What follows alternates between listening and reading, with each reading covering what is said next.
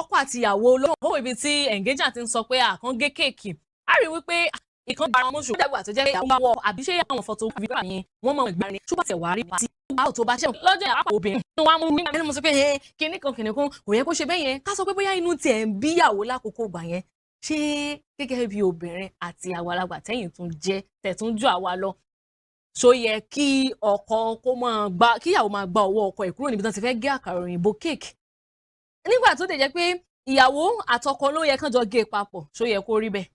ó yẹ kó rí bẹ́ẹ̀ ṣùgbọ́n fọ́nrán tí mo wò yìí mi ò bí mo ṣe ń wò ó ṣe ìdígbà míì wà tó jẹ́ pé tẹ bá ti ń ṣènáwó ojú yín ti máa dí àwọn nǹkan tẹ ẹ máa ṣe ẹmọ ohun tọmọ yẹn ti go through kúnlẹ̀ ṣe ó ti jẹ́ kọ́ńtà àwọn ọ̀rẹ́ ìwọ̀n kọ̀ọ̀tún tó fi yẹn bọ̀ ṣe kò dá nílùú àbí. ó dé mi ò fẹ́ bèrè sísọ pé ìtàn ọmọ ni ṣùgbọ́n ètí ẹ̀ wá bá a mọ̀ á ti rí nǹkan àbí méjì tó ti ṣẹlẹ̀ rí kò sí béèyàn ṣe ṣiṣẹ́ tó láì táwọn sọ pé ìgbà tí mo ti bí ọgbọ̀n ọdún ṣiṣẹ́ yìí kò sígbà tí mo ṣe bẹ́ẹ̀ tí mo débi iṣẹ́ tí nǹkan kò ti ṣẹlẹ̀ rí àbí mi ní challenges owó kò lè ṣe gẹ́gẹ́ bí engager láti bí 21 years tẹ́lẹ̀ tí ń ṣe iṣẹ́ yìí tó tẹ̀ ti ní ìgbà kan rí àbí ìṣẹ̀lẹ̀ kan rí tó tẹ̀ jẹ́ pé ó ti ṣẹlẹ̀ bóyá ẹdí pátí ni àbí microphone ló ṣẹlẹ̀ ní àbí àwọn family tán ti ẹ̀ pè yín gan ni nǹkan ṣẹlẹ̀ tó ti ṣẹlẹ̀ rí.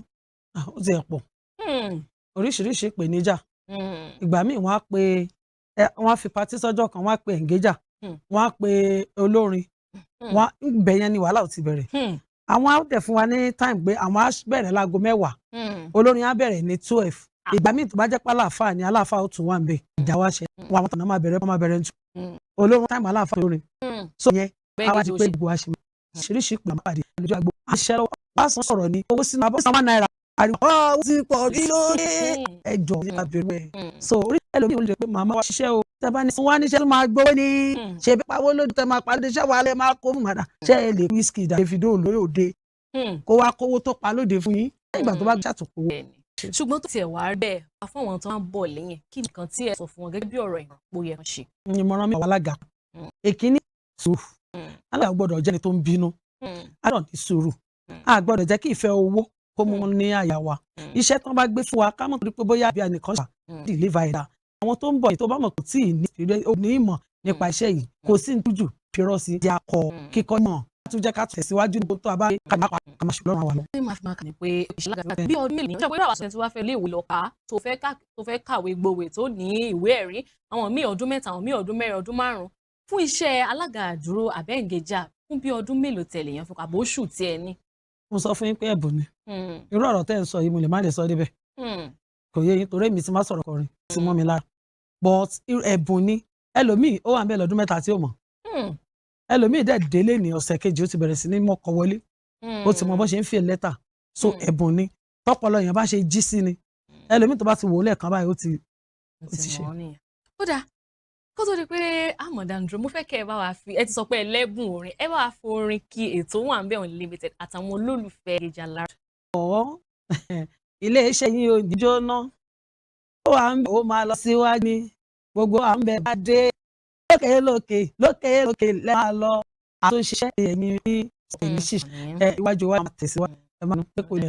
ẹ ṣe ìwé àlejò mi Ìjà Lára Gold ibi tá ti mọ dáńdúró lónìí pẹ̀lú àlejò mi mo lérò pé ẹ̀yin tẹ́ máa ń bá wa kálọ láti ìṣẹ̀ṣẹ̀ bẹ̀rẹ̀ ètò yìí mo ti kọ́kọ́ bèbèrè nípa iṣẹ́ engager àti alága àdúró àti alága àjókòó èyí tàlejò mi sọ wípé ìdúró ìjókòó n tó wà fún ni wípé ìkan fún ẹbí ọkọ ìkan fún ẹbí ìyàwó engager yẹn wọ́n ní àwọn kan fi èbó pé ni pé wọ́n tú ìṣe ọ̀pọ̀ ni pé gbogbo èyí tẹ́ bá pè ní mẹ́tẹ̀ẹ̀ta kò sí èyí tí ò bá wọn lára mu ẹ wo ètò wà ń bẹ̀ Unlimited ibi táti mọ̀ dánu dúró lónìí ni gẹ́gẹ́ bẹ́ẹ̀ ti ṣe màmá sọ fún yín pé orúkọ tí ìyá àti bàbá sọ mí ní Suliat Morenikeji Taiwo èmi gangan àtàwọn olólùfẹ́ mi àpè mí ní Ìyálóde Àríyá tó bá tún wùyẹ fi ó wà ń bẹ̀ màmá ó sì yìí tẹ́ ẹ pè mí tí mi ò ní jẹ́ ṣùgbọ́n èmi gangan sọ pé èmi sùsù tẹ́rì máa sọ pé ṣẹ́kẹ́rẹ́ ní mi ò tí ò kí ń lòde ìbànújẹ́ ibi tó bá ń dùn láti rí Ìyálóde Àríyá àtìkọ rẹ̀ tó bá tún dìgbà kan náà àtijọ́ máa pàdé lórí ètò wà ń bẹ̀ Unlimited ẹ sì lè wo gbogbo àwọn ètò wa pátápátá lórí YouTube àti gbogbo àwọn social media platform tó kù pátápátá ibẹ̀ lẹ́tì rí gbogbo àwọn ètò wa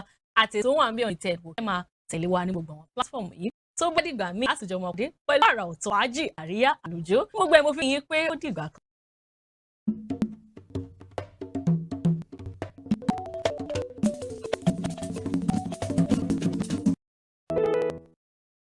King Eve, how are you today? I'm good, I'm fine, I'm alive.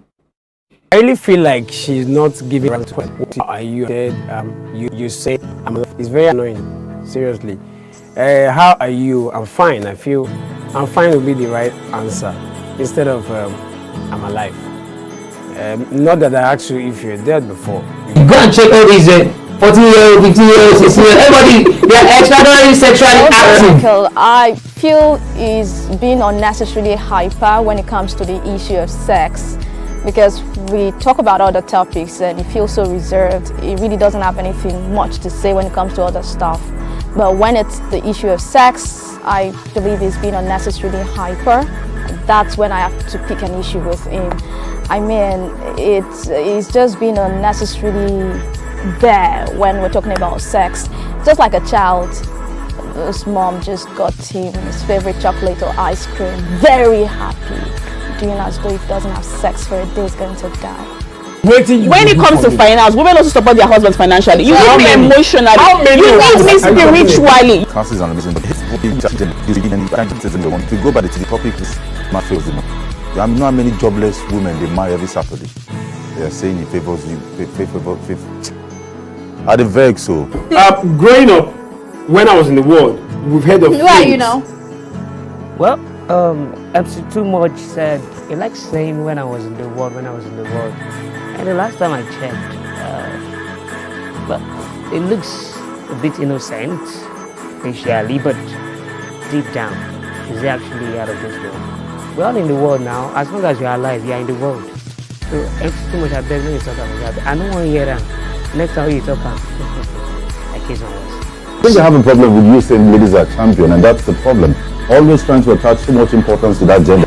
It's giving insecurity, it's giving low self-esteem, it's giving a blatant display of egoism. Because at the end of the day, a man who is secured in his words, a man who is confident of who he is, will not really be disturbed as to whether women are being referred to as champions or not. I mean, at the end of the day, Joseph's a really great guy, but whether he likes it or not, women are champions.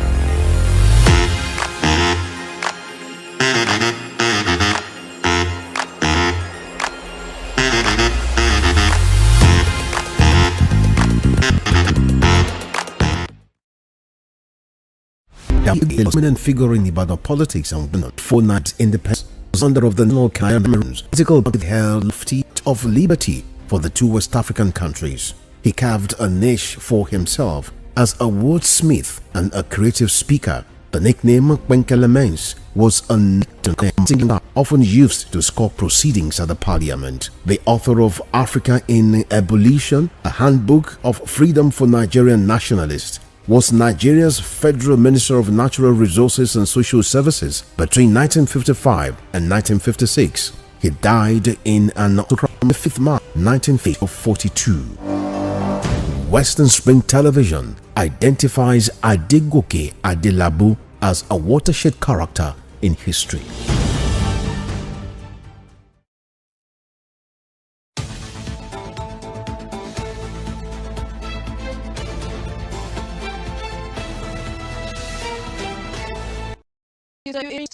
He is trending basically on social media.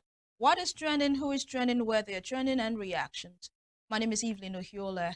I welcome you especially to this Tuesday edition of Spring Trends. And of course, you know I did not get to do this alone. Femi Ojo is right here. How are you doing, Femi, today? Very well. We are alive. Up and grateful. Up and grateful. The only thing I can't do now is the back. You know, there is this up and grateful that people are doing back flipping and then some assaulting. Let me stay like this, but I'm up and I'm grateful. I need your teeth complete, Femi. Thank you. You don't want to try that. I agree with you. All right, let's get to the first story this morning. And of course, it's the big story of the Super Eagles and what they faced in Libya, yesterday. But the guys are back to the country, and we thank God that they are back. But of course, the conversation is still ongoing because the match seemed not to be played or will not be played. But we are looking forward to what CAF has to say on this particular matter. The Libyans played a hostile host. Yeah. You know, host in the two words, hostile host to the Nigerian team, and this has got a lot of people talking on social media. Victor Boniface, statement, reaction to what happened in Libya. And of course, he is one of the boys. And you can see that picture of him just seated there saying, is this what it is? Victor Boniface says, this is getting scary now. You guys can have the points. We just want to return to our country. Is that giving up, I hear, in that, tweet? No, I think this is more of survival. Not giving up.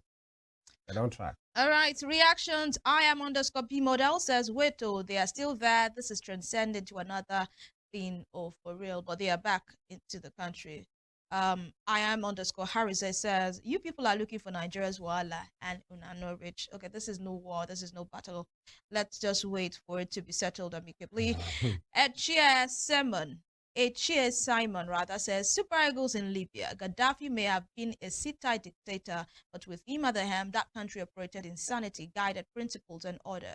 A football match is a civil arrangement of entertainment and sports that must not be allowed to descend into an anarchic realm. Africa must not always project itself as a continent where decency is distant and decorum is alien. We can do better. We can do better. And really, we can do better and we can be better. And Mrs. Harrison says, where is the Minister of Sports, for crying out loud? What do you guys want the Minister of Sports to do? Yeah, of course, the Minister of Sports was, in the, was not missing in action. He met with the guys and all of that. I spoke to them and they're taking up the matter. So you guys should allow the Minister of Sports, John Eno, to rest. Insta Playboy says, the most important thing they say, okay, that's for the next story, by the way. Femi, how do you react to this? I think for what Muammar Gaddafi was during his time, to some person, he was an hero. Yeah. To some other persons, he was a dictator. But even while he was dictating, it was Pan-African in his approach to many things, by the way. But then that's not even the point of contact. It's a shame. An African brother, we treat another African brother in that same way. But there's always been this way people perceive North Africa, or they feel North Africans perceive the rest of the Africa. Like maybe they are not really part of you people. They are just part of you people by geographical location. But then the last time we checked, you're still Africans. And by the way, Libya, for that matter, not South Africa, not Ghana, not Egypt, not Tunisia, Libya, they didn't need to do all that. Even the street, they will say, I need Bobo, But then I think we're happy. First of all, the boys are back. And they couldn't have done beyond what they did. They had to be calm. Because with that kind of scenario, anything could have degenerated. And for what? For a game that is precedented on fair play. Football is about fair play. At every time the players are walking into the pitch, you see the ball boys or the match commissioner, they will always display something that has to do with fair play. And before the match will even start, you are already doing foul play at the beginning. They didn't need all those meanings. But yesterday, we used to blame the NFF and the sport ministry.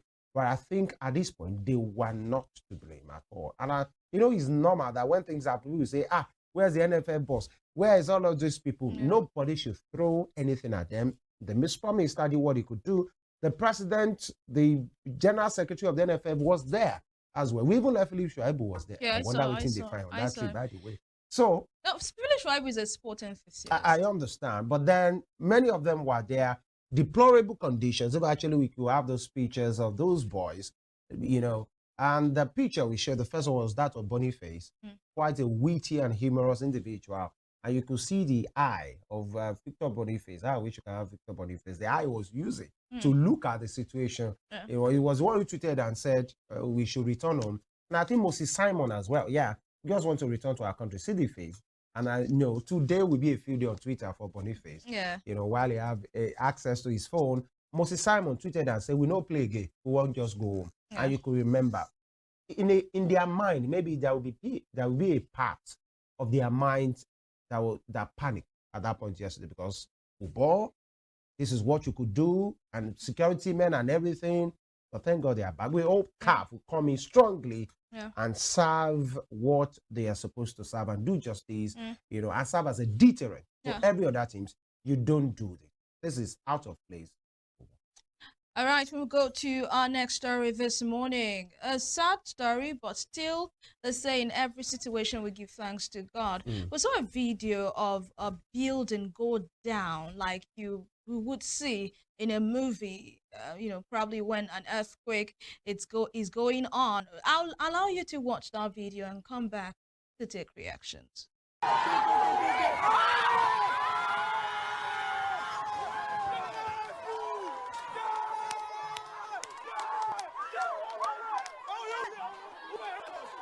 Of course, there's a building in Lagos State going down, like from top to bottom, and you see people running for their lives, people shouting and screaming. And from the report, we heard that no life was lost, and that's why I made mention of the fact that we still have to thank God, even though that's a building and people's property go down, but the lives. There was no lives lost. Let's take reaction at this time. Insta Playboy says the most important thing, we say nobody die. And Enyi Debbie says, I hope no one died evacuated, but will no be clothes hang outside. I be they left without their belongings. And Pain Away Motivator says, thank God the government were able to mark it ASAP and for the people to evacuate away from it. Even the pregnant goats ran for her life. I didn't see the pregnant goat. I know understand. Ebitimi Glory says, now God used this demolition to save lives, but the writer for your reaction. If I will go the Bible way, there was one place about, one song that we used to sing, the wall of Jericho fall down flat. Yeah. The children of God are praising the Lord, the wall of, but this one wasn't wall of Jericho. But the good news is the fact that the building came down without fatality, at least as of yesterday, and it's good one to know. But then there are many of those buildings that we see around us, and you still see one, you see one vulcanizer under it, one barber somewhere, somebody, having a shop under that particular place, and you'll be looking at, the way we do in Nigeria, is like we have an extra life somewhere. People will say, it's God that protect person. Oh, anybody if die anytime, and everybody wait on time, now in time they'll come be that. Oh, it doesn't have to be. We don't have to be reckless. And the government as well has a function to do as well. Maybe some of these structures are distressed already. Yeah. They are tired, and maybe they are built in a place that is not really good. Yes, we can demolish, you can mark. When I mean government, but then starting from the erection of those particular buildings, who give those permits? Let's not talk about building collapse, those ones that are under construction, buildings that are done on right of way of rivers, of water, and you will see sometimes some buildings are being constructed in a funny place, and then you see stop work. This mark that they put, or you put the sticker. After 2 weeks, you see that those things are removed and the construction continues. Who allows it? We should really take people to be responsible for what they have to do. But it's a good one. This particular one hasn't killed anybody. So, all right, the next story this morning. I cannot afford to eat egg in my house. This is credited to former governor of Benue State, Gabriel Soswan. Let's watch this video. We'll come back to take reaction.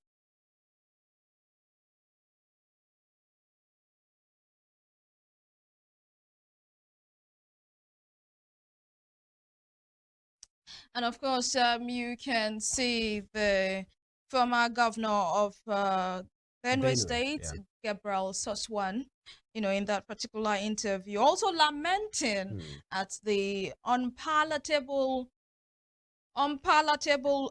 situation, economic situation in the country. Let's take reaction very quickly. Kingsley Kinde Adebisi says, there is a level to which you can fool the public with your comment. Is it so bad that a former state governor can no longer afford eggs in his house? We should always consider that our comments will be subjected to public scrutiny. And Igbalode Farmer says, these people just come on national TV to insult our collective thinking. And so Prince says, Oga, go for Gardinego. Egg, not egg. And if it's Enyawo, what do they call Enyawo? Well, yeah. Elder Statesman says, stop it. Stop it. Don't do that. Stop it. Fem, what do you think? Do you think this is actually an insult to Nigerians who really cannot afford to an egg Egg now per crate is going for 6,000, 6,500 naira, and we hear in reports sometimes last week that the poultry farmers are saying the egg will soon hit 10,000 naira to a crate. That means there will come a time probably will be buying one egg for maybe 500 naira. But it was 300 naira. If it's 10,000 naira, then it will go for 500 naira. Yeah. Okay, but that's not the bone of contention. When they have their own the only thing that comes to my mind right now is the words, the popular words of the popular and the notorious Portable Omolalomi, who go say, you dey wine? Who sues one dey wine? Yeah. Two-time governor. I think he was a senator at some point. He is saying no, we eat egg. To make what? Must you lie to make a statement? And if you watch the video again, there was a time the hosts were more like, I beg spells. This one no be the.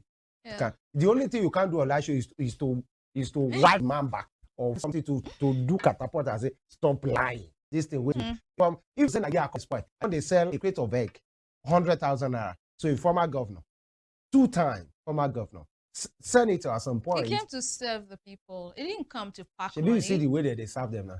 It didn't come to pack. The one in your state, how are they serving? No, don't even go there. A former governor cannot afford a crate of egg.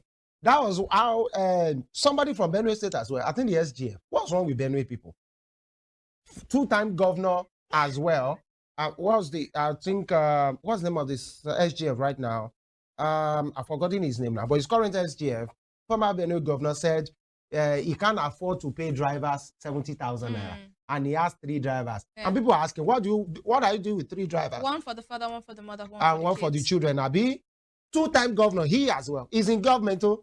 He's the SGF of this country called Nigeria. He said he cannot afford to pay 70,000 naira to 3 drivers. Benue people, Abba, may they pity us and respect on ourselves. All right, but for those that cannot really afford an egg a day, we hope that's what we just say. We hope. Because I actually watched a video of someone saying that a friend told her that in her house that she shares an egg with her own husband. Then another egg will share one. 3 children will share one egg.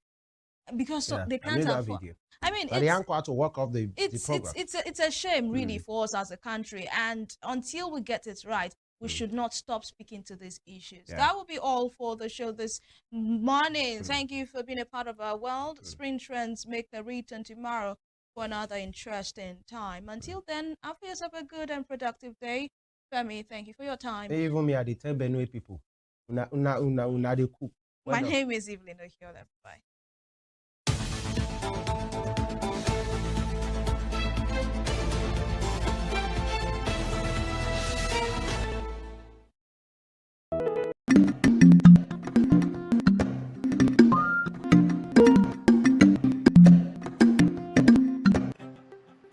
Pangolins are in crisis. They need help. Hunts of pangolins are killed for that and kills every and still from nature vector. The request when I ask you saying I'm alive, it's very annoying. Seriously. How are you? I'm fine. I feel I'm fine will be the right answer instead of I'm alive. Not that I asked you if you're dead before. Go and check all these 14-year-old, 15-year-old, 16-year-old, everybody, It's been necessary for the issues with other topics, and so we didn't have things today when it comes to stuff. But when the issue of sex, I believe it's been unnecessarily hyper. That's when I have to pick an issue with him. I mean, it's just been unnecessarily there when we're talking about sex. Just like a child. His mom just got him his favorite chocolate or ice cream. Very happy. Being as good doesn't have sex for days going down. When it comes to finance, women also start with finance. How many? Economy is simple, but they have been too much in limited access. And if you look at the topic was marriage favors the most. I mean, how many jobless women they marry every Saturday? They are saying it favors you. Are they vague so? Growing up, when I was in the head of things, You know. Well, I'm too much saying when I was in the world, and the last time I checked, well, it looks a bit innocent, facially, but deep down, is actually out of this world. We're all in the world now. As long as you're alive, you're in the world. So, it's too much I beg when you talk about that. I don't want to hear that. Next time you talk about I kiss my words. I think I have a problem with you saying ladies are champion, and that's the problem. Always trying to attach so much importance. It's giving insecurity, it's giving low self-esteem, it's giving the man secure in his work. Confident of who he is will not really be disturbed as to whether women are being referred to as champions or not. I mean, at the end of the day, Joseph's a really great guy, but whether he likes it or not, women are champions.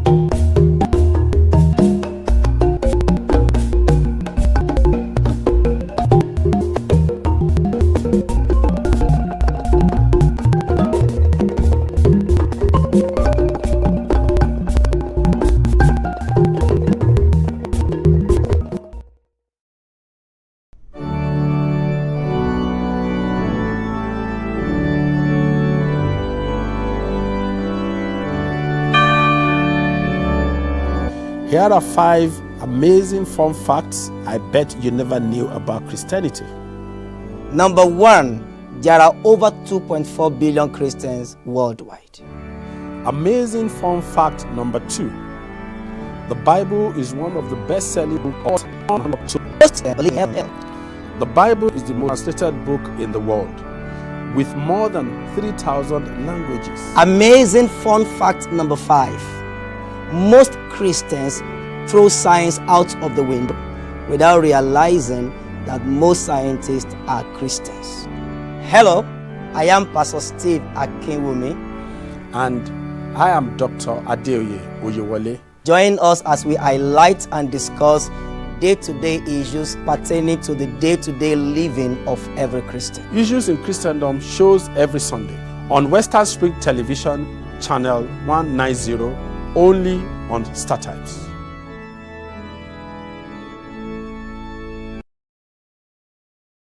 This is Neil, our 9th orphaned pangolin baby. Neil was born in captivity on the bushmeat table, and I was called. I rushed down there and rescued him.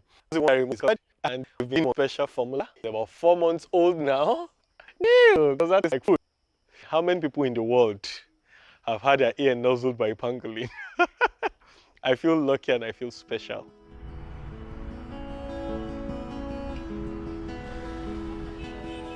From you have always been getting so more surprising like kitchen because I wanted to help animals. Also, I'm a wildlife conservationist. I rescue wildlife, rehabilitate, and release back to nature.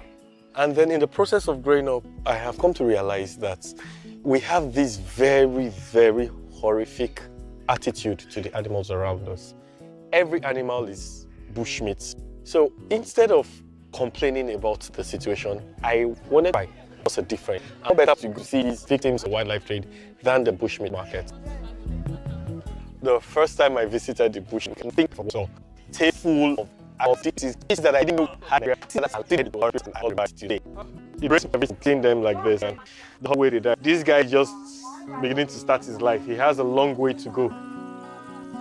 In going to the bushmeat market, I realized that you see some live animals that can be rescued. When I started, I did not discriminate. Any animal in need, I get. But online in what I came across a strange creature. The description of it, I quickly checked online and whoa, pangolins. You mean we have pangolins here in Nigeria? I didn't know. The day I saw my first pangolin, I knew I was sold. And by the time I got to know their status and expectations, I was sure it doesn't go in my time. Once you kill the pangolin, you are caught up in pangolins.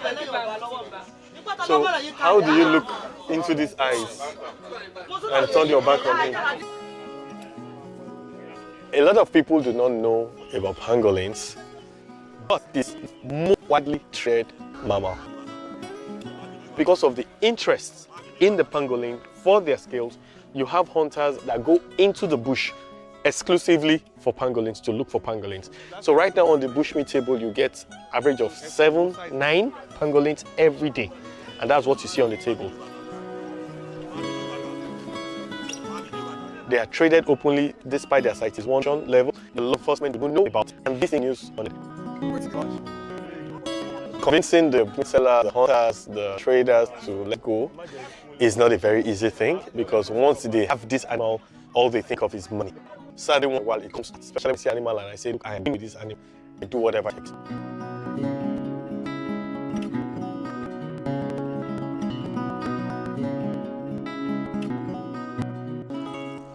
Okay, so the right side of the head. One thing I found about the pangolin is the city of information. Very little on the wild pangolin that we have here in Nigeria. So it has had to be more like learning on the job, trial by error. It's very, very traumatic. I've had to learn that they don't do very well in captivity. When you get them, you rehabilitate, hydrate, but you want to release as soon as possible. Lumasi is a protected park, and they have graciously granted me space. So what I did was to fence a portion of nature with the trees, hills, good feeding sites for pangolins. What we do is, after rescue rehabilitation in the hospital, we bring to the rehab center and then we release them there. And it's actually the first of its kind in West Africa. And we're very proud to be at the forefront of pangolin rescue and rehabilitation in West Africa. Now, Sharon, I want to ask you, what is the Pangolins are found with tails. Yes. And some the fingers in our hands. But when they you heal them and them well, do you think it makes sense? No. No. Why? Does it make sense, right? Yes. The most exciting thing for me in rescue work is the point of release. It is almost spiritual for me. You get this heightened sense of accomplishment. You have assisted nature. You have taken something that was supposed to die due to the destructive activities of man, and you have successfully released back into nature. I might not be able to save all the animals in the world, but for this animal that I have saved and released back to the wild, it's the wild animal. The tradition, the culture in Nigeria that refers to pangolins as idiots. They are not idiots. If only people knew how wise these guys are. One of the challenges is ignorance. People have the wrong information, misinformation. And what I have come to do is education. If we don't take care of these guys and they go extinct, the ant population is going to explode. One very, very interesting part of my work is what I'll call the pangolin orphanage. Lots of these pangolins, the females, they give birth in captivity. And at this point, they are usually very stressed, they usually make it. But these babies that are born, they are practically useless to the bushmeat sellers. So I have come to an arrangement with them. Whenever they have a newborn, they call me. Their reproduction rate is very, very slow. You get one pangolin pup being born every 18 months. The rate of removal is way higher than the rate of replacement. We have a very short window to fight this decline of pangolins. If we do not conserve our natural resources, if we do not save these animals around us, it's humanity that will suffer. When you save these animals, you're actually saving humanity. If we kill off all these animals, it will just be you and I looking at our ugly faces. It's not palatable.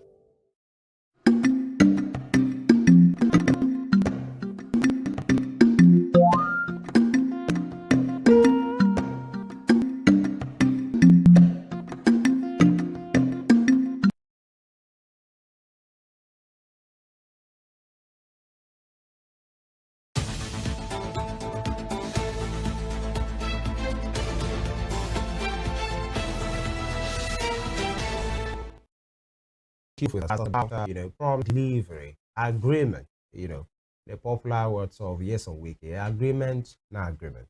And so there should be the fulfillment. Talking about the minimum wage or the drama, at the end of the day, 70,000 was agreed.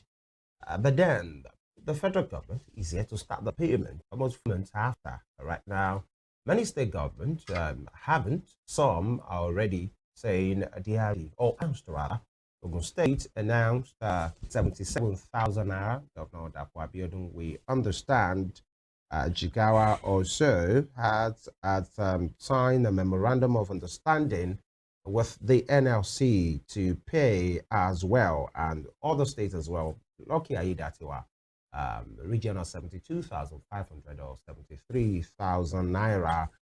You know, these are some of the states that have been announced. Yes, 71,000 naira minimum wage between Gombe, I meant to say Gombe, not Gigawa, MOU signed, and many states as well. Now, announcement is one thing. Commencement of the payment is another one. And many Nigerians are saying, you know, Evelyn even said it, it will be total wickedness, you know, to say state governments are still full dragging on this matter, and the ones that will not even pay 7,000, including our DSC here in Osun State, many persons are waiting for Governor Ademola Adeleke to say, you must start the payment announcement and the payment as well, because, you know, even many persons might say, government will always pay, even if they owe you. But how about the immediate needs of the civil servant? Those needs won't wait. Many of them are being embarrassed. You talk about some of them that might have used their remaining small goodwill, you know, to source for credit, you know, from sellers as well. And these are some of the issues. But then we have Comrade Larry Fadanse here with us, civil rights activist, and of course a labor enthusiast. Comrade, good morning, sir. Good morning, everyone. Good morning, Femi. Good to have you here. Yeah, Nigerians. You heard my introductions. These are the issues. States are coming up with figures here and there. Many of them have not even announced at all, you know, going to be signing an MOU with the NLC. The federal government agreed, but payment is yet to start.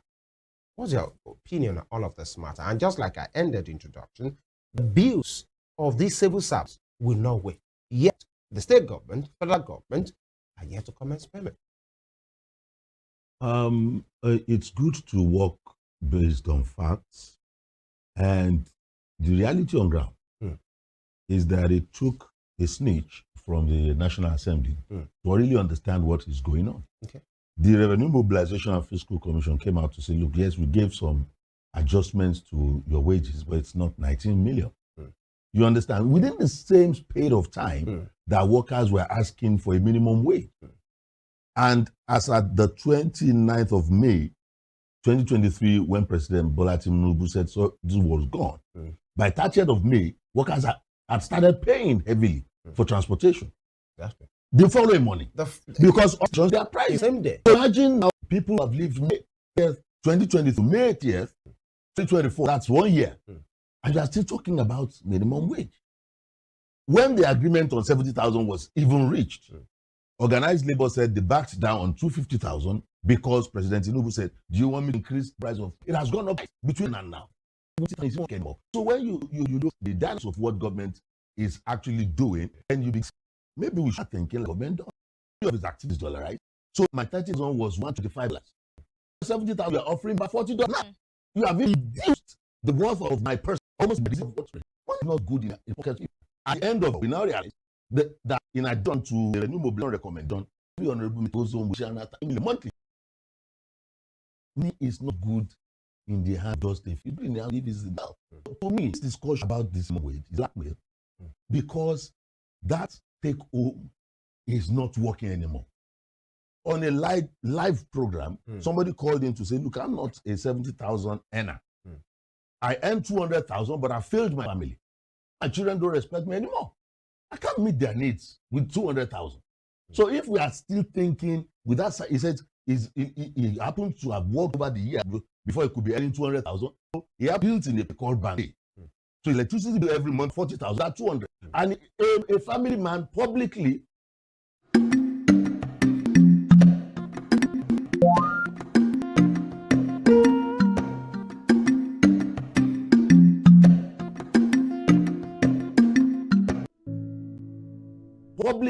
like the lives of people as if they are human beings, and everything that has to do with that policy makes it look like a crime scene situation.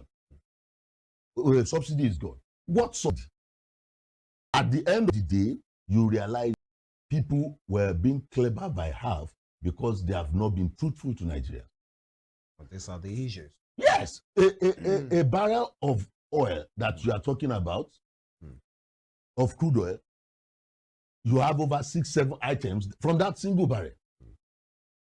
To the extent that technology tells you that you can even for free get PMS and sell the remaining item.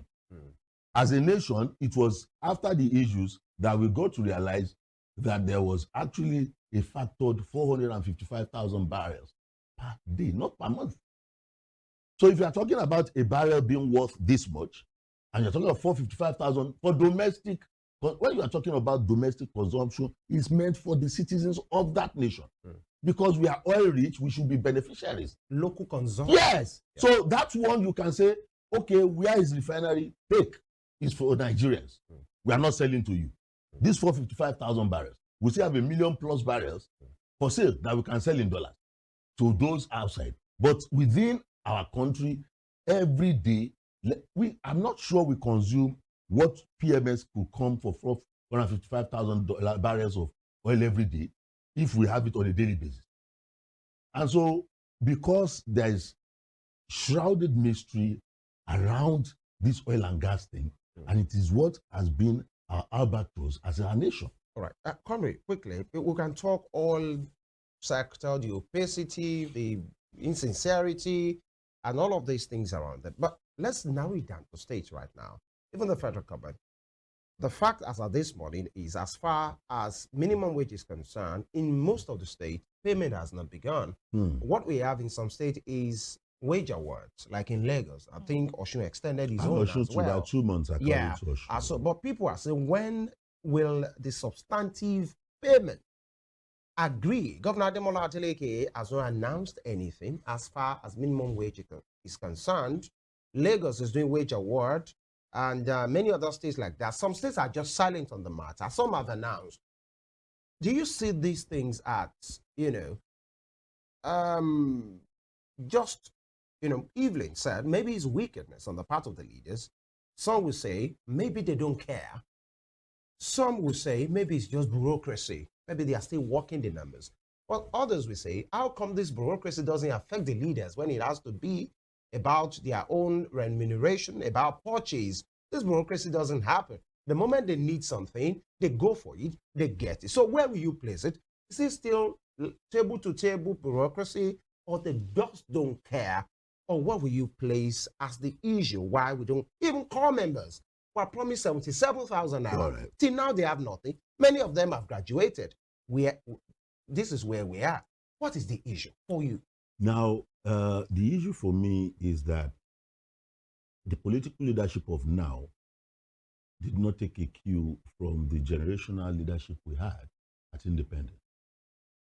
For the likes of Awolowo that said, wait a minute, you must employ your citizens, because even if you don't have a job for them to do, whatever they earn will turn the economic wheel around.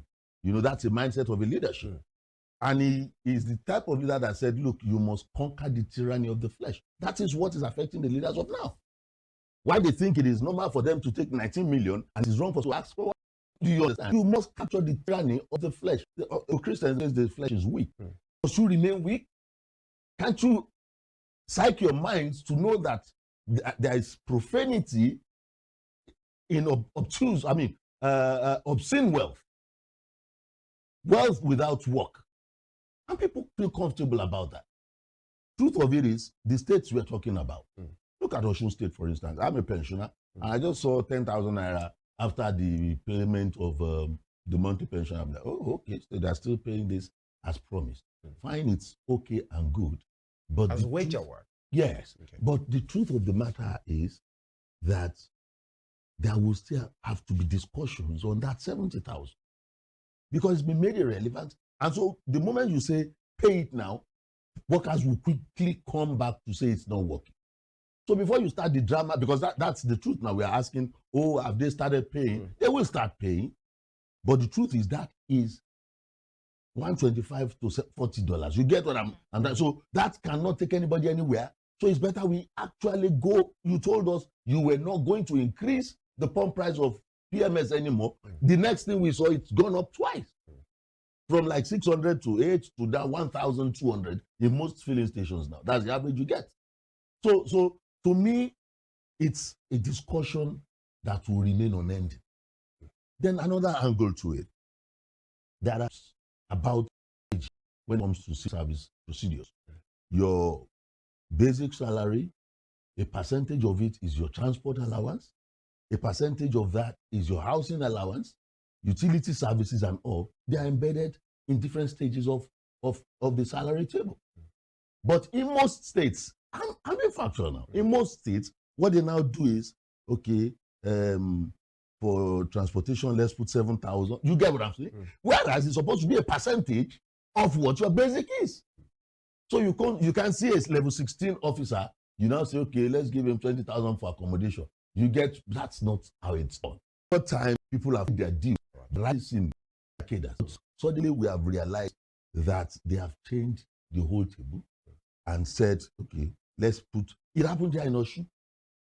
At a time we were in service, and I was like, look, a lot of things are wrong here. That's why I actually left in 2012. Now, my colleagues whom we entered service together in the Oyo State local government service as head of information and the rest of it, in Oyo State, we're earning like by 30,000 naira more than me in Osun every month. Same grade level, same step. Because we were doing wage differentials that did not take into cognizance the rules guiding this wage increase. So at the end of the day, I discovered that labor unions in each state, when they are negotiating, must go with superior argument about what it should be. If not, you just see somebody who was earning 150,000 as a director. Now the wage differentials will say is now to earn 180,000. Do you get? And they have paid 20,000 minimum wage. All of this goes to say we are still very unserious about the people who run the system. On a daily, these are the people who go to work, they treat the files, they work on what moves activities of government, and suddenly we say, look, they probably don't count. I begin to wonder if indeed those states that are saying you may just not come to work 4 days of the week are being honest with themselves. Then it means there's no productivity attached to those working for you. So they should work at home. Work at home. How many equipments have you given them to work with? You get. But just work at home is like, we don't really need you. Is but it not we so? saw it play out in 2020 during the time. People Out, from not home. here. People were doing things. In Nigeria, it was a lockdown. It was pure lockdown. But in places like America, you attend lectures because technology has gone that way. But it's a painful one. But now we are talking about University of Languages. You understand? And we will pass through quick succession in the National Assembly, whereas people are talking science and technology. So we are really not where we are supposed to be. I'm telling you, reset mode of Nigeria, the moment the right people are doing right things, I'm telling you, things will just get 360. That's what we have to tell people, that you can ball on the way the mask.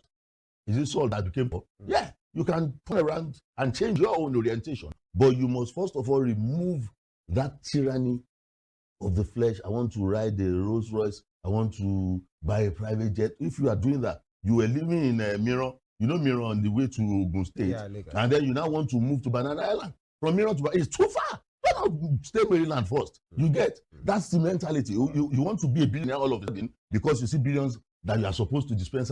This is all this for me. It's not for you. You went for them. That's the truth of it. We pray the governors are humane about their reasoning about this minimum wage thing, because at the end of the day, I predict that workers will quickly come back because 1,000 has become in the now. All right, Comrade Fadamsi, I'd like to ask you this question. Do you think in Nigeria we talk too much? When I mean we talk too much, if we are opportune to probably watch through all the TV channels, listen to all the radio stations, you will see or you will hear one analyst or the other, one journalist or the other, talking about the same situation we are talking about. And it seems the governments continue to play deaf ears to what we say. It seems they are, disconnected from the reality of the ordinary Nigerian. Do you think we talk too much? What is it we're supposed to be doing rather than talking? Because people say we should continue talking until they hear. But do you think this government, this administration, this crop of leaders that we have will hear what the citizens are saying? Well, it's not my. It's Isaac quote that whom the God wants to destroy, the first will make. I listened to Ndume, who said he went to Borno some days back, and that what he saw was gory and fearful. He's a rich man by all standards. He's a senator of the Republic of. It's other to say those Mr. President allow him, just like some of them, the and see. So those of talking, you guys keep talking, will be it. Of course, any president has a group of statements is made in the recent past that goes to show the mindset of people. If you see if you have food, because that's not what it is. Don't you tell me what don't whatsoever. There are context. Whatever contextual issue. You have had a part 1, part 2. So if you deny part 3, what of part 1 and 2? Yeah. Okay, you can be protesting, we will be eating. You know all these things in quick succession, telling the people they can't fall it. Do you get? But like pets, when you are telling people, you talk, no, there's a tomorrow full of this. Do not have a big tomorrow. Hello. If they start holding people, I don't have private jet protect. You understand what I'm saying? I'm telling you, do right thing. So what has happened to is historical. For all intent, I don't think Kenya's, the political Kenya, but it was possible for that to happen in their country. Because they felt the moment they start, you give the boys money, the boys were saying, we don't want no more. So it is, to think it can happen in Nigeria. Don't say it cannot. Think well. So like prophets will tell you this is looking like doomsday, take caution and change your ways. So when a prophet is preaching, people will be like, don't mind this charlatan. But the truth is, this is clear and present danger. When you chase a goat to a wall, you will back. So we are telling them, it's a duty, we are duty bound to say what we have observed, that in societies where systems break up, these are the ingredients you see. So if there are 7, 8 ingredients to anarchy, and we are telling you you are number 4, this step number 4, and you are still acting like nothing has happened. You see, at some point you begin to wonder, okay, young people all over the nation are saying we are hungry. And all of a sudden, somebody somewhere gave the president a policy to say we are bringing youth to Abuja for 30 days. In the elections in Abuja, this government did not win Abuja. Do you get? So you are bringing youth from all over, you know the kind of youth that will come and live in Abuja for a month and now be working pro-government on a daily. Have we lost our minds? That one's supposed to be a conversation, and the youth will be drawn from every part of the country. Well, who are the people to conscript those youths? Okay. Those, do you remember? We are waiting for 2020 October, when there was SARS protest. Do you know there were some youth throwing stones at the end SARS protesters? Yeah. Do you get? They were coming with cordials. There were some in Abuja that were driven with buses and chase protesters away. Those youths that are going to now over the street. So we know we constrain the constraint. So all if you are just with you, let me do a question. If today government says, okay, let's sell PMS at 300, the domestic consumption, we don't want to make a penny of it, we give it to the refiners. Do you care who has oil rig somewhere? You won't care anymore. You get? We are not saying don't take your millions. It's between you and your God and your conscience. But you are touching our lives when we know it's not supposed to be taught that way. But if they keep taking these millions, Nigerians will always be affected. No, you don't get. Isn't it? They are taking or too you are much. saying there is enough to go around. Too much to go around for everyone. We never cared. I'm 6 very soon. We never thought whose father had voice. Bro, this is public. I wanted to spend your $10. Because probably the father was a or whatever. I mean, I tell you, Baptist school. Say, let my son go there. He was a rich man. Who are classmates? It doesn't really matter. You get. The truth is, my school principal's children were in school with us. That was the kind of orientation and background we all had. But now, I can't see them because they don't belong to us. And by the way, if I may quickly butt in, if your school principal's children are in the same school with you, then the principal is duty bound to make sure everything goes to make well. sure everything goes right. So now our leaders are creating schools their children cannot attend, hospitals their own families cannot. So that's the mentality, that mentality of leadership of state. Hey, sir, as a student of secondary school, the president of Nigeria, General Obasanjo, worshipped with us on a school assembly because our principal was a secondary school teacher. That's the kind of Nigeria we had. So people cannot come and start telling us stories that we can't do it anymore. How can we enjoy free education and our generation is saying it's not possible?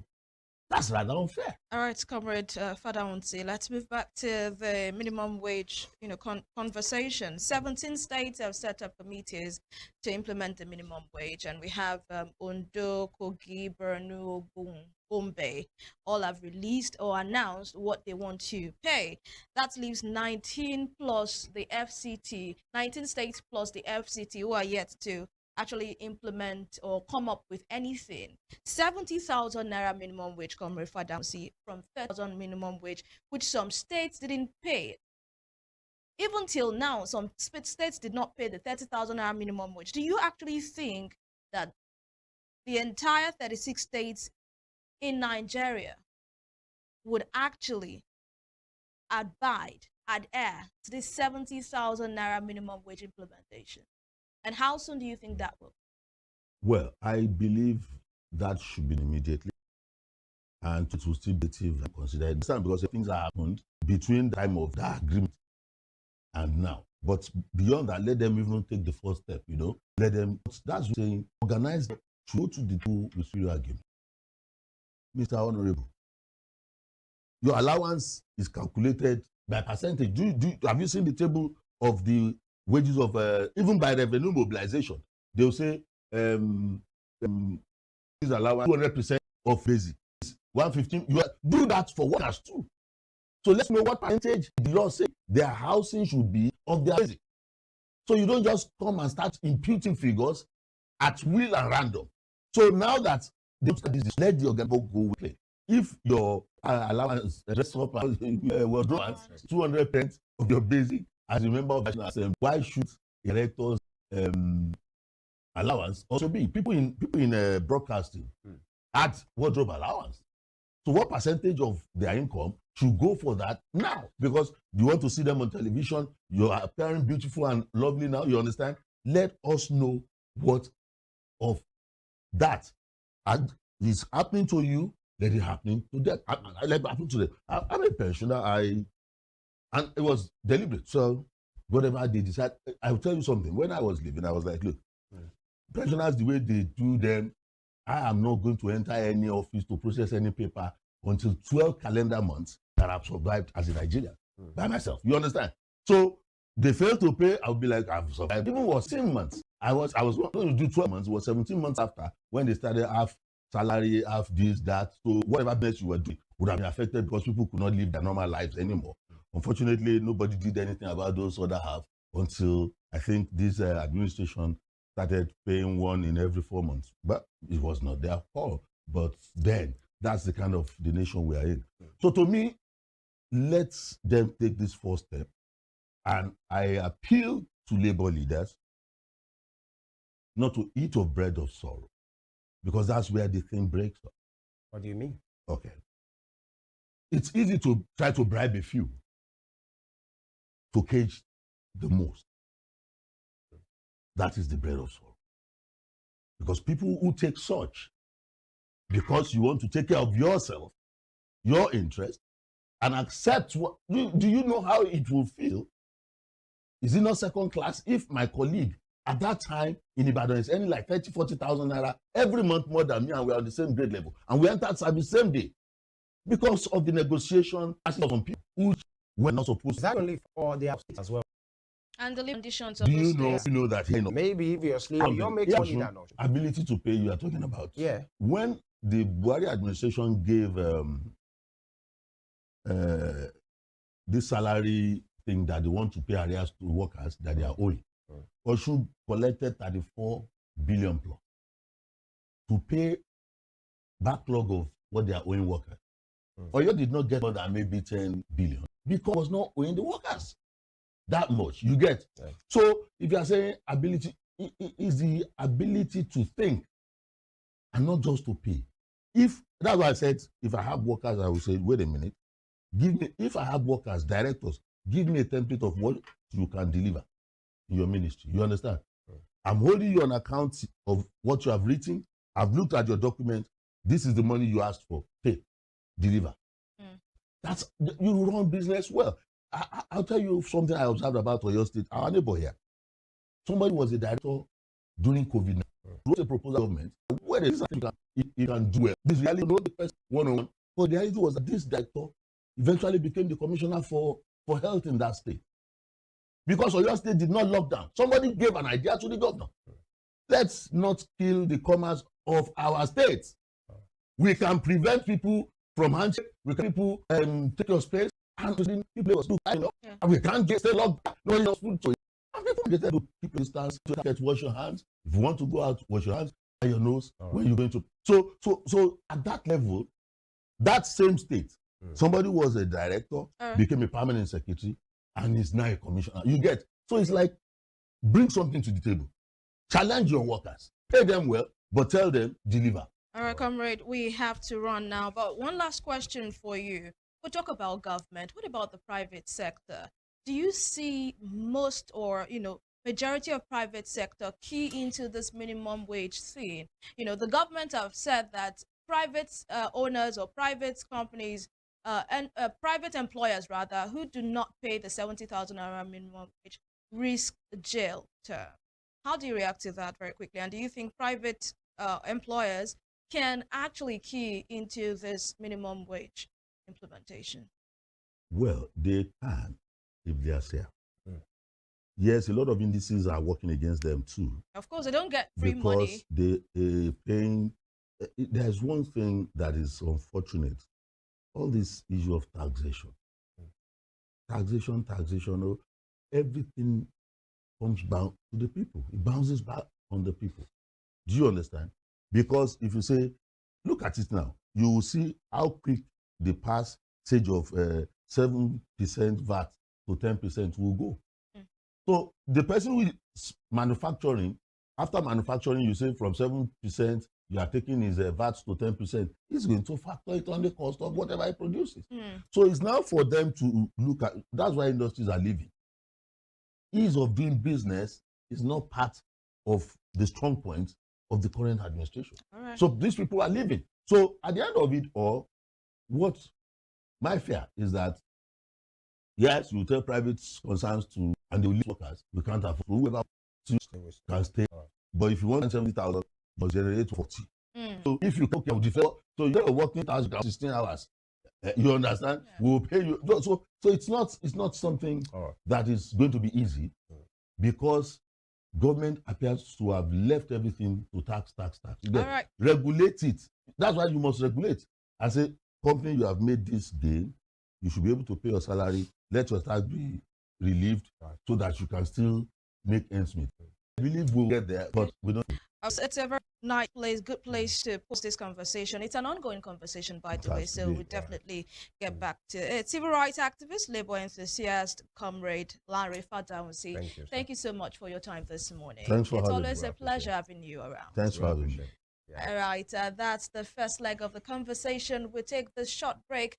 When we come back, we'll speak to the drama that took place in Libya with our Super Eagles team reduced to refugees. We'll come back and take that conversation. Do not go anywhere. Morning Spring will be right back.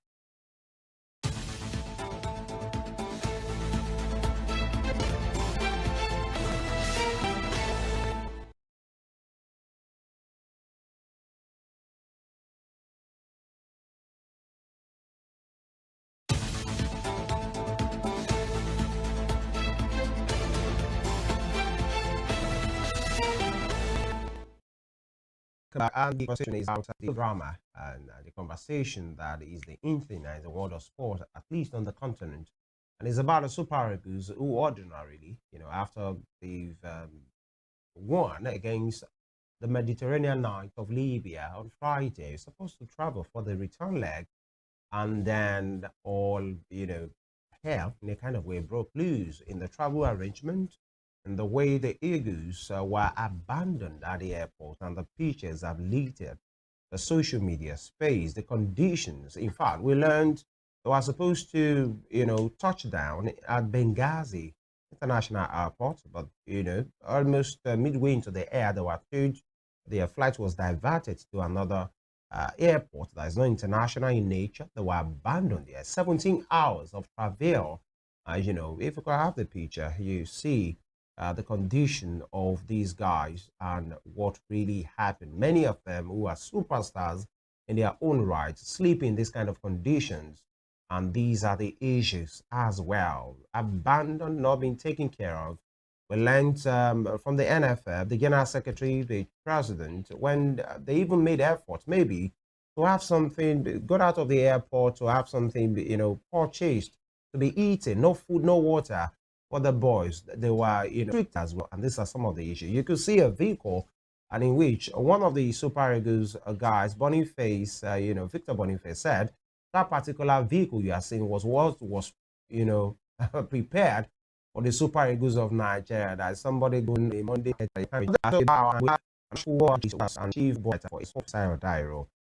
He joins us virtually from Port Harcourt. Good morning, Fisayo. Good morning, Femi. Good morning, Evelyn. It's so nice to join you guys on the show this morning. Yes, good to have you again. Let me ask you, you are a friend of these boys, the friend of the house, and you followed the international matches. And what really happened? Because so many stories have littered the international, space. Let me put it like that. And there have been accusations and counter accusations as well. What happened, Fisayo? Okay. Nigeria's Super Eagles went to Libya, just like you reeled out earlier on, to face the Libyans in the reverse fixture of the game played in New York on Friday, 2025 AFCON qualifier. And as it is the norm with the Super Eagles, they do travel on the charter arrangement. So they have this value jet arrangement, and so they got due clearance. Because it's North Africa, of course, I've experienced this myself. They had to fly from Kano. When I went to the AFCON in 2019 in Egypt, my return was routed to Kano. They said there was no seats to Abuja, on Egypt Air. So they had to leave Uyo. They got a clearance first in Uyo. They had to fly to Kano. And then from Kano, they got due clearance to land in Benghazi, Benina, which is where the game was going to take place. So the charter, it was just a 4-hour flight, 3 hours, 50-something minutes or thereabouts. So, and on getting to Benghazi, Benina, that's few minutes to descent, not even midway, few minutes to start their descent to the Benina International Airport. The pilots got a message from the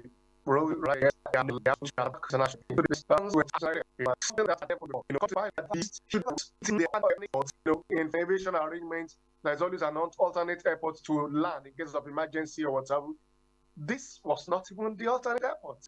So the pilot said about 8 times they argued on it. Everything was on recording anyway. So they had to go back. They had to fly to the airport, which we heard is only used basically for Hajj purposes. So that's just the long and short of the story. And then they landed because this is a national team. This is Nigeria's national team, the flagship team. Like you mentioned, the boys on the plane are millionaires, billionaires in Naira. So the Nigerian embassy in Libya had to be on top of their job. I've traveled with a Nigerian club on the continent, for instance, to Liberia, and I know how much of embrace and acceptance that the Nigerian embassy in Liberia gave to us. Now imagine the Super Eagles of Nigeria. So the Nigerian consulate was there in Benghazi waiting for the guys until that last minute ship diverted them to Al-Abrak, where it was even dangerous to move late in the night and stuff. So I think that's basically, to cut the long story short, because it's all in the open, but that's the key points that needed to be noted.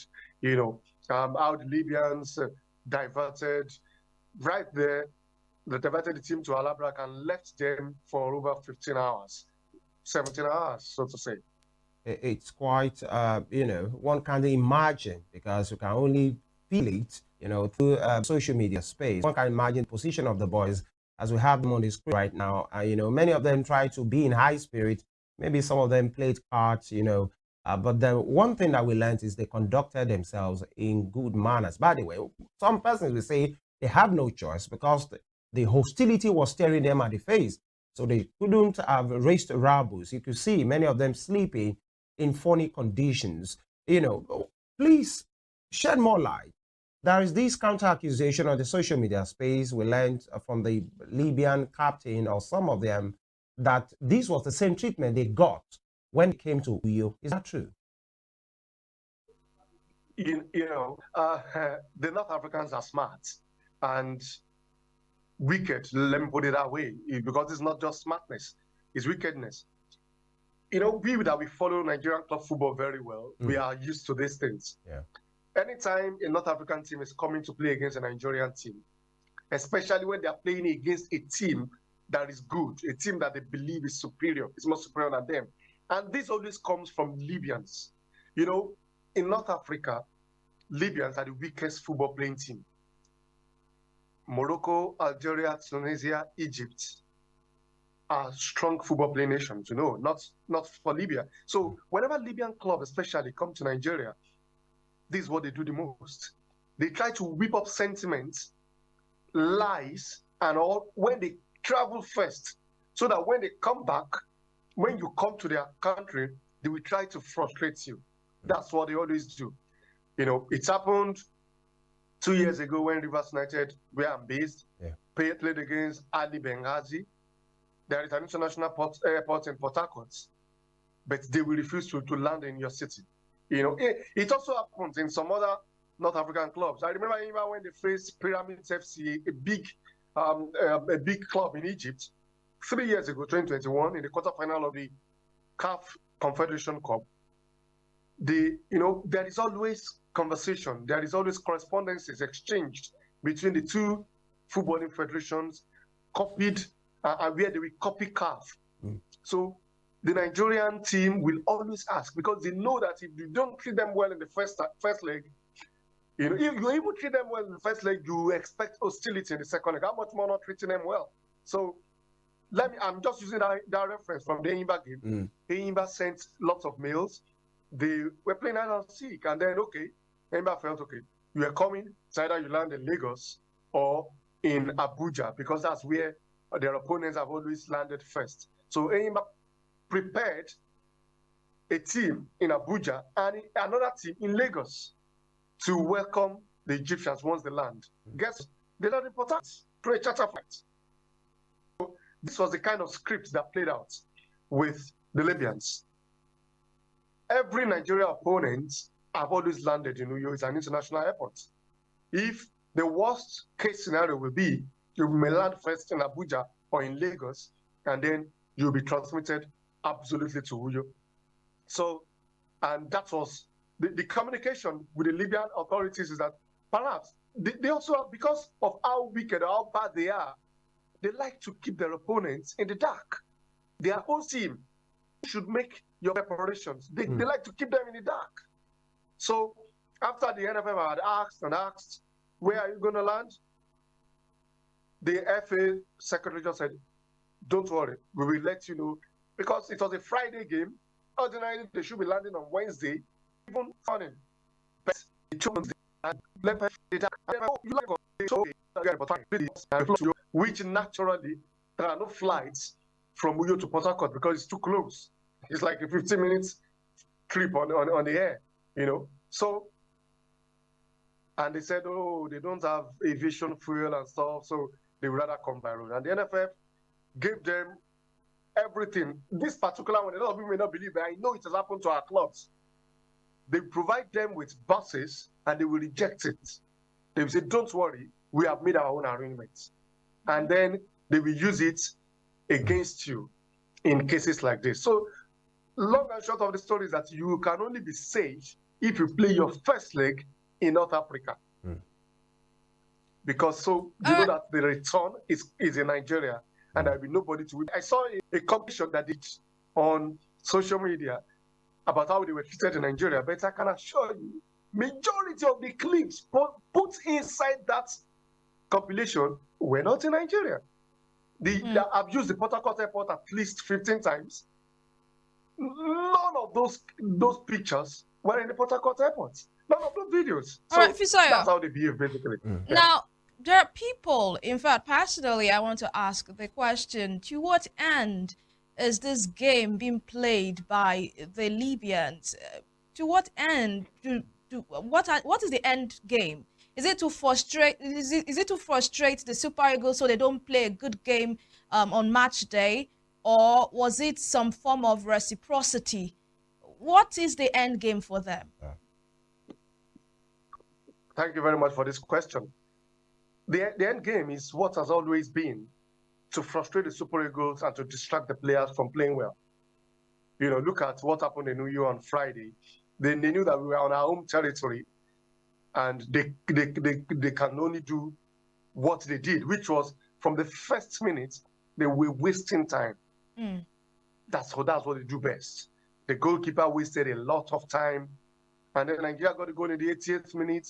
They wanted to be compensated with the time they wasted on their own volition, and the referee added just 4 minutes. That you wasted the time, you won't profit from that. And at full time, they accosted him. That's their game. So in a return leg, it wouldn't have ended there. Like I was telling some people yesterday, they didn't know that Nigeria Super Eagles is not an average Nigerian club. If it were to be a Nigerian club, the game today will go ahead. It will. If you like, sleep 20 hours. Enyimba slept 24 hours at the airport. The game went ahead. So at the end of the day, Enyimba could not win the game. So that's the game. They do not want you to be at your best. Imagine these players that billionaires that perhaps I've never slept. Look at these boys born in Europe, for instance. They've never slept like that their whole life. And how do you want them to be at their best if the game had gone ahead? Is this the first time something like this is happening with a national team? Have you seen this before? Aside, the club situation you pointed out, have you seen anything like this with national teams? Yeah, the main reason why I don't think it has really happened. I think to an extent in North Africa it happens, but this case today is unprecedented. Or the case of it was unprecedented. Why? Because it was in cahoots with the Libyan government. They brought the aviation people in play. Yeah. So the flight was rerouted. They knew that was the only way they could get at the Super Eagles. All right. Because that's why, obviously, it has not happened before. Because if Nigeria had landed in Benghazi, Benina, all their plans that, okay, we will leave them at the airport, we will not attend to them, we will not give them escort, everything had been taken care of by the Nigerian embassy. So the only way they could circumvent the embassy and all the preparations that Nigeria have made ahead was to take them to an inaccessible airport. And that's why it's obvious that things like this don't happen, because national team federations have to work with the governments of their country to ensure that these games, this is the flagship competition of African football, of CAF. So that's why you won't hear these things happening often between countries. All right, Fisayo, we have to run, but then what do you think would be the disciplinary measures or punitive measures that, these matter have been reported to CAF to investigate? Our boys are back home. What do you think will stem from this as per disciplinary measures? Because according to what the captain of the team said, William Troost Ekong, he said that even the pilot of the plane, was not Nigerian, and when they landed, he went to look for a hotel. He got, but his crew members, because they were Nigerians, were not allowed into the hotel. So he had to go back and sleep in the plane. So there are receipts all over social media, and I'm sure the government will also, forward those receipts to CAF. But then, as a sports journalist, you've been in this game for a while now. What do you think will stem out of this when, as per punitive measures? You know, as much as I'm confident that Nigeria will get a good hearing, I must admit that it's a very tricky case because it's not just a footballing case anymore. You know, the Libyan FA will tell CAF that, man, there is one thing about them, the North Africans generally, they know how to cover their tracks with CAF. Part of also because CAF have been too North Africa oriented. In most cases involving Southern or Western African countries or clubs against Northern Africans, they always side with the North Africans. That's why cases like this have been allowed to linger for so many years. So, but to cut the story short, I think the most likely outcome will be CAF will reschedule the game at a later date. They might punish both teams. In November, there will be 2 matches to round up the qualifying series. But they might give us 3 games and say you guys have to play on Wednesday, Saturday, and Tuesday, instead of Nigeria playing only on Friday and Tuesday.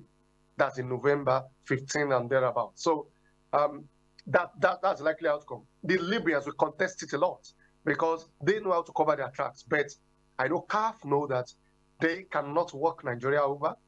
They cannot throw Nigeria away because, like you have also seen, it's a case that has been well broadcast across the world, and they know that eyes are on them. But the Libyans will do everything. The steepest punitive measure, which I would have loved to be given to the Libyans, would have been to have played. But I don't know how CAF will do it because they don't like to have litigations. They can easily take them to the Court of Arbitration for Sport, expenses, and of course, they will throw the competition into dispute and so on. So I think the convenient decision by CAF would be to reschedule the game for a later date. All right, 2 questions as we round off. You know, taking it from when the evening started, the release from CAF says CAF views the disturbing and unacceptable experiences of the Nigerian national football team, Super Eagles, at an airport in Libya in a very serious light. And the content says CAF has been in contact with the Libyan and the Nigerian authorities after it had been informed that the Super Eagles and the technical team were stranded in disturbing conditions for several hours at an airport that they were allegedly instructed to land by the Libyan authorities. The matter has been referred to the CAF disciplinary body for investigation and appropriate action will be taken against those who violated the CAF statutes and regulations. Personally speaking, and for many sport enthusiasts besides, they expect a stronger use of words, really. They feel this is just a normal thing. With all you are saying, there should be, the statement should show some strong use of words, and they, you know, frowning at what is happening, not just to say we view it in a very serious light. And, you know, corroborating what you said, we are not, you know, too surprised by this because with the Ismaili, when Enyimba was, you know, reigning in Africa, you remember, Ismaili Esperance de Tunisia, wasting of time, tactics, and all of those things. This is one of the things they do. But Libya brought it to an all-time low. Now, with all of this, are you saying there's not going to be any fine, any point deduction, and the best Nigeria could get maybe is just a rescheduled match? Well, to start with point deduction, unfortunately, the Libyans have 1 point from 3 matches. So which point you want to deduct? You know, but there should be fines. But, you know, in that statement, the statement, I like 2 parts of the statement. The first part, which is said, CAF views it in a disturbing, you know, light. In a serious light. Which means advantage Nigeria. CAF already acknowledged that it's disturbing, right? Then in the end, they said they will look at those that contravene the regulations. So the Libyans will try to play on that. Of course, they will say the game was still over 24 hours away. They had no right to boycott. It's in the regulations.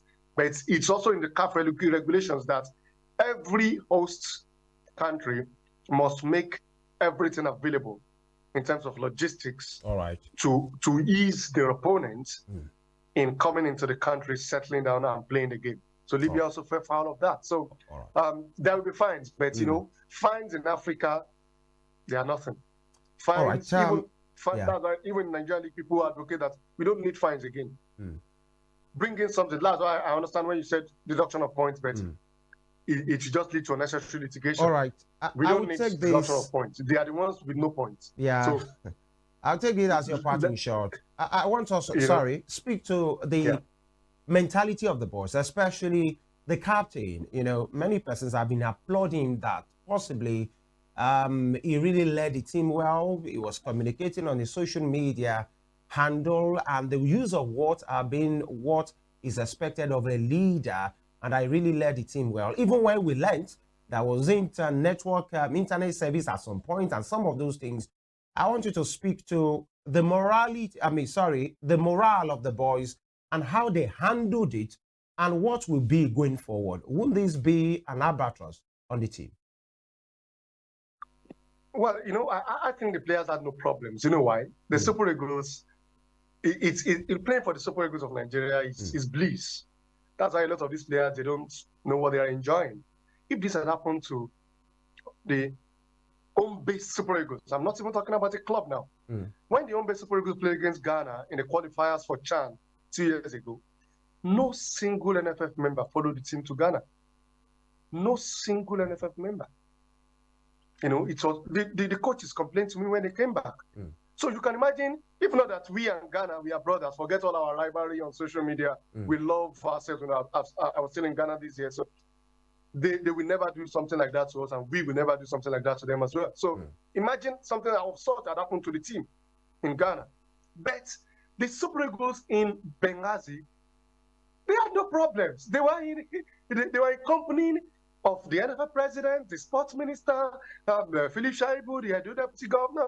So these people are powerful people in football, and they will always sort things. They knew that what happened was beyond anyone's control. So, but it was important that Troost Ekong made those comments on Twitter, even before his videos, because it's carried more weight. You know, look at the British media, for instance. He is a player that had played in England. He played for Watford.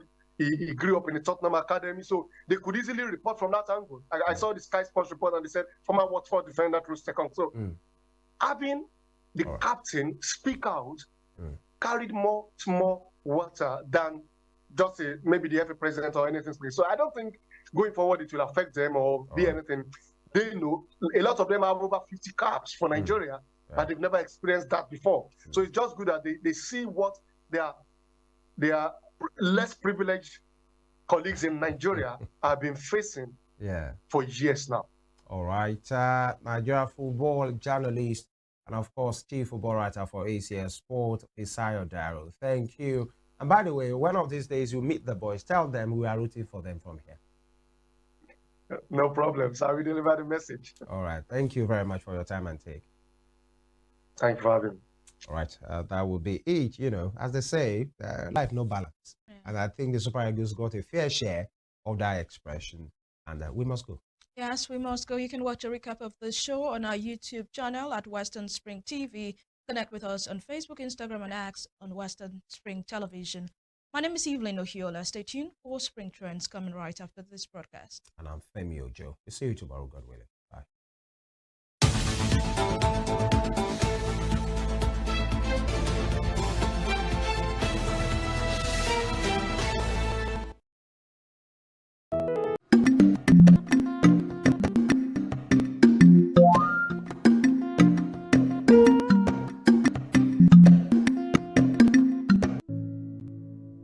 The fight of human diseases originates in animals. And more meat is brought to our city, risk of human infectious disease outbreaks increases. Ebola, monkeypox, Lassa fever, even COVID-19 may have been transmitted in this way. Illegal bushmeat trade not only endangers our wildlife, but affects our health and may damage our economy. So please, no big meat. To be safe.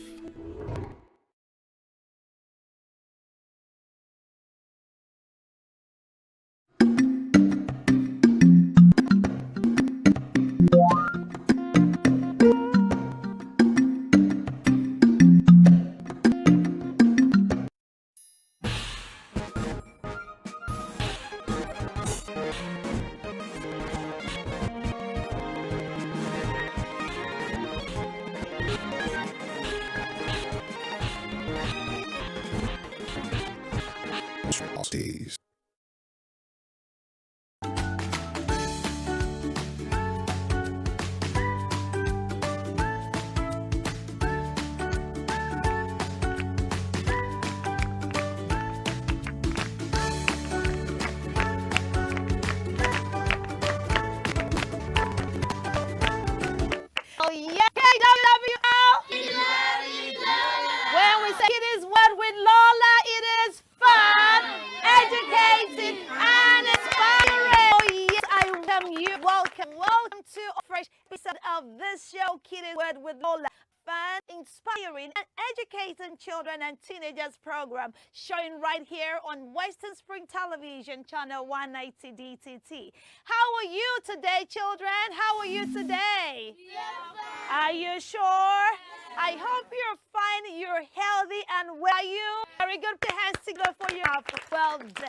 Thank you so much for joining us today on the fresh episode of Kids Word with Lola. Like you all know, children, on this educated, fun, and inspiring children and teenagers program, Kids Word with Lola, we have interesting segments that will glue you to your TV set. I mean, you wouldn't want to go anywhere.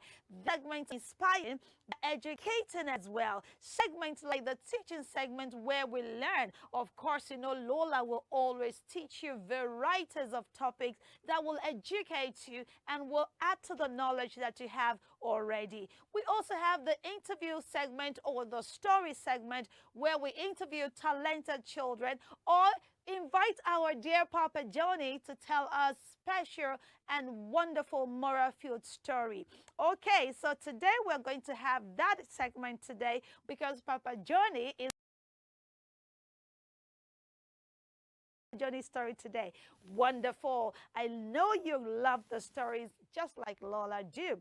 All right, we also have that segment where we interact with games. Yes, we do not end our show without playing some games. And today we're playing the games on trivia questions. So I know my audience are so educative. You are brilliant and intelligent, and you're going to answer all my trivia questions today. Won't you answer them correctly? I know you will. Well done. And so on that note, I'd like to welcome everyone watching right now, most especially my wonderful audience. Put your hands together for yourself one more time. Thank you so much for coming. You all, you're looking good. Wow, the last time I saw you, you were short, and now you've eaten mommy and daddy's food. You're grown big, you're taller. You're almost looking like mommy. Beautiful and handsome children. Put your hands together for yourself. Thank you so much for coming. You look good, and I love your energy. I love your vibe today. Oh, you are so amazing. All right, from wherever you're watching us out there, we want to say, well, dear friend, you know what we do on the show. When we want to travel an adventure on the program like this, what do? We fasten our seatbelt like this, and then we go. Don't change the channel because Kids Word with Lola will be right back.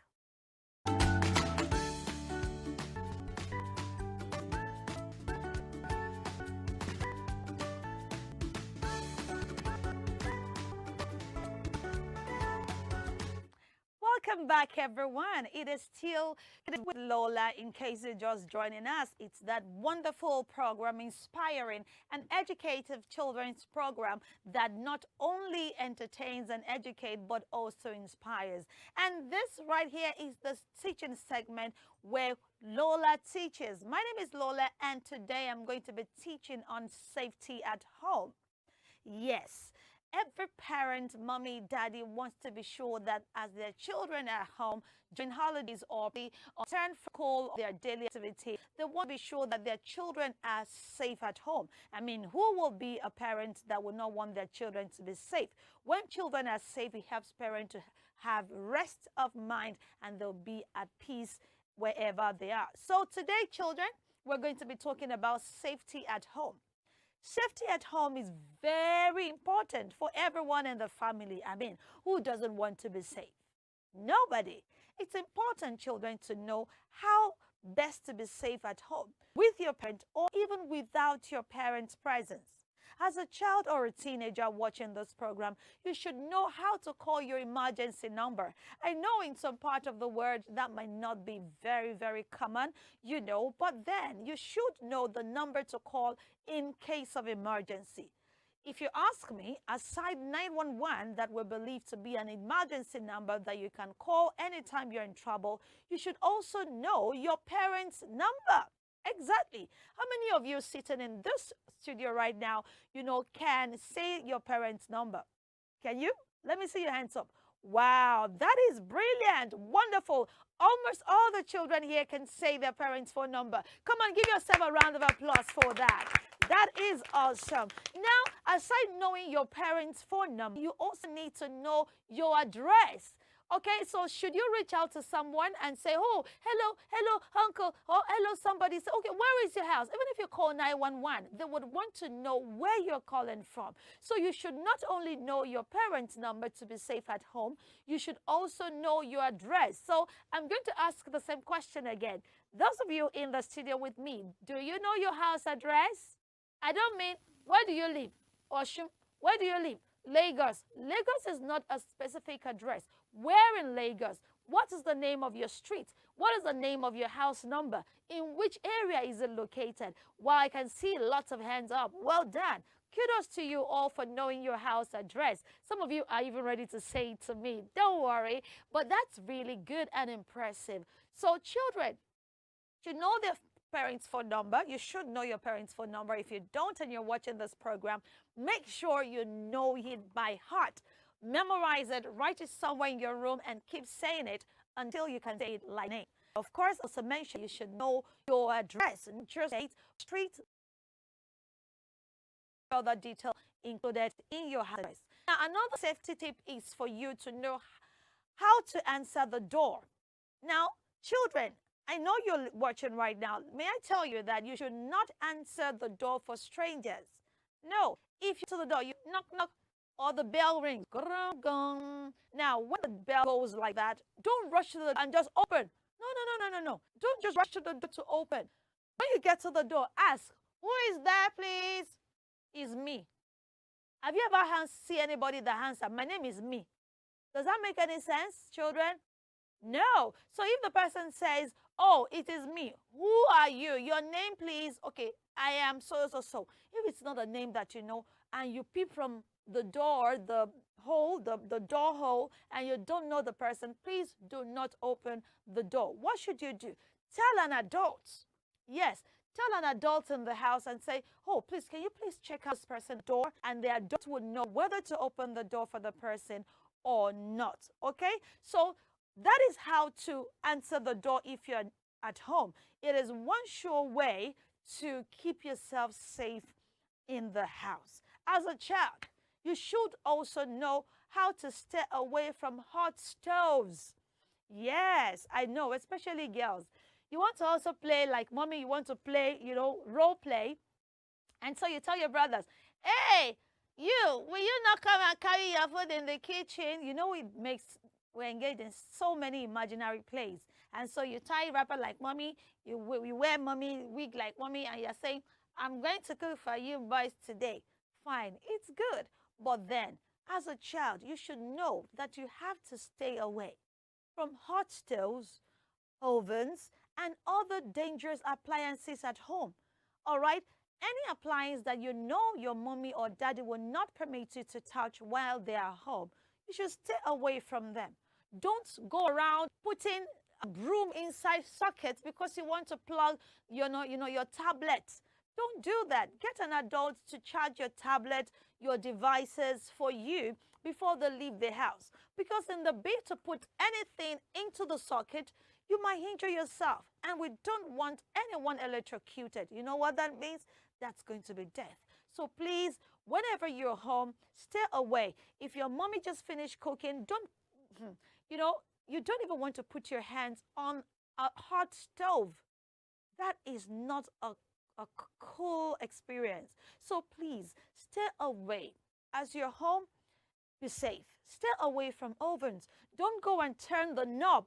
Sometimes we just go as children, go to the kitchen, start turning all the knobs of the oven. Don't do that. Please away dangerous appliances in the house. All right, let's talk about safety at school as well. At school, children should know who to talk to if they feel unsafe. If you're not feeling comfortable, if something's scaring you, you're afraid, you should know who you can talk to. Yes, you should know who you can talk to. Maybe your teacher, maybe your HOS, head of school, maybe your proprietress. You should have someone you can talk to. So if something bad happens, just let me ask you children, those of you watching and those of you that are in the studio, if something scary or you feel scared right now, who do you talk to in your school? Answer the question to yourself. Who can you talk to? Who is the next person you're going to tell about it? Did you say nobody? That is not good enough. You should know the person. Have someone you talk to the moment you feel not safe or you feel scared. You know what to do in case of an accident or emergency. If something is happening right now, what do we desire? Where do we run to? Do we hide? Where to, get, all right? You should know. I will say very quickly, this is all in the period. And we have lots of our cousins, our friends come to our house. We also spend time in other people's house. Now, when you get to other people's house, can you ask them, if something happens and we need to rush out of this house, can you show me where to go? Can you show me which way to run? Because it's not your environment. So you might not be familiar with all of the exits and escape routes within the building. So if you also have guests come to your house, please, the moment they come and you welcome them and you say, okay, put your bags here, this is where we'll stay, can you please show them, okay, if there's anything that we didn't plan for that is happening, maybe a fire or anything, we're not praying that it will happen. But if anything scary happens, please, this door leads to the backyard. This door, you can take it to this place. You didn't understand. Educate them. And I hope that parents that are watching will also do this for the children or people that come as guests in our different houses. So don't just assume they know what to do, all right? If there's any appliance that you have a way of using, tell them, oh, this particular iron, we don't use it. This is the one we use in the house. This particular socket, we don't use it because it's bad. This is the one we use in the house. So please educate your guests and tell them how to be safe when they come visiting. And when you go out there to visit other people, ask them how you can be very safe in their house because you might not know what they know. And finally, let me say this to you children, how to be safe at home. Obey your family rules and regulations. Yes, obey them. I know the things that my mom would say, no, don't go there. Don't touch it. Don't use it. Now, when they're not home, don't take it as a liberty to now do those things. That is not at home now. I cannot do it. I cannot do that. No. Make sure you keep to the rules when they're at home and when they are not at home. This is, in most cases, is different from one family to another. What my dad can allow me do when he's not at home be something your dad will never allow you do when he's not at home. So don't say, oh, because I do it, your friend should do it too. All right? So make sure you keep to the family rules and regulations. And in conclusion, my prayer is that all children worldwide watching me and those that are not will be divinely protected, and our houses, our dwelling places will be continually safe. Thank you for learning with me, children. I want to believe you've learned one or two tips to stay safe at home. It's still Kiddies Word with Lola. Don't go anywhere because right after now, we're going to be having a wonderful and inspiring story from Papa Johnny. Kiddies Word with Lola. We'll be right back.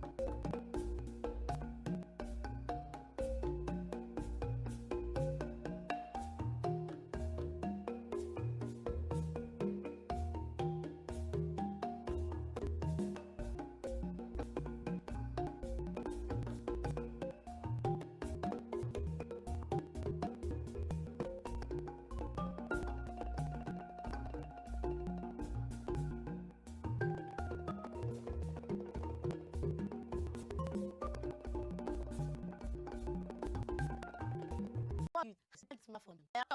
Also, a child creature called the pangolin. Hundreds of thousands of pangolins and still be in this case. Continue allow place so to get pangolins and other protected animals. Them will keep us safe.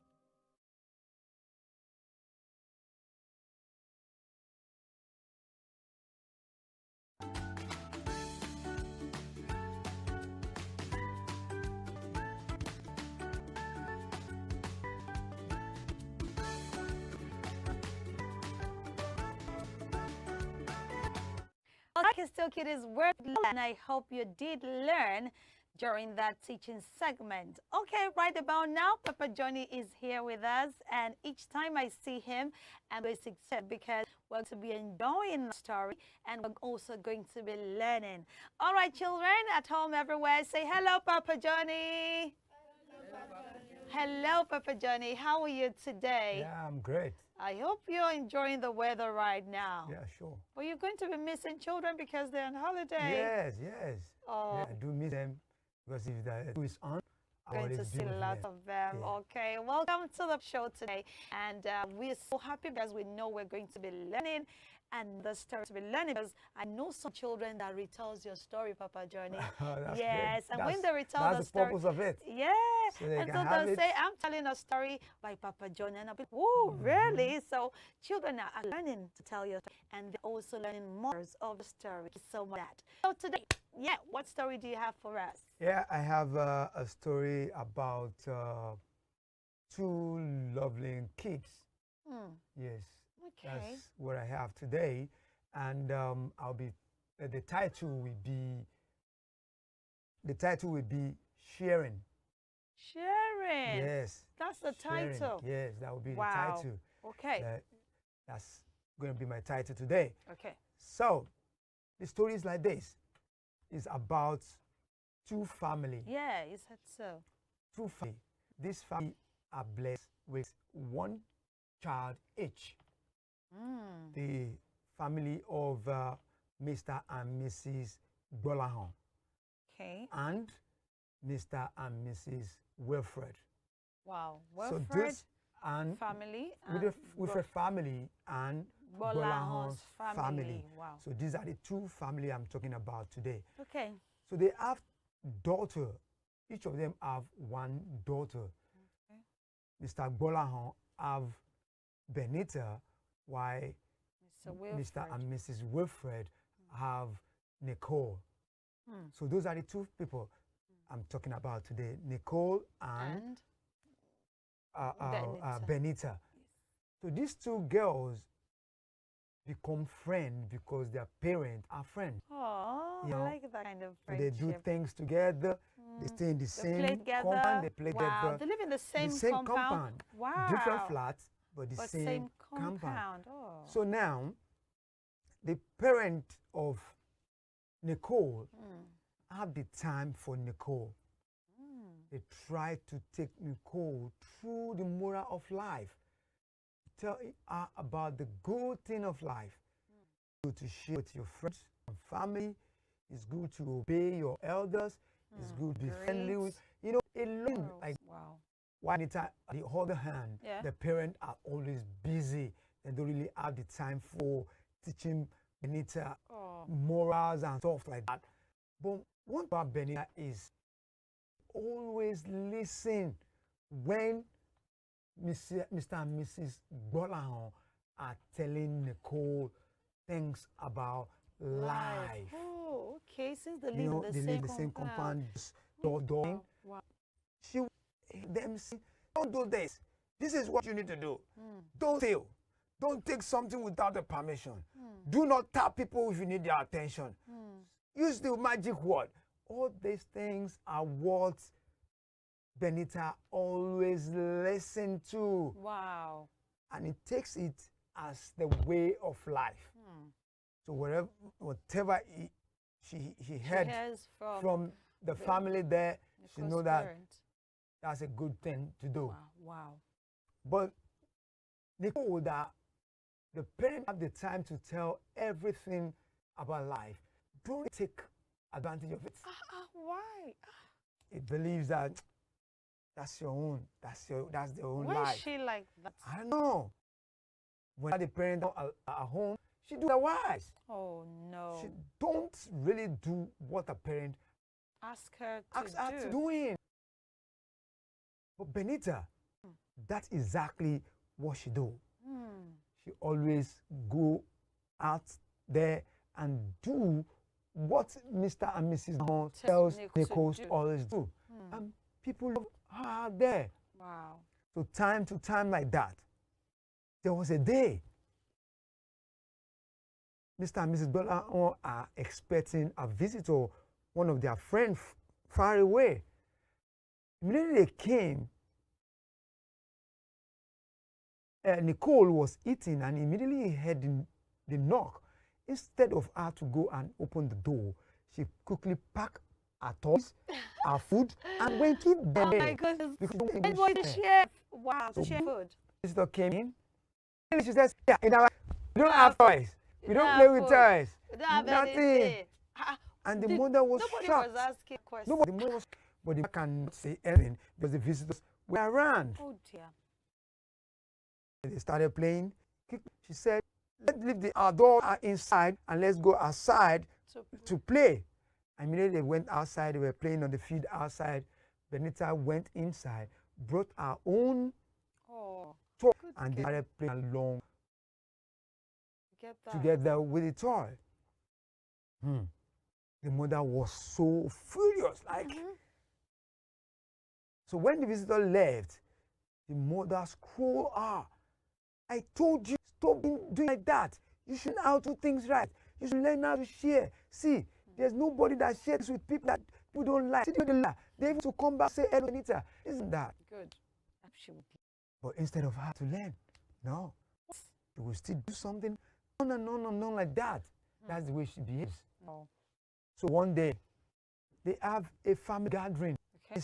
Mrs. Roland and Mrs. Wolf were invited to bring their kids around. Okay. So they all moved together and they went to the party. Okay. So when they got to the party, there was a lot of children at that party. Everybody were playing, round and round. There was a big party, like bars and castle is there. Wow. Swing is there. Wow. Every child were just playing with a lot of things like to eat candy automatically. floss, like chicken, barbecue. So they were playing, every child were playing different kind of games and things like that. Benita was quickly to adapt because she's used to playing all the people. But Nicole was like, when they say I want to use their, when they behind that, you know, she kind of mad because this is what she doesn't share. She don't so share. Other will not not share share with her. Everybody were playing. She was just on one side. She would choose the kind of toy she want to play with. She would be cautioned at what she's trying to do. Wow. And on like that. So when the program started properly, they would ask all children to go and sit at the side and parents sitting at the opposite side. And everybody were looking at the children, they were looking at the so the MC were just talking to the children, giving them chance, everybody happy, and it's time for the menu. That's the time I love the people. Yeah, that's the time I love. That's the agenda I love. Item number 7. Number 7. So, and the lady came forward, sharing ice for everyone after all the way they were sitting down, the row, she will serve them on the row, she will serve the second row, she served the third row. That way she does it. Okay. And when she do the row where Nicole and Benita were sitting, she started sharing. It got her the ice finished. She said, hold on here, let me go bring for the rest. Yes. Benita opened the ice cream and started licking. Then Nicole observed that Benita is licking her own ice cream. She said, let me join you. Benita said, no. Then she said, Nicole said, didn't your mommy told you it's good to share? Immediately Benita heard that. He brought ice cream for 2 of them to share. Wow. And they started licking it together, 1 spoon after the other. Like that. that.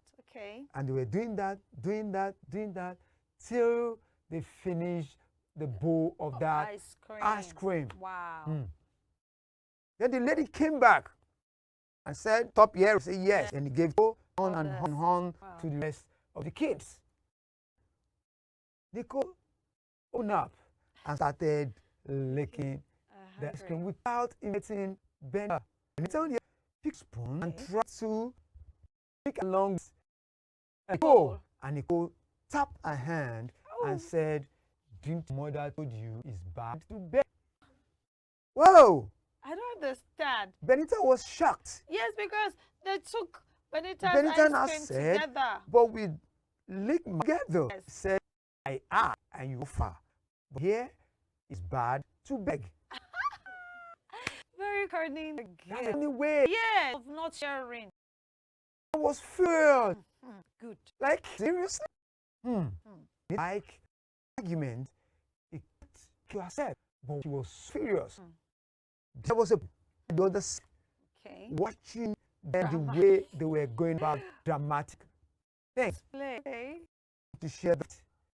Ironically, that man observing Benita and Nicole's situation was the one that to share the gift. Wow, good. Then she started sharing the gift to every kid there, one after the other, row by row, row by row. Nicole. And Nicole was shocked that she was omitted. Yes. So when the man was about going, she called the man attention. "Sir, You have not given me my own I'm here to gift. get my own gift." And the man said, "Oh, this gift of people who love share that." So shocked. And Benita said, "That's right. 7-0. That's right. That's right." And the man walked away. Oh, sorry, Nicole. Nicole said and started crying. The mother observed that Nicole was crying and they rushed her. "Baby, what happened to you? Why are you crying?" I said, "You didn't give me my own gift." Then Itakubi said, "They didn't give you a gift, or they didn't give those people who don't like to share." It was like, "I don't get who don't like to share." He said, "Yes, those are the people they did not give gifts to." And Nicole happened to be one of those people who don't like to share their things. Wow. And the mother looked at her. I said, "Did you say that? I told you it's good to share what you have with people. If you think people are not seeing you, somewhere somebody is looking at you. Now, this will serve you right." Nicole was so much furious. She kept herself not shedding tears. And she said, "Now I learned my lesson. Good.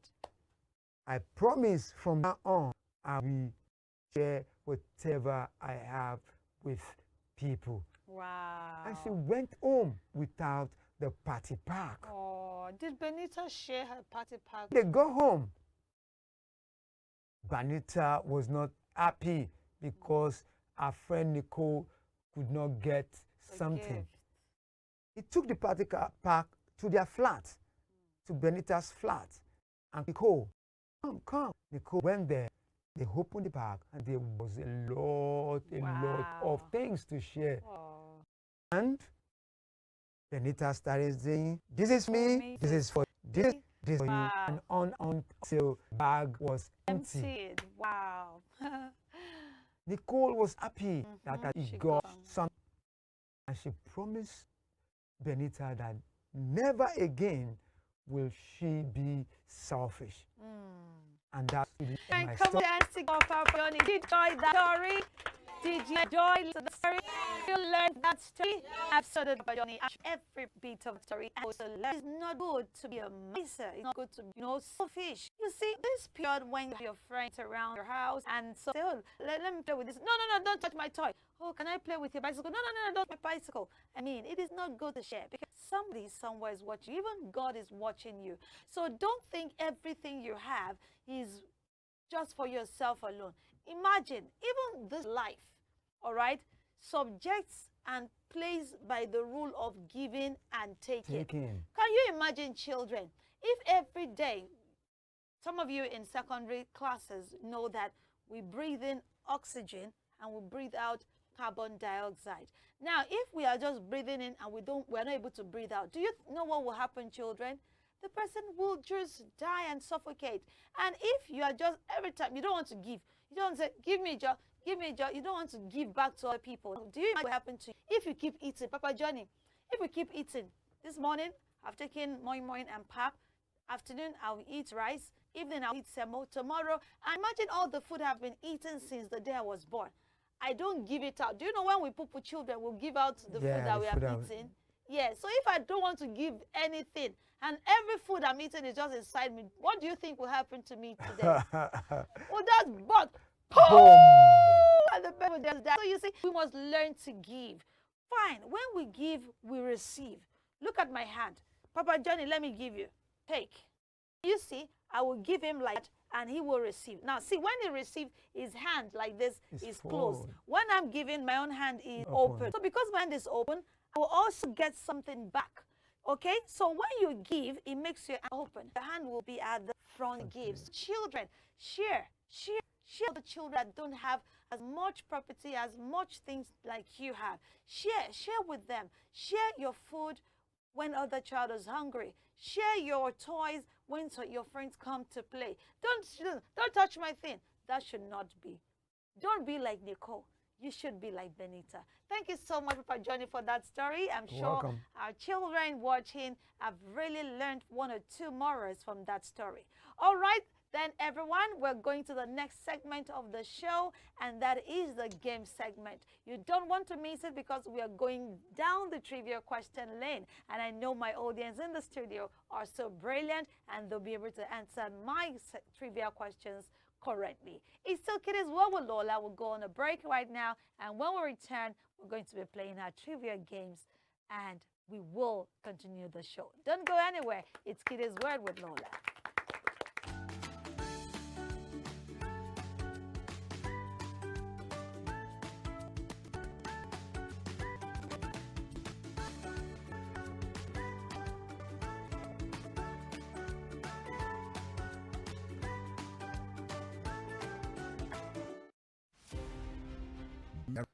On March 6, 1909, Obafemi Awolowo was a prime architect of Nigeria's independence and most consummate advocacy. So brought his unique attributes to bear on governance in the defunct Western region. He administered as leader of government business and the premier between 1955 and 1958. Obafemi Awolowo's premiership witnessed pioneering in multi-story initiatives. First television station, first real estate in Nigeria, first hardware, first modern sports stadium in Nigeria, first agricultural scenario, first secretary industrial estate in Nigeria. His face is on 100 naira denomination as a mark of honor for his distinguished services to his country. Western Spring Television identifies Obafemi Awolowo as a major character in history.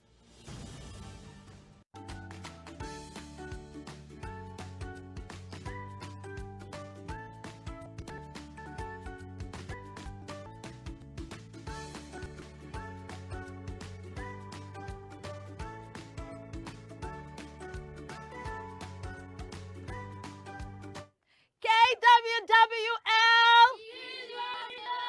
Kiddies World with Lola, fun, educated, and inspired. Put your hands together for yourselves. Well done.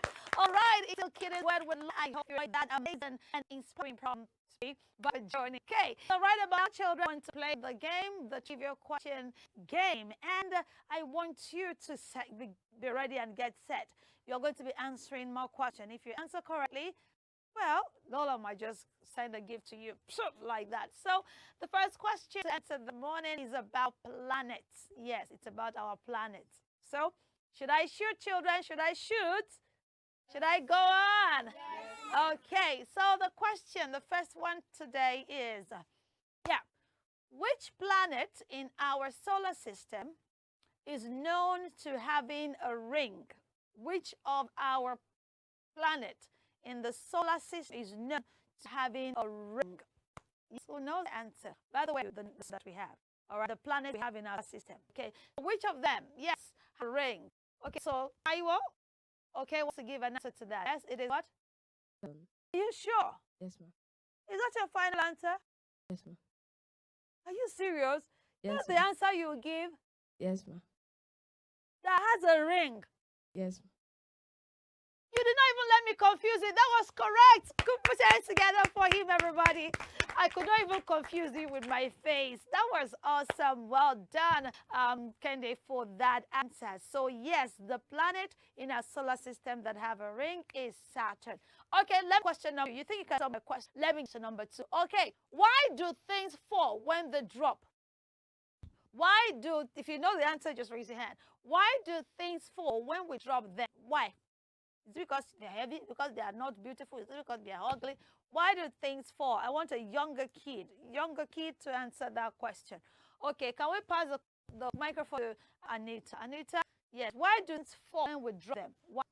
Because Really? Oh, that is a good attempt, but no. Yes. Who is giving me the answer? Okay, my friend in yellow. because of gravity. Exactly, because of the law of gravity. That's same as what she said. Put your hands together for her, please. Well done, well done, well done. Okay, I'm going around the world now. Okay, we've talked about solar system. We've talked about gravity. Let's go to America. Are you ready to come with me? Everybody, children, let's fly to America. Let's go. Vroom. Yeah. So the question says, who was the first president? First American president. The very first American president is who? Hey? Israel. Okay, Clinton wants to tell us. Oh, that is the governor of Osun State, right? Okay, I'm talking about the first president of America, United States of America. Okay, so who have the answer to that? Yes, anyone? You want to try? President Abraham Lincoln. Oh, that was a good attempt. The right answer to that question is President George Washington. George Washington. That was the very first American president. Okay, I'll go another way about animals. Okay, shall I? Yes. The next question is, which country is a home to the kangaroo? You know, there are animals that are peculiar to each country. Like in a particular country, you have that animal in great number. All right. So which country is home to that kangaroo, the animal kangaroo? Does anyone have idea to the answer? Yes, please. Kende. Madagascar. Madagascar to kangaroo. Not quite. Israel wants to try. Let's hear him. Australia. Absolutely right. Put your hands together for him. Australia is a home to the kangaroo. Wow, that's a good one, Israel. Well done. Okay, now this is grammar. So you see, I'm going here and there. So this is grammar. What is the opposite of cheap? Opposite of cheap. My little boy over here, I'd like to hear from you. Opposite of cheap. When you say something is cheap, what's the opposite? Yes? Good to share. Good to share. Okay. You're taking us back to the story. Yes, who again has not spoken here? Okay, please pass the microphone to him. Yes, the opposite of cheap. Expensive. Absolutely, that was expensive answer. Please put your hands together for him. The opposite of cheap is what? Expensive. So when it's cheap, it requires just more money. When it's expensive, you have to pay lots of money. Okay, I'll move on to the second, to the last thing. Let's go. Which animal is the tallest in the world? Okay, my baby's the tallest animal in the world. Okay, you big ones. Okay, let's, Anita, will you answer correctly now? Okay, so let's answer. Which animal is the tallest animal in the world? Yes, honey? Giraffe. That is correct. Put your hands together for her. Well done. Giraffe, tallest animal in the world. Now, this is for the big boys and girls, and it's about music. Do you do music in your school? Very good. Now, the question is, singing. Which singing voice is the highest pitch? The highest pitch. We have soprano, tenor, or baritone. Which one has the highest pitch? Who have not answered my question today? Ken was Taiwan, so now they yes. Soprano. She's a soprano. That's correct. Yes. Soprano goes. All right, that's a very good one. And then the last question for today's trivia game segment on Kiddies Word with Lola is who studies rock. A scientist who studies rock is called what? A scientist? Hey, really? What class are you in?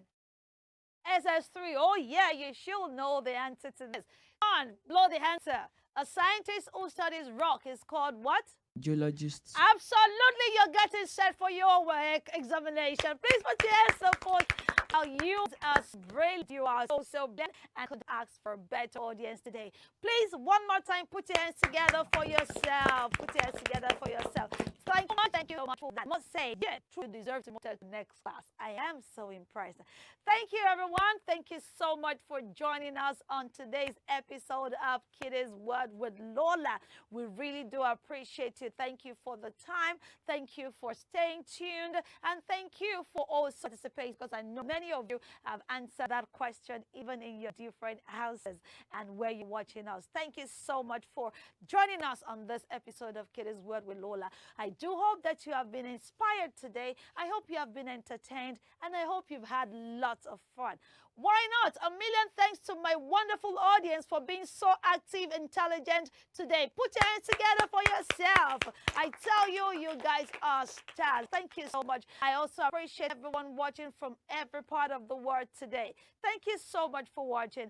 Join us again next week for another exciting episode of Kiddies Word with Lola. Same time and same station. Western Spring Television, channel 190 on DTT. And don't also forget to watch us on our YouTube channel, Western Spring Television. Until next time, children, don't forget to keep being safe and keep being amazing. Lola loves you. Bye, everyone.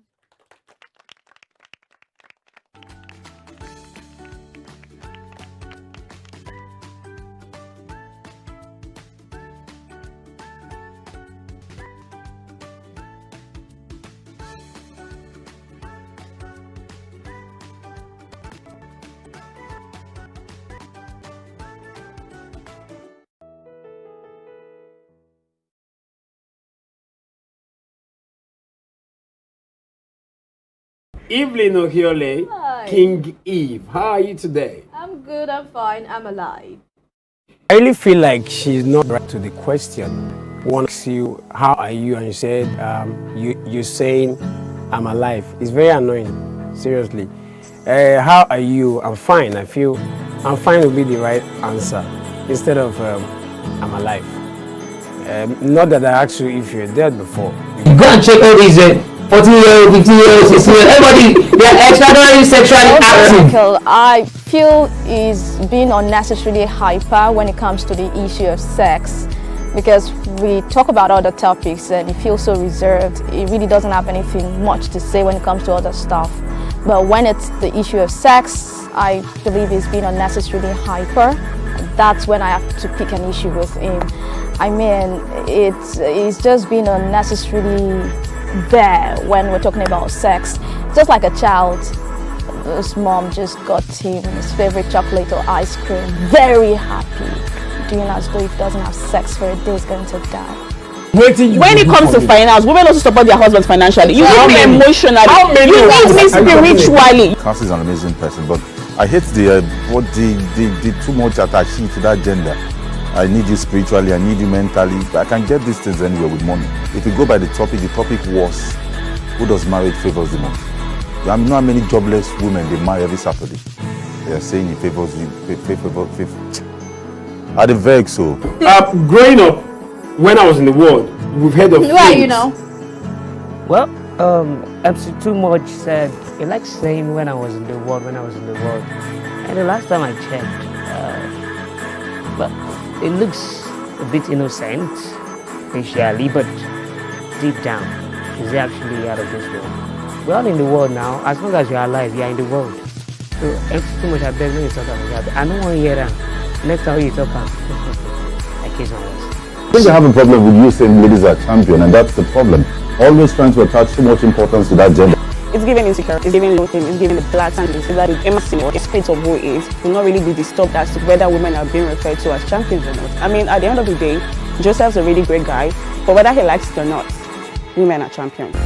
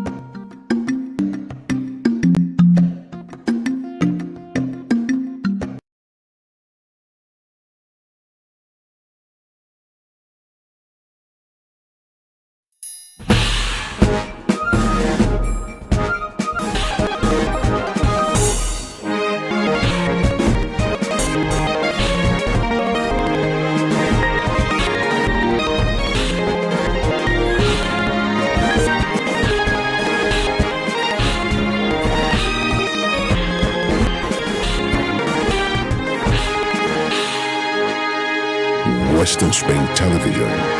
Ours it is.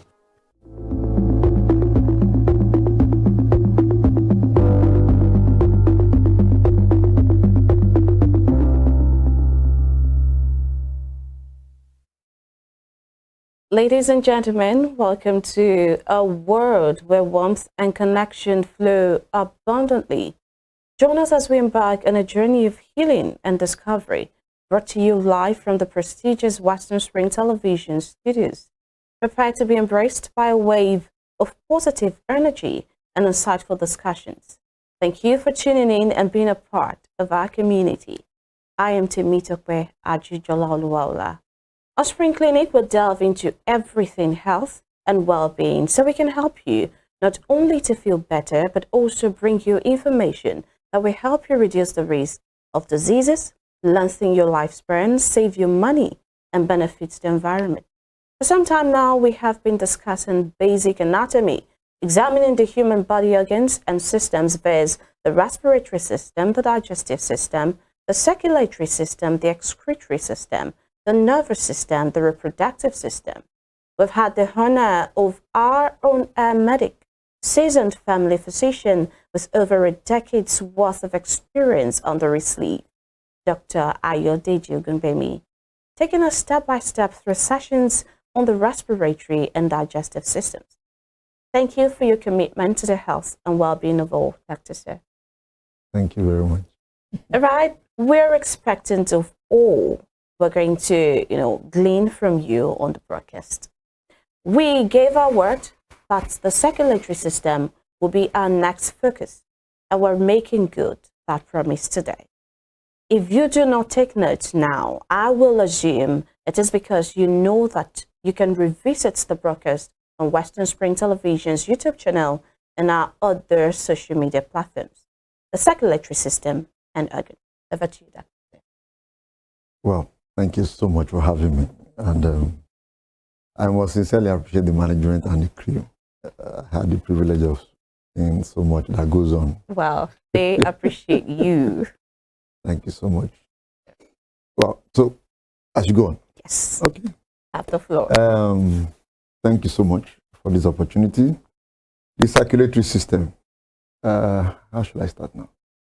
We can also call it the cardiovascular system. So circulatory means that something is going in circles, circulatory. Then cardiovascular, which is more anatomical. That is cardio, the heart. Then vascular, the vessels. So for people that are listening, to be able to understand. So when you say cardio, anything, anywhere you read it or you hear it, cardio means heart, then vascular.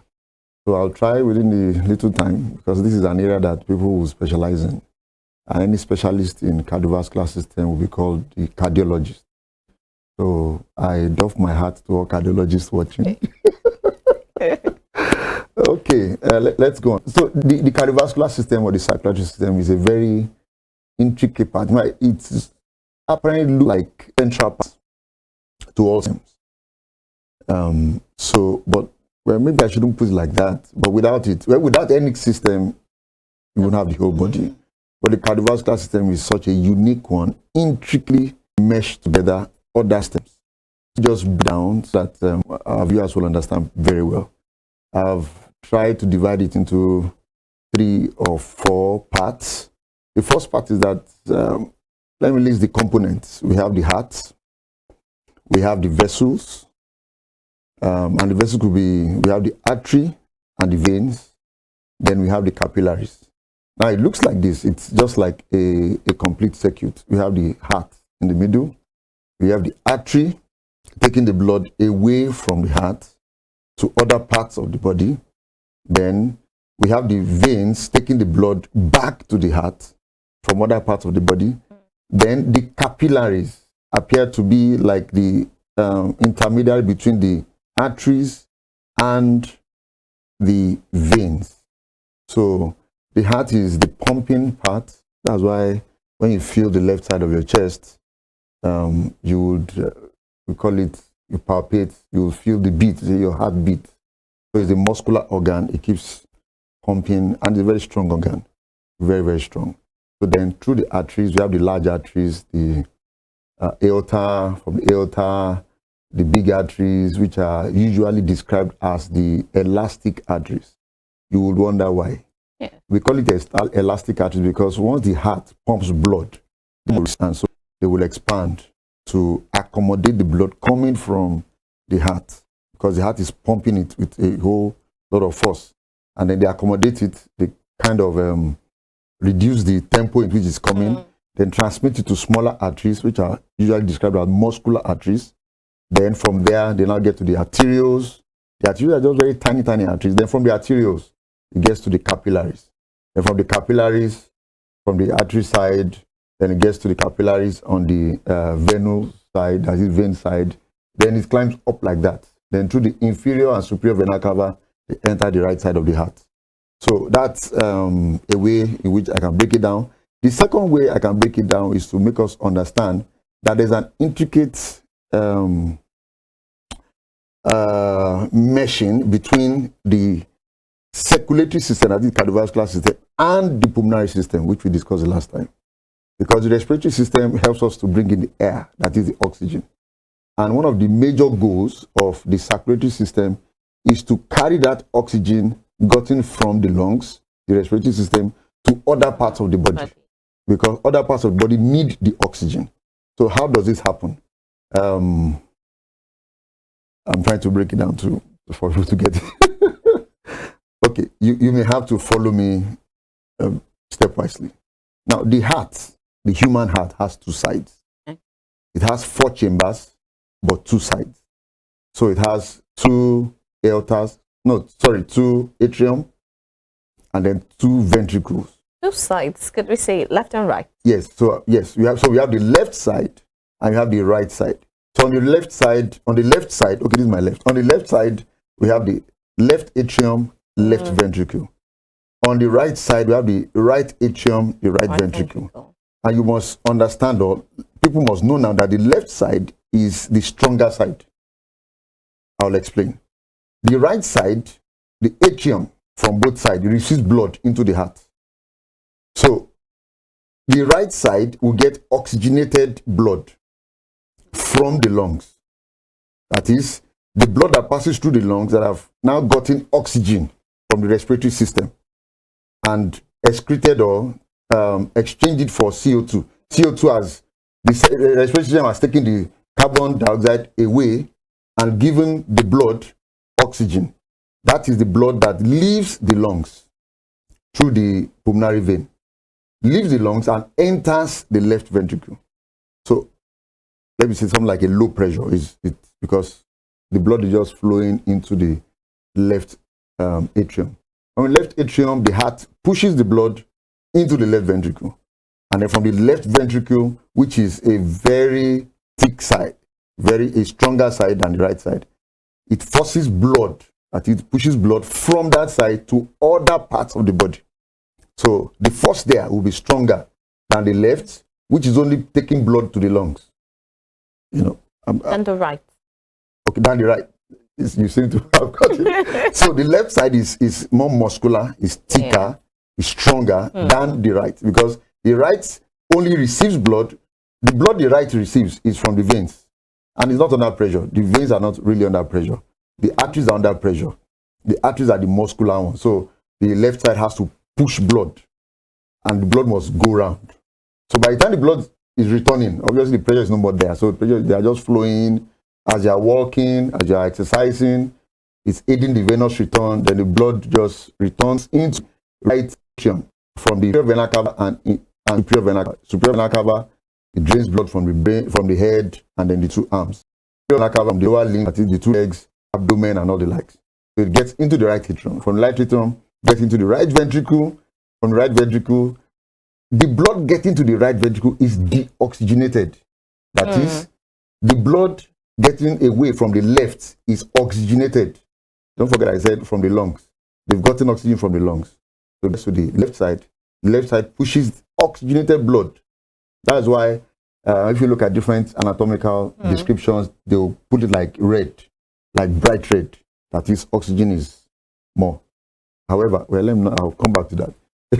So by the time it's getting back to the right side, different cells, different organs have gotten the oxygen. So you have deoxygenated blood getting to the right side.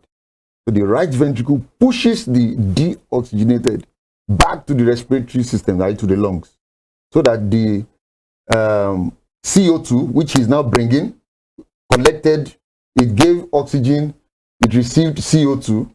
The CO2 now gets to the lungs, releases the CO2 to the lungs, then we breathe it out, then collects the oxygen, and then that comes back to the left side of the heart. So we can see that it's like a husband and a wife. The cardiovascular system or the circulatory system cannot exist without the respiratory system. They are just together. So that's analysis. So we call it, we can divide this into, they say, pulmonary circulation and then systemic circulation. Pulmonary circulation, that is the circulation that goes to the lungs. If you look at it, it looks like a loop.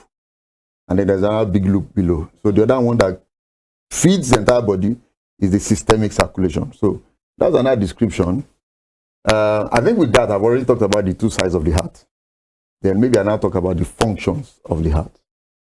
I was going to say earlier that by anatomical descriptions in many texts, you will find the left side or the oxygenated side being so bright red. That's where it's painted. The artery is always painted red. Then the veins are usually painted blue. Then the layman would think the vessels and the blood, maybe the oxygenated blood will be blue and then the oxygenated blood will be red. Really, blood is always red. It's always red. However, once oxygen is taken away from the blood, it gives a bluish hue to it. So it looks a little bit darker, because during surgeries, there are ways to identify the artery from the vein. I mentioned one earlier. The arteries are almost always under pressure because from the left side of the heart, it's pumping seriously, you know. It's pumping with full force. So you almost always find the artery pulsating. You know, you almost always find the veins not pulsating, except the vein is lying over an artery. So to just be moving at the pace of the artery. So you can identify that. Then the coloration. Oxygenated blood is usually bright red. Deoxygenated blood is usually like dark red, if you are checking it maybe through a fair complexion person, may appear like blue, where it's not blue. It's just because the color has been filtered through the complexion of the skin, really. So it's more like dark red, bright red. You know, sometimes we ask people, if somebody says that he's pooing blood, we usually will ask, what's the color? Because the color will give us a description of where, and maybe it's an artery or a vein, and then maybe it's upper GI or lower GI. That's a big matter on its own. Then let's move on. So the artery. I've mentioned that we have different types of arteries. Then it goes on to the capillaries, from the capillaries to the veins, to the heart. So if there's any problem along this number of vessels, and I need to let you know at this point that the heart is a very fantastic muscular organ. Do you know that at rest, the heart pumps about 5 to 6 liters of blood per minute, not per hour? 5 to 6 liters. And this is inside our body? Yes. Per minute, not per hour. And for an athlete, it can pump up to like 30 to 35 liters per minute. From 5 to 6, then 30 to 35. Yeah, because the more you, now this is it. As we are seated here, I'm calm, you are relaxed. The basic metabolism going on in our body is at a lower state. If you are sleeping, it's lower. My muscles are not really moving except for my hands. So the consumption of oxygen, the demand for oxygen, it's lower. But if I'm exercising myself, the cells in my body are demanding more, because oxygen is the source of, is the main thing. You get it, is the fuel, is the gasoline, is the petrol, is what else you call it? Of the human body. Yes, of the human body. So the more I exercise, the more my cells start to demand oxygen. And then the heart has to supply the oxygen at the same rate. Else, this is where the issue comes in. Else, once there's no enough oxygen, the cells of the body try to get fuel from other things. Just like this is an international TV, but let's come to Nigeria. Let's come to Southwest. If there's petrol scarcity, people start to burn wood. Abi? They go to coal, which has smoke, Abi, and chokes people. Am I correct? So when you don't have enough oxygen in the body, the cells change from the oxygen. They try to look for other ways of getting energy. So they now have to go through fat metabolism and all the likes. And then that produces lactic acid. It's an acid, which causes pain in that part of the body. So when people exercise to a point, one of the reasons why they will get to that signifies their limit is that they start to feel pain in their muscles. That place is aching me. It's because the supply of oxygen to that place is not being met. So there's another means in which the muscles are now getting the energy that is now producing lactic acid. So let me not bore you with that, because it's interesting. It's interesting. So that's that. Now, circulatory system does not only function around oxygen. I must say that at this point.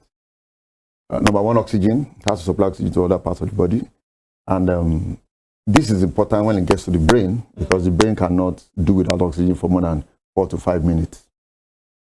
You must understand that. That's why people that have stroke, intervention must be almost as fast as possible, within minutes. If oxygen is not getting to the nerves, particularly to the brain, 4 to 5 minutes, the nerves will just start to pack up. That's one. Then two, so the brain is also intricately dependent on the cardiovascular system. Number two is our kidneys. Do you know that the kidneys receive about 20% of the cardiac output? That is, whatever amount of blood comes out from the heart, 20% goes to our kidneys. So you can start to see that the kidneys, the functions of the kidney, by the time we get to excretory system, we talk about kidney and everything, is also intricately dependent on the circulatory system. So the excretory system, in which the kidney is part of, is also dependent on the circulatory system. The nervous system, which the brain is the coordinating organ, is dependent on the cardiovascular system. Yes. Can I progress? Please do. Now, when we eat, because I've talked about oxygen now, I've talked about CO2. Oxygen, circulatory system helps us to distribute the oxygen across the cells in the body, then collect CO2, carbon dioxide from all the cells and get to the lungs. So those two appear to be prominent. Well, that's not the only thing that the cardiovascular system does. Cardiovascular system also helps to supply all the cells with appropriate nutrients. So that gets us to the digestive system. That's why I said the circulatory system appears to be like the central system in which other systems are dependent upon. So if you eat, the only way the food, aside the digestion, the assimilation, the absorption, it is the blood that will carry the nutrients from your GIT, that is gastrointestinal system, to other parts of the body. Because when I eat now, it goes through to my stomach, and what is needed, the food, is absorbed by the blood and then distributed across other cells. Number next, so that's third point, that is distribution of nutrients. Number next is hormones. It helps to transport hormones. Hormones are chemicals released from different parts of the body that have other functions in other parts of the body. So there's no other way for these hormones to be transported to other parts of the body except that through the circulatory system. So the organs producing the hormones will release the hormones into the circulatory system, and then the circulatory system will now transport it to the organ in which it is needed. So those are four basic functions. Number next about the functions of the cardiovascular system is that all these I've described is like in a loop, Abby, like heart, vessels, back to heart, vessel, back to heart. If there's any leakage, now I use the word leakage so that we can understand. An average human being, an average adult should have like 5 liters of blood, 5 to 5.5 liters of blood. If there's any leakage, which occurs when we're in trauma, we call it hemorrhage, that blood is now coming out. If that leakage is not stopped on time, the person dies. We all know that. Somebody is bleeding. That's why anytime, either internally or externally, that's why anytime anybody is bleeding, people shout, let's help him. Because we know that as long as the blood is coming out, the blood will not be sufficient to go round. Abi? So the blood in itself, which is a component of the circulatory system or cardiovascular system, helps in clotting. Clotting is a process where, how should I describe it? Where we seal off the leakage, where the system itself seals off leakages, because you can also seal off leakages from outside. You know, we can say compress, we can surgically stop it, we can apply things to stop it. But the way, that's why if there's a cut, you notice that after a while, you have clot formation to stop the leakages. If not, to every cut we have, that's potential death. And I need to say this to potentiate the issue of leakages, that is hemorrhage.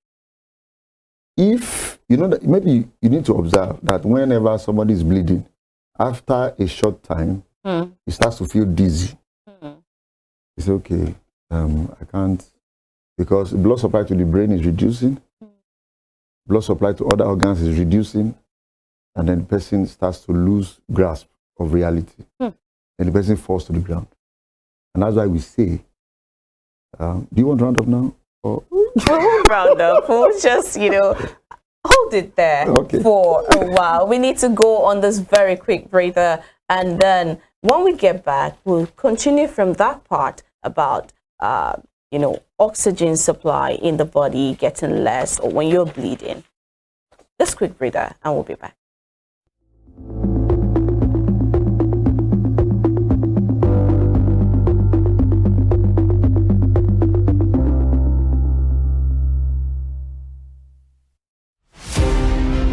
Born Jeremiah Oyeni Obafemi on March 6, 1909, Obafemi Awolowo was a prime architect of Nigeria's independence and most consummate advocate of free education and social welfare in Africa's most populous nation.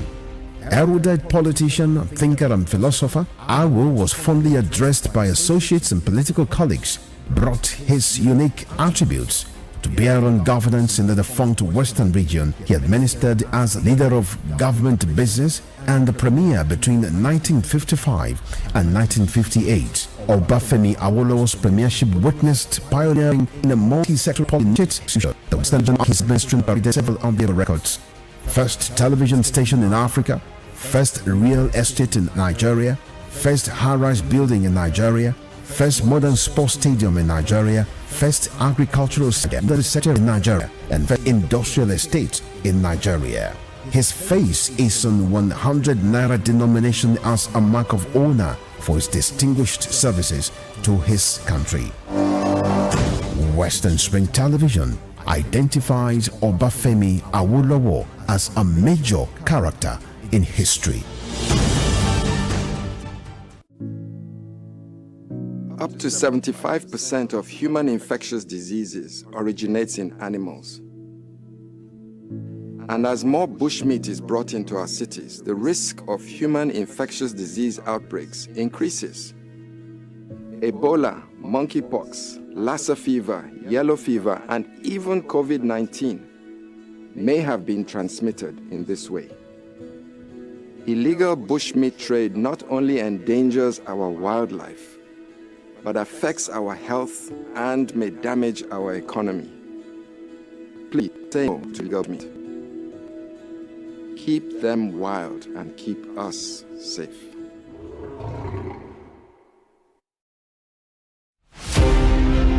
Gbadamosi Adegoke Adelabu was a prominent figure in Ibadan politics and Western region before Nigeria's independence. He was a key founder of the National Council of Nigeria and the Cameroons, a political party that held lofty the torch of liberty for the two West African countries. He carved a niche for himself as a wordsmith and creative speaker. The nickname Benkelemens of his English language style, often used for proceedings at the parliament. The author of Africa in Ebullition, a handbook of freedom for Nigerian nationalists, was Nigeria's Federal Minister of Natural Resources and Social Services between 1955 and 1956. He died in an auto crash on the 25th March 1958 at the age of 42. Western Spring Television identifies Adegoke Adelabu as a character history.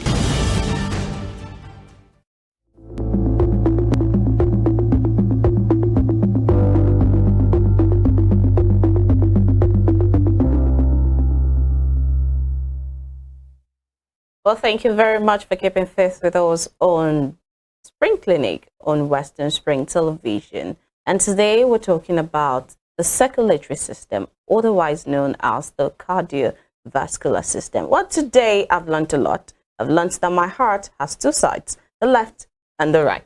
And before we went on that break, we were talking about the fact that, when you're bleeding, you could, the body begins to, sometimes the body seals the blood from inside or from outside. That's with help though. Doctor, over to you. Okay, thank you so much. Did I do the job well? The lecture. Yes, the summary was good enough. Thank you. Okay, we were talking about the sealing. Yes. That is when there's a leakage.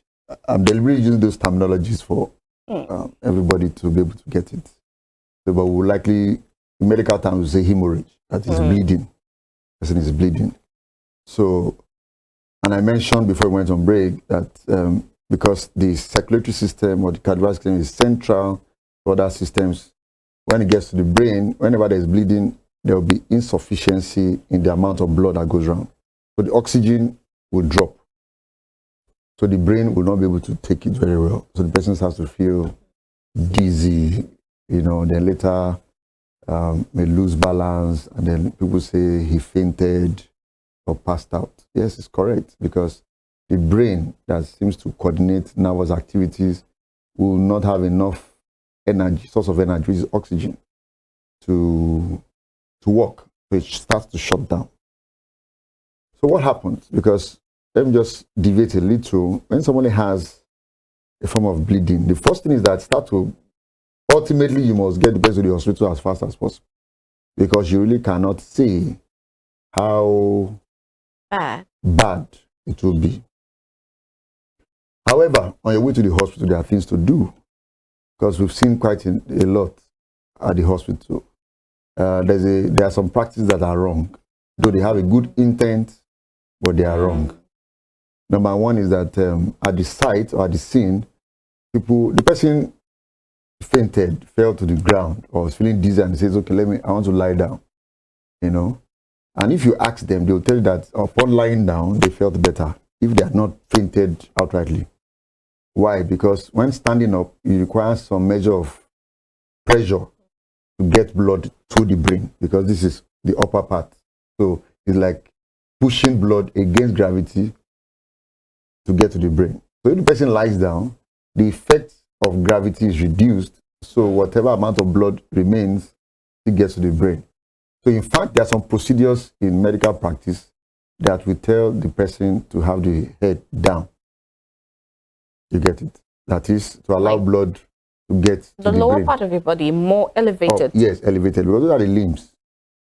And other parts, every part is important, but when it gets to the brain, cannot tolerate not having oxygen for like 5 minutes. The limbs can tolerate up to an hour. You get it? So don't try to lift up the head of the person. No, people do it. Okay, he has fainted. They now ask the person to sit down. They are opening the mouth. They are doing no. They are causing more damage. Just allow the person to lie on the left side. We mentioned it at one time, some time ago, on the left side, so that the blood, the little blood that is there can get to the brain. That's one. Number two is that people do a lot about tying. Maybe the hand is bleeding, or the arm, or the lower limb. Maybe people tie it. Tie it with clothes. Tie it with whatever, with belts. Yes, it's not bad in itself, but the moment you tie, you must start to count. You must start to time it, because there's a maximum number of minutes in which, if blood does not get to a part, particularly the upper limb or lower limb, that place is dead. You know, so sometimes people have good intent but bad practice. So the person gets to the hospital and is like, "When did you tie this?" By the time they mention the time, tell them, "You can't untie it. We have to amputate the limb." Because, okay, that's another big thing on its own. Okay, hope I've not changed your mood. I'm sorry. There was this time, before you continue, Doctor, there was this time, you know, I was stung rather by scorpion. I tied it. Yes. Was that wrong? Because the doctor's reaction was...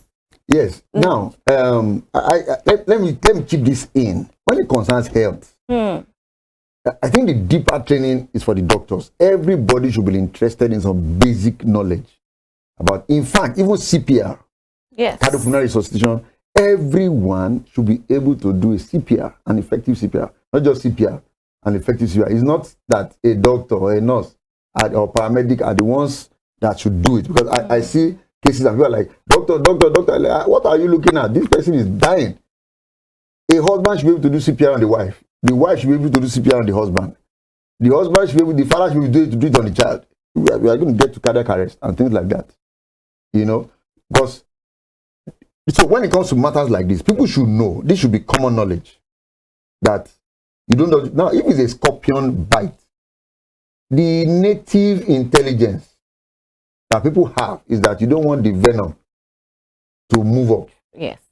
Is that not? To get to the heart or to circulate. So, well, in some instances, maybe snake bite, it may apply. Or a scorpion does not, a scorpion gets to the muzzle. That's why the pain of a scorpion is localized.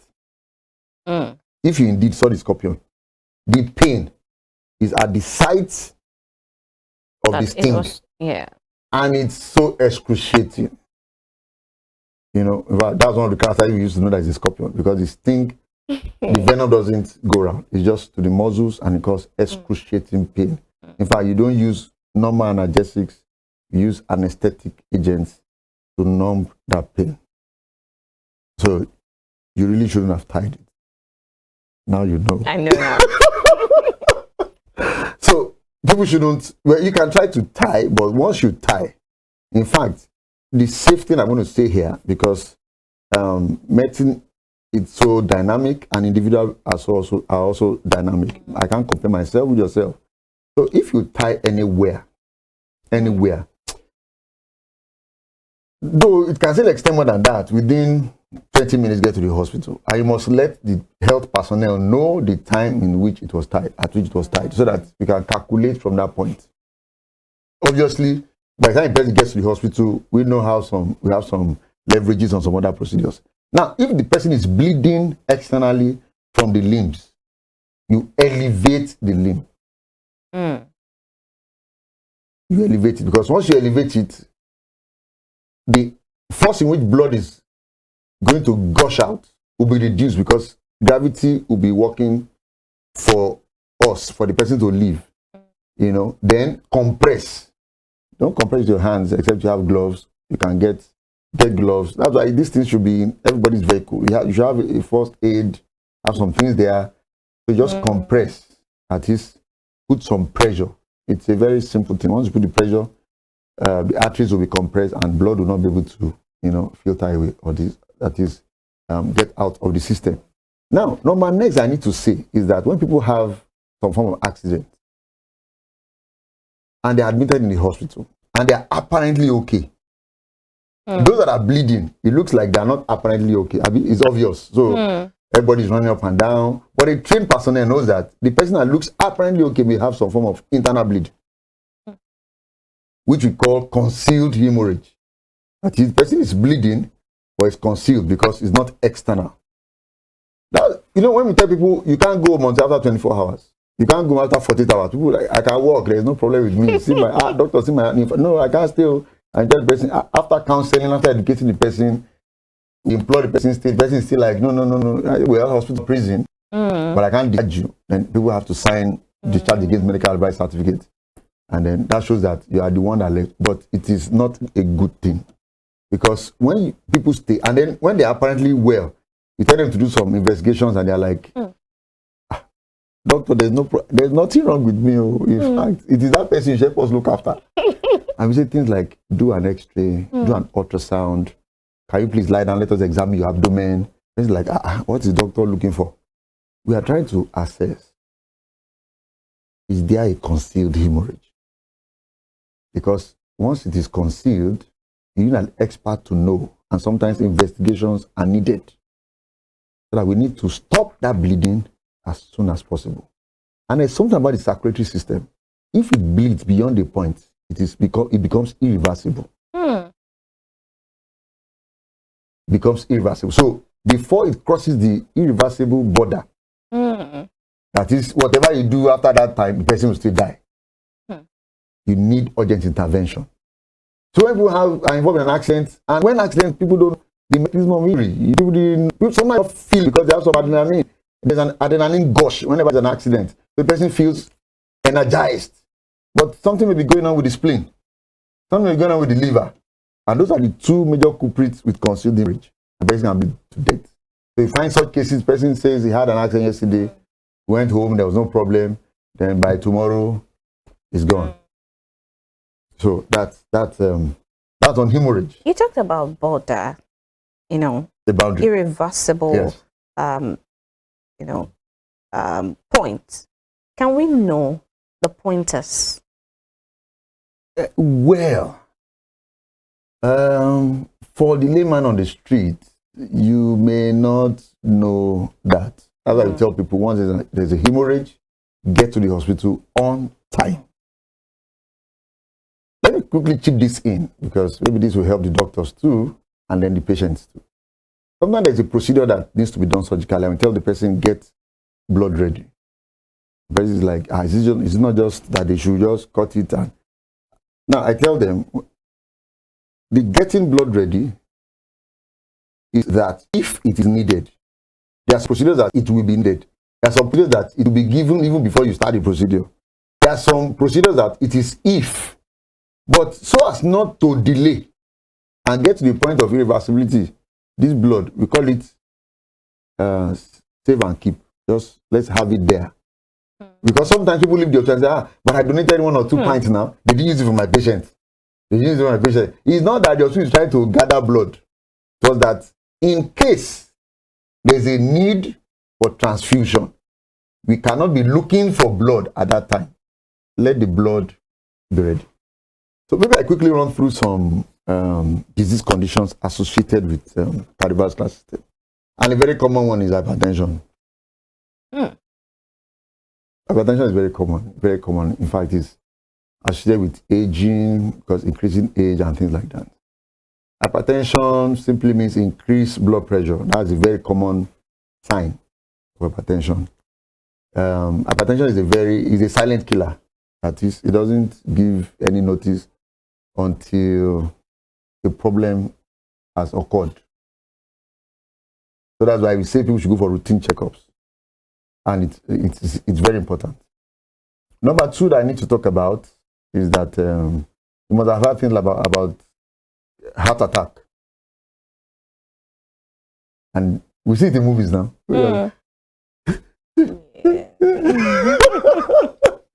And sometimes I laugh because these directors didn't consult the doctor before. Well, is that exaggerated? No, it's not. Now, what is heart attack? Let us not forget that the heart itself is a muscular organ, and it's also an organ that needs blood.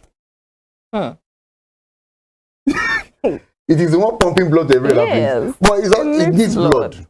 So the heart has its own blood, like organs have their blood. It doesn't put all of the blood, it retains some. It pushes out, but part of those going out now coming through other branches, coronary artery, to enter the artery and to feed it. Now, for whatever reason, maybe there's a plaque, or there's an obstruction, or there's a thrombus that gets dislodged and blocks the vessel, or any of the vessel feeding the heart. That part of the heart that blood feeds won't get blood. That part starts to die. Now, the heart attack is the last phase, where we call, actually, the heart attack is, medical language, malfunction. That is, a large chunk of the heart is dead. So once it is dead, it will not respond to contraction. When other parts of the heart are contracting, the dead parts will expand. So the blood will not go out. Now, but it's the spectrum, coronary artery disease. And the first phase is that patients have to have angina. That's what we call chest pain. Just like chest pain, you know. So, but we tell people once you have chest pain, there are a lot of things that can be occurring at that time. Some people will say it is a gastric acid disease. No problem. But you need to come to the hospital. I will check. Is it the heart or is it the esophagus and the stomach? But there are some common signs. Number 1, once there's the pain, it's on the left side of the heart. It radiates to the left side of the neck, to the left side of the arm, sometimes both arms, and then underneath. So if the pain is like that, it's most likely from the heart. The person should come to the hospital. Something must be done. Because the last phase is the heart attack. And it's actually with pain. It's different from cardiac arrest. Cardiac arrest is another thing. Cardiac arrest is, okay, I need to say this. You should have, well, I was going to say that somebody will be asking, what's making the heart pump? There's it's just like electricity, electrical impulses. These impulses can shut down for different reasons. Once they shut down, the heart will not pump. So usually we term that sudden cardiac arrest. Or if the impulses become irregular, because impulses are regular, that's why this one will contract, that one will dilate, this one will dilate, that one will contract. But if it becomes regular, nothing is going out effectively. And once blood is not getting to the brain and other vital organs, the person shuts down and die. This one that you're shaking your head. A very common one now is heart failure. Maybe heart failure. Let's not look at the big grammar in defining it. Heart failure simply means the heart is failing. It's not pumping enough blood, sufficient enough for other parts of the body. So we say the heart is failing, and it's a process. And a very common symptom of heart failure. There are many causes of it. But the ultimate goal is that the heart is trying, you know, but it's not enough. Usually, this is how a very common symptom. We'll get there, we'll get to other ones, but the very common symptom is that the person, let's assume a person can walk 4 kilometers without resting. But if the heart starts to become insufficient, instead of 10 kilometers, now we'll have to walk 5 kilometers and have to rest. Because other parts of the body say, we are not getting enough blood, enough oxygen, so I beg, rest. And the heart is working so hard to keep pace, but no matter how it tries, it's not sufficient enough. That's heart failure. Now, when it becomes worsened, you know, so that even at rest, it is not sufficient enough. Usually it is when it is exercised. Then gradually, once it worsens, it gets to the time that at rest, the person is feeling tired, breathing heavily because it now has to get in more oxygen to compensate for the failure of the heart. You know, then when that starts to happen, I said this circuit, blood is leaving to the heart. So the blood in the heart is not being pumped enough. There will be some blood remaining in the heart, Abi, and then the backlog in the lungs. So once there's a block in the lungs, the person starts to cough because the fluid remaining in the lungs, the person gets irritated, starts to cough. Then when the person wants to sleep at night, tells you, I need extra pillow.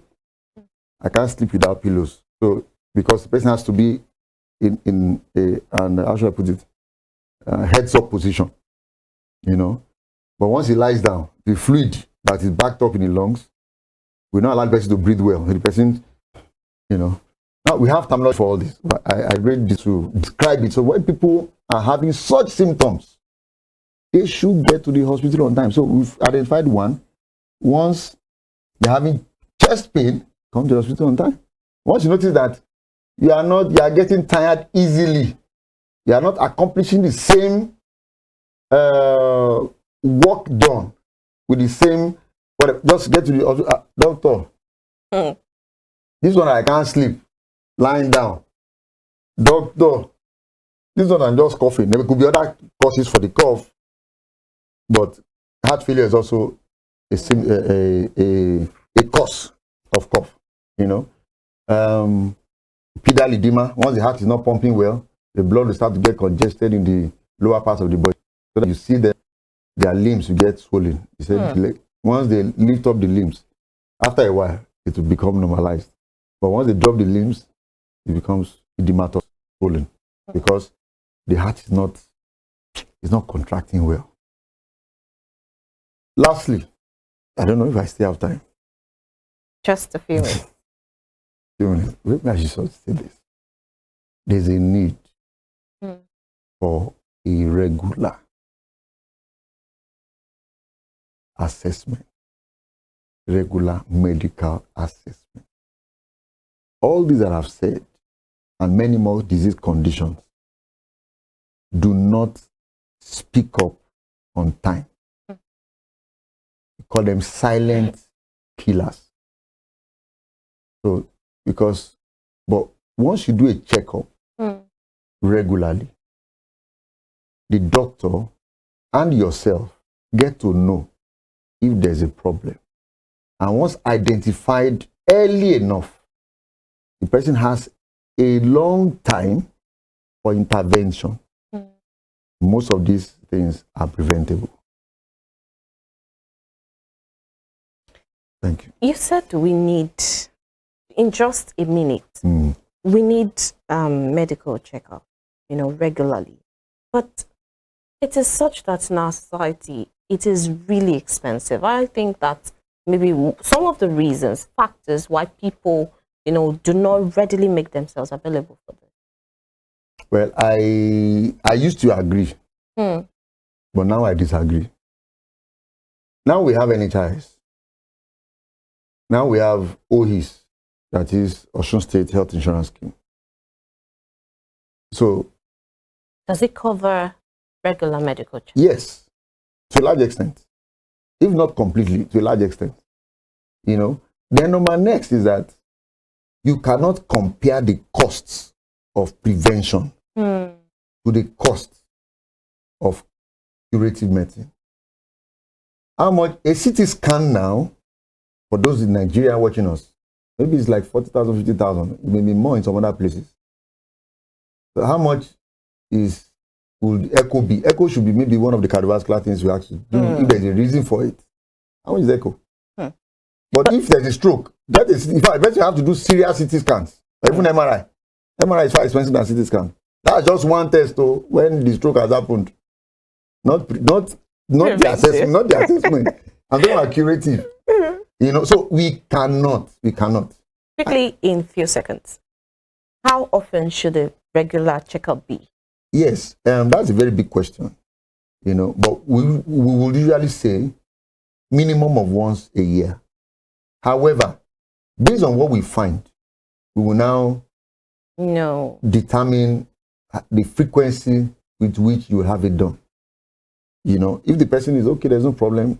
Next year, let's come. Then with increasing age, the frequency you have to increase, because increasing age is a risk factor for different other conditions.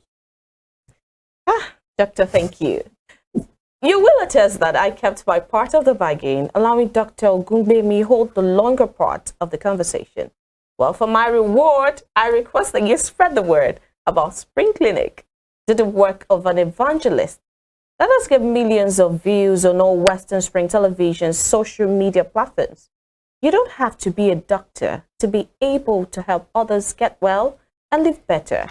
Prevention is in our hands, treatment in the medic's hands, and cure in the hands of the Almighty.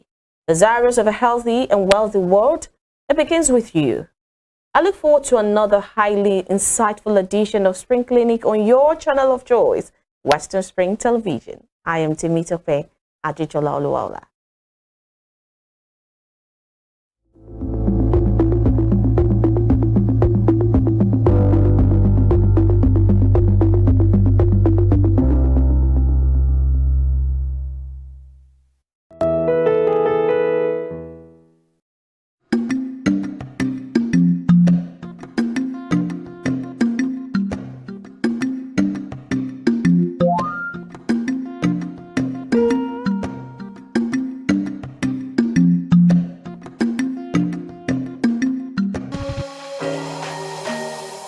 Up to 7 types of all these animals: Ebola, anthrax, and monkeypox.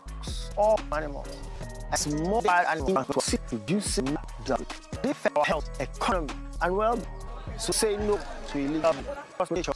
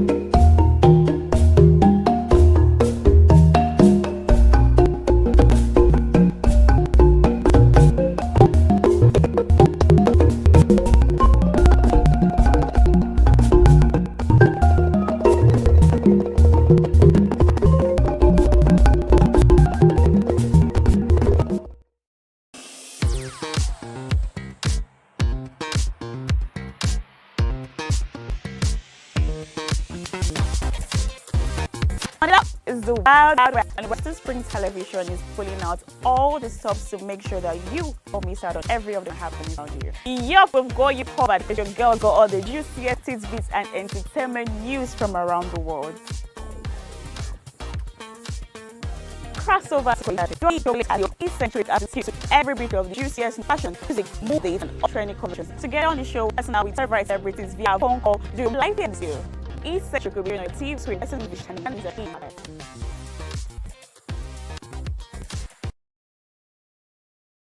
This is Neil, our 9th orphaned pangolin baby. Neil was born in captivity on the bushmeat table, and I was called. I dashed down there and rescued him. I was the one that removed his umbilical, and he's 4 months old now. So that's like, I end up pangolin. I feel like I feel special.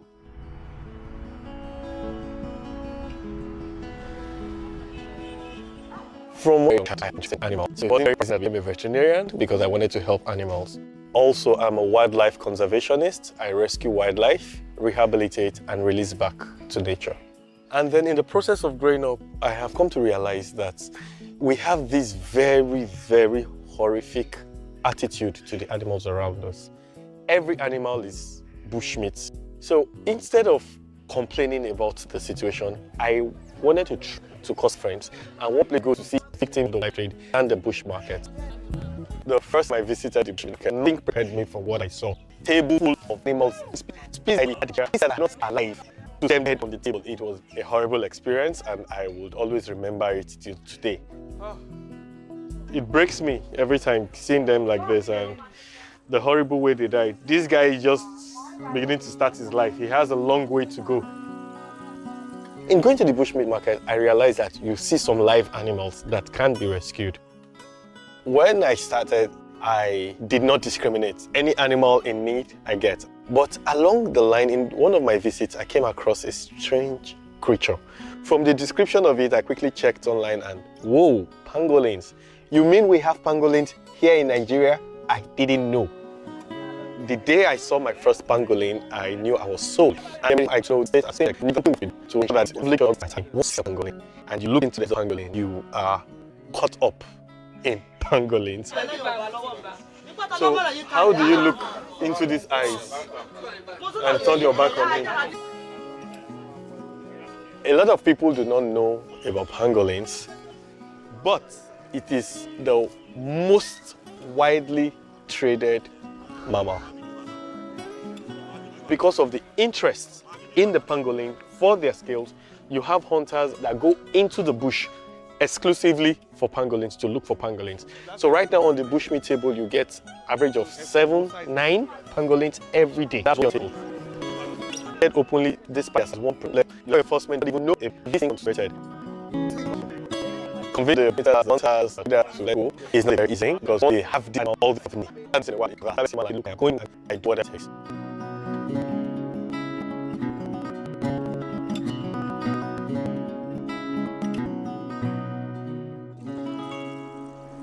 Okay, so adult female on the right side of the head. One thing I found about the pangolin is a paucity of information. Very little on the white-bellied pangolin that we have here in Nigeria. So it has had to be more like learned. It's very, very traumatic. I've come to learn that they do very well in captivity. When you get them, rehabilitate, but you want to release as soon as possible. Lufasi is a protected park and they have graciously granted me space. So what I did was to fence a portion of nature with the trees, animals, inside fillings. So what we do is rehabilitation that we bring to the rehab is the first of kind in West Africa, and we're very proud to be at the forefront of pangolin rescue and rehabilitation in West Africa. Now Sharon, what is the pan covered with? Pangolins are covered with scales. Yes. And scales are like our fingernails in our hands. So you believe that when they eat the scales, it will heal them and give them? Oh. It's almost a finger, you're feeling the girl? No. Why? It doesn't make sense, right? Yes. The most exciting thing for me in my rescue work is the point of release. It's almost spiritual. It's kinds of comments. You have assisted nature. You have taken something that was supposed to die due to the destructive activities of man, and you have successfully released into nature. I may not be able to solve the animals, but for the animal that I saved and released by the wild, the world to animals. The tradition of Nigeria that refers to pangolins as idiots. They are not idiots. If only people knew how wise these guys are. One of the challenges is ignorance. People have the wrong information, misinformation, and come to is education. If you don't take off this in the West, it's populating. Look, one very, very interesting part of my work is what I'll call the pangolin orphanage. Lots of these pangolins, the females, they give birth in captivity. And at this point, they are usually very stressed, very weak. They usually don't make it. But these babies that are born, they are practically useless to the bushmeat sellers. So I have come to an arrangement with them. Whenever they have a newborn, they call me. Their reproduction rate is very, very slow. You get one pangolin pup being born every 18 months. The rate of removal is way higher than the rate of replacement. We have a very short window to fight this decline of pangolins. If we do not conserve our natural resources, if we do not save these animals around us, it's humanity that will suffer. When you save these animals, you're actually saving humanity. If we kill off all these animals, it will just be you and I looking at our ugly faces. It's not palatable.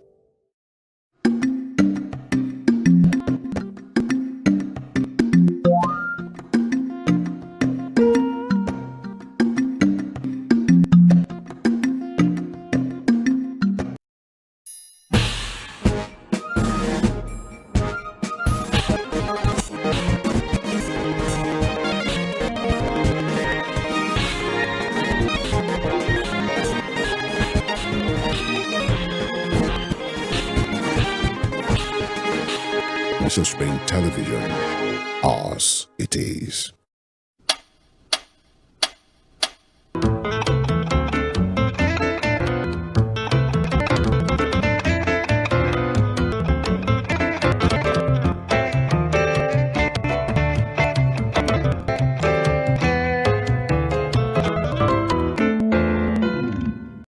Good news out there. How the edition of the show coming after the anniversary, the 64th independence of Nigeria. And though this is a show after the independence, so we are still wishing Nigeria happy independence, and we pray this country will get to that level. We hope, we pray for it to be. This night, I have the guys seated already, but in case you're just joining us for the first time, the show is Jokes Aside, where we discuss issues, no matter how serious they may be. We put jokes aside and make it fun on this show. How are you doing, guys? How is everything? How was your day?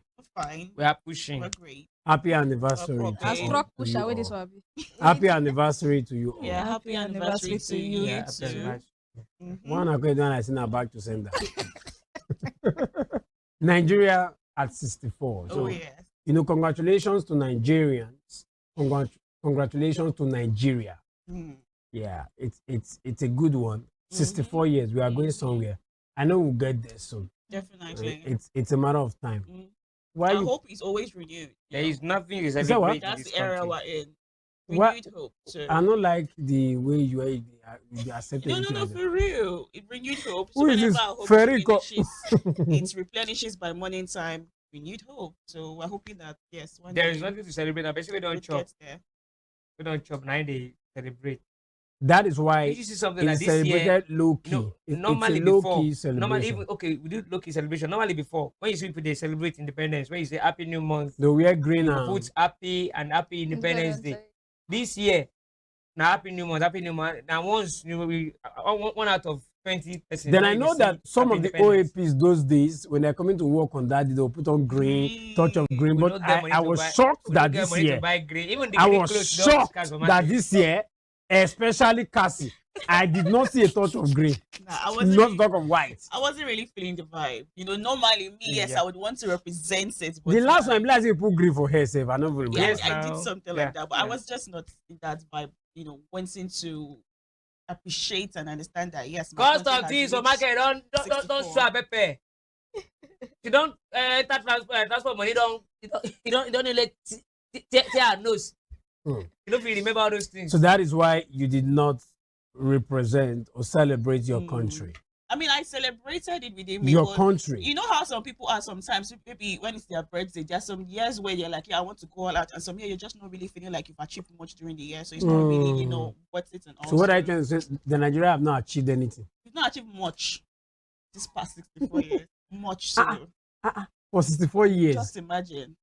That's crazy. Can When you really think about it, it's crazy because for 64 years we've been having recurring issues back to back to back. Can I be truthful?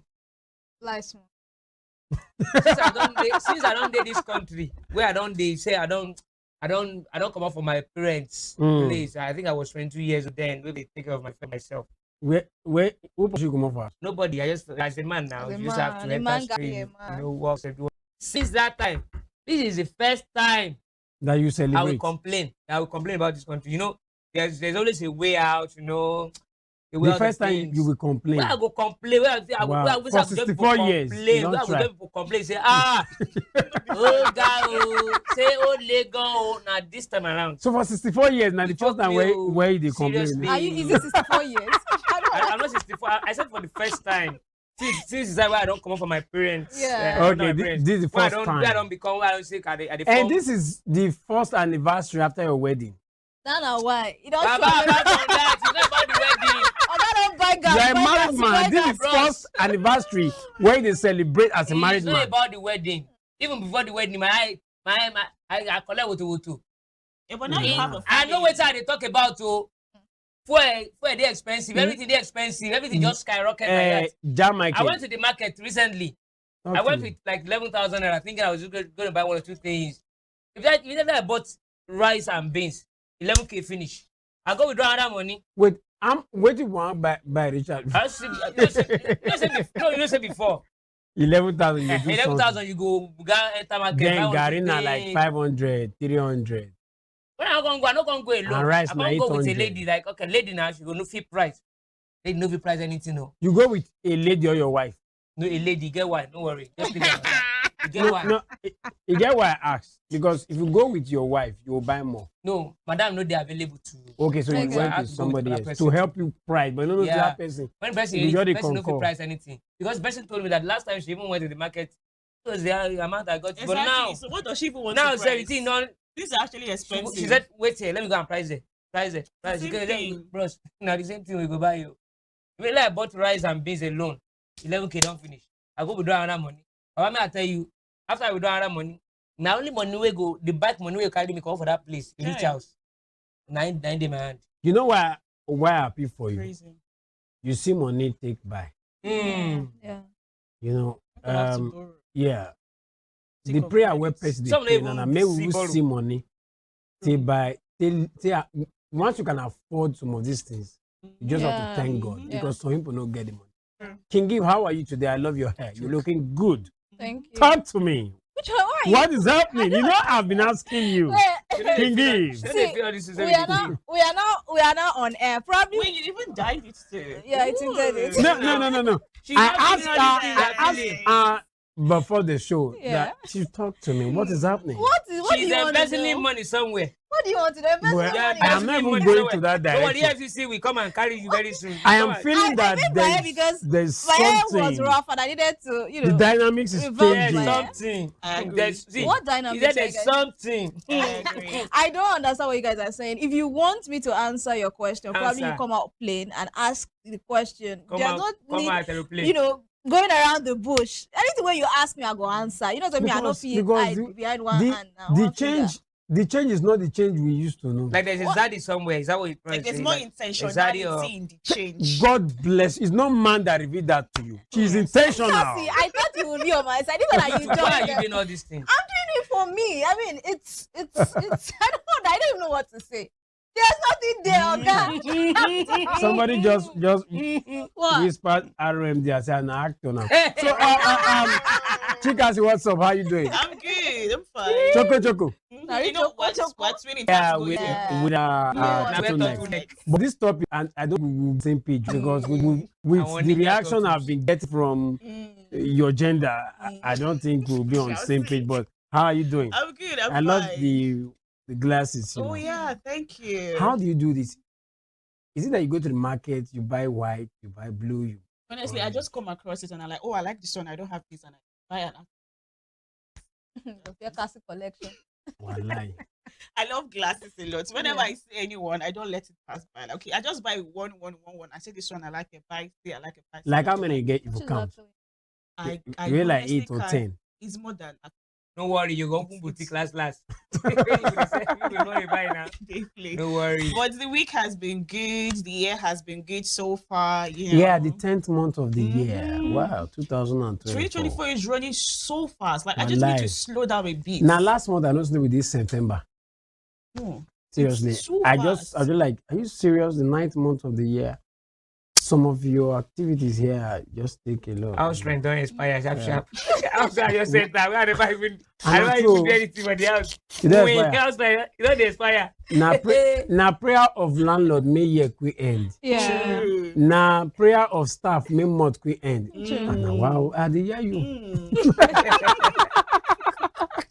It's all right. Welcome to the show. Jamaica, I know you're good. You're looking, I know good. The packaging. Now we they spend now, Yes. Now we they spend.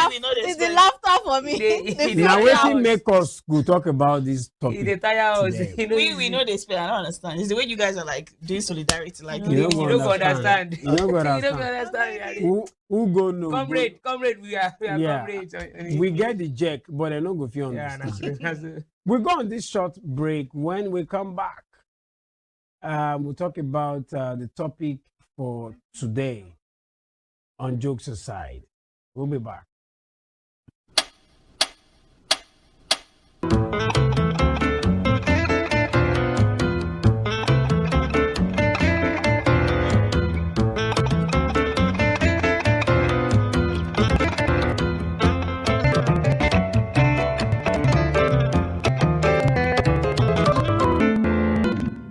Welcome back to the show. It is the show. Disclosure. Should a man disclose a salary to his wife, partially or fully? There's different angle we take this from. So many stories to talk about today. But let us go to the ladies. I know their responses already. But I'll just ask for asking sake. What will shock you? Cassie, not give me that eye. Don't look me like.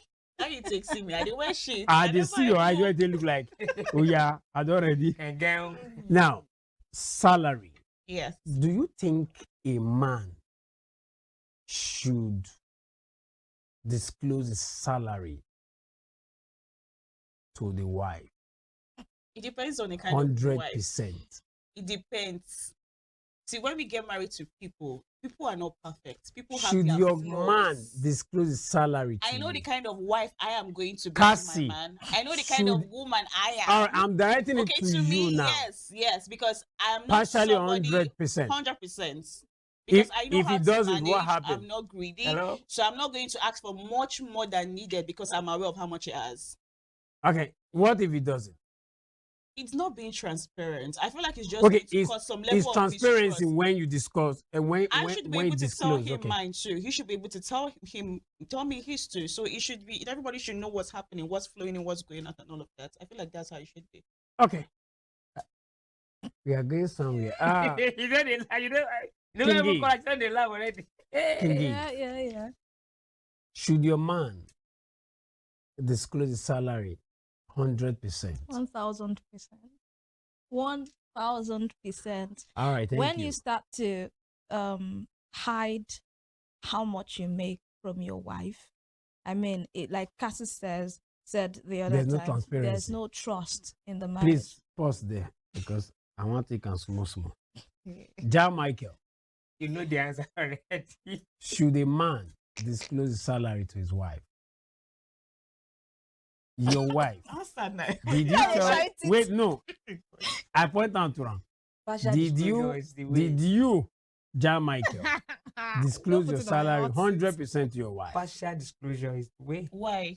That's what you did. That's what Why you're are doing. you asking me? You're not the jam. It's jam. No. Partial. Partial disclosure. That's the way. That's the like best way to like do it. how? How many percent? You may be watching this thing now. I'm not gonna calculate it.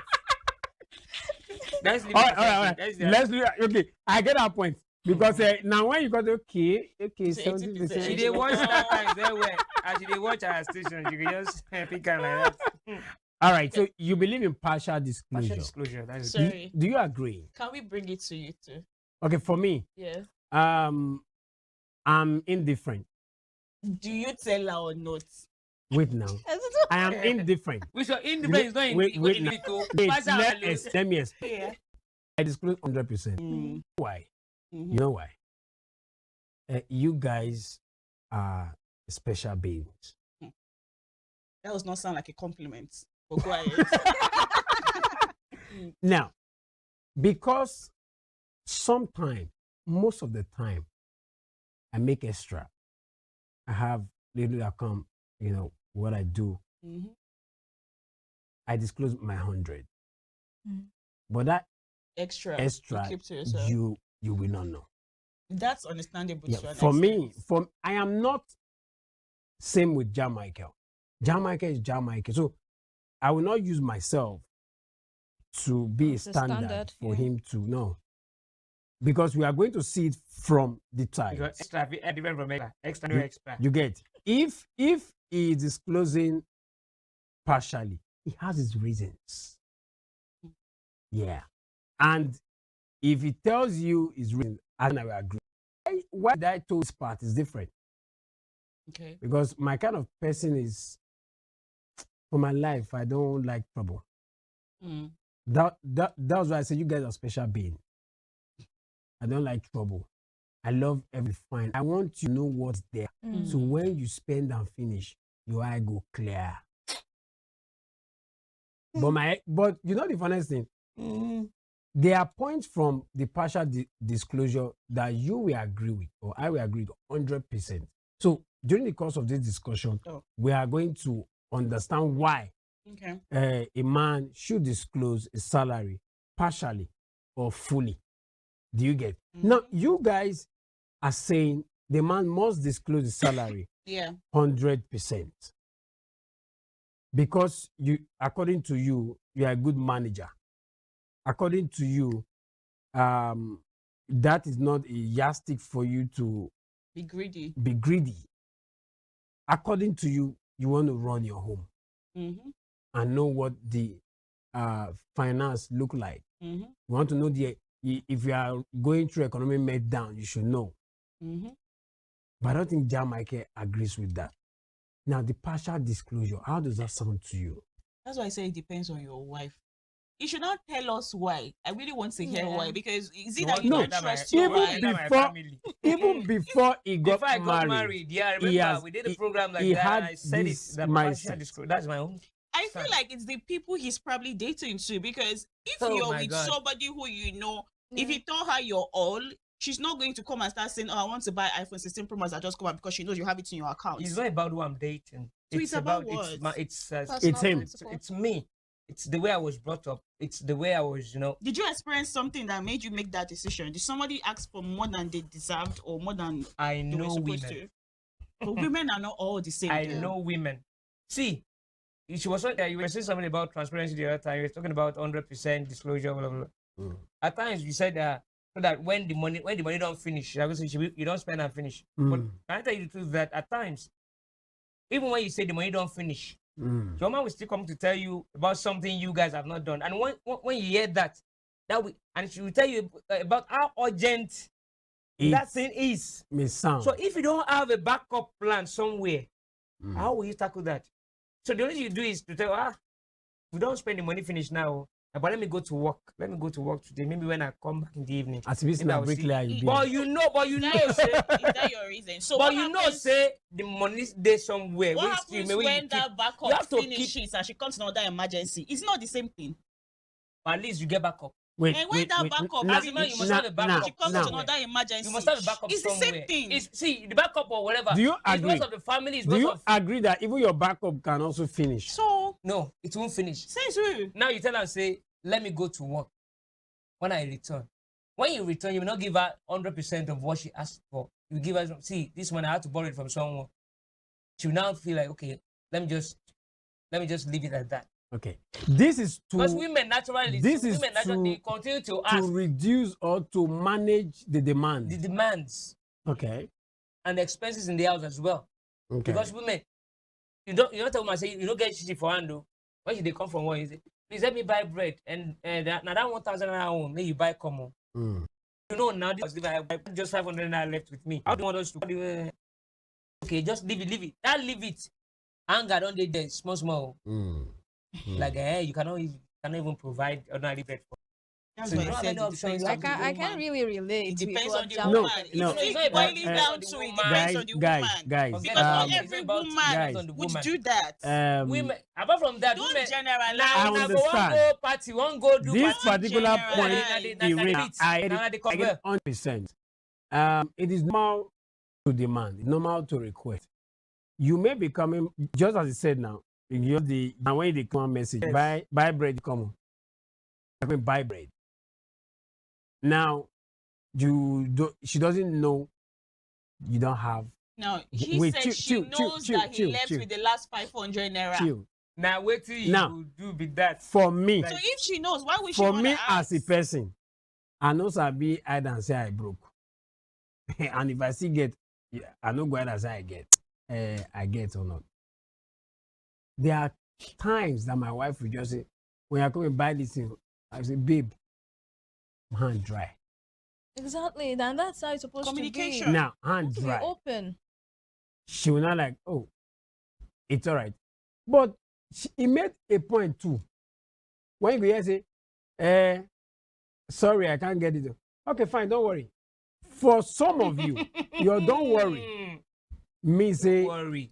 How much is this bread that man can 1,000 naira bread cannot even So buy for me. it is not. Thank God Like, you you said said- some of You know. you. And Bros, so make wait, your God bless hold that on. day. Everything Make boils your God down bless to you. May I the go come woman carry you, go you're Sabuke. with. Go drink 1 bottle of beer. And you don't say na 500 a day you want. You can't reach out. Your man can't smell beer. You say, see, you cannot even buy 1,000 bread. See, na beer you go drink so. Now, King Eve, Yeah. looking at the topic at hand, Mm-hmm. which do you prefer? Partial or full disclosure? Full disclosure. Even What because about- even I as a what, woman would disclose what about my those salary. that don't disclose at all? There are some men that will say, don't ask me my salary. See, it's what works for them, yeah. But in my own relationship, yeah, if I'm in a relationship with a guy, not relationship now, like we're Marriage. married, yeah, I expect you to disclose everything to What me. if he's of the opinion that, sorry, wanna my tell salary you. is my business? I think we would have had that discussion. It's one of the conversations. Wait. His would have- salary is his business. Yo, Is it, wait, yes. is his business. But he will take care of you. Okay. When you ask, you will be given. Okay. But what is earning? I don't think a man is under compulsion. They must tell you. That compulsion is too Not strong. compulsion. Wait He's now. under obligation. I don't really. think a man is morally is, right for him to disclose. Morally right. is under compulsion And we are not using the to word say, compulsion. this is what I am receiving. Only saying Now, it's the right the thing man to do. can decide not to disclose his salary. Yes.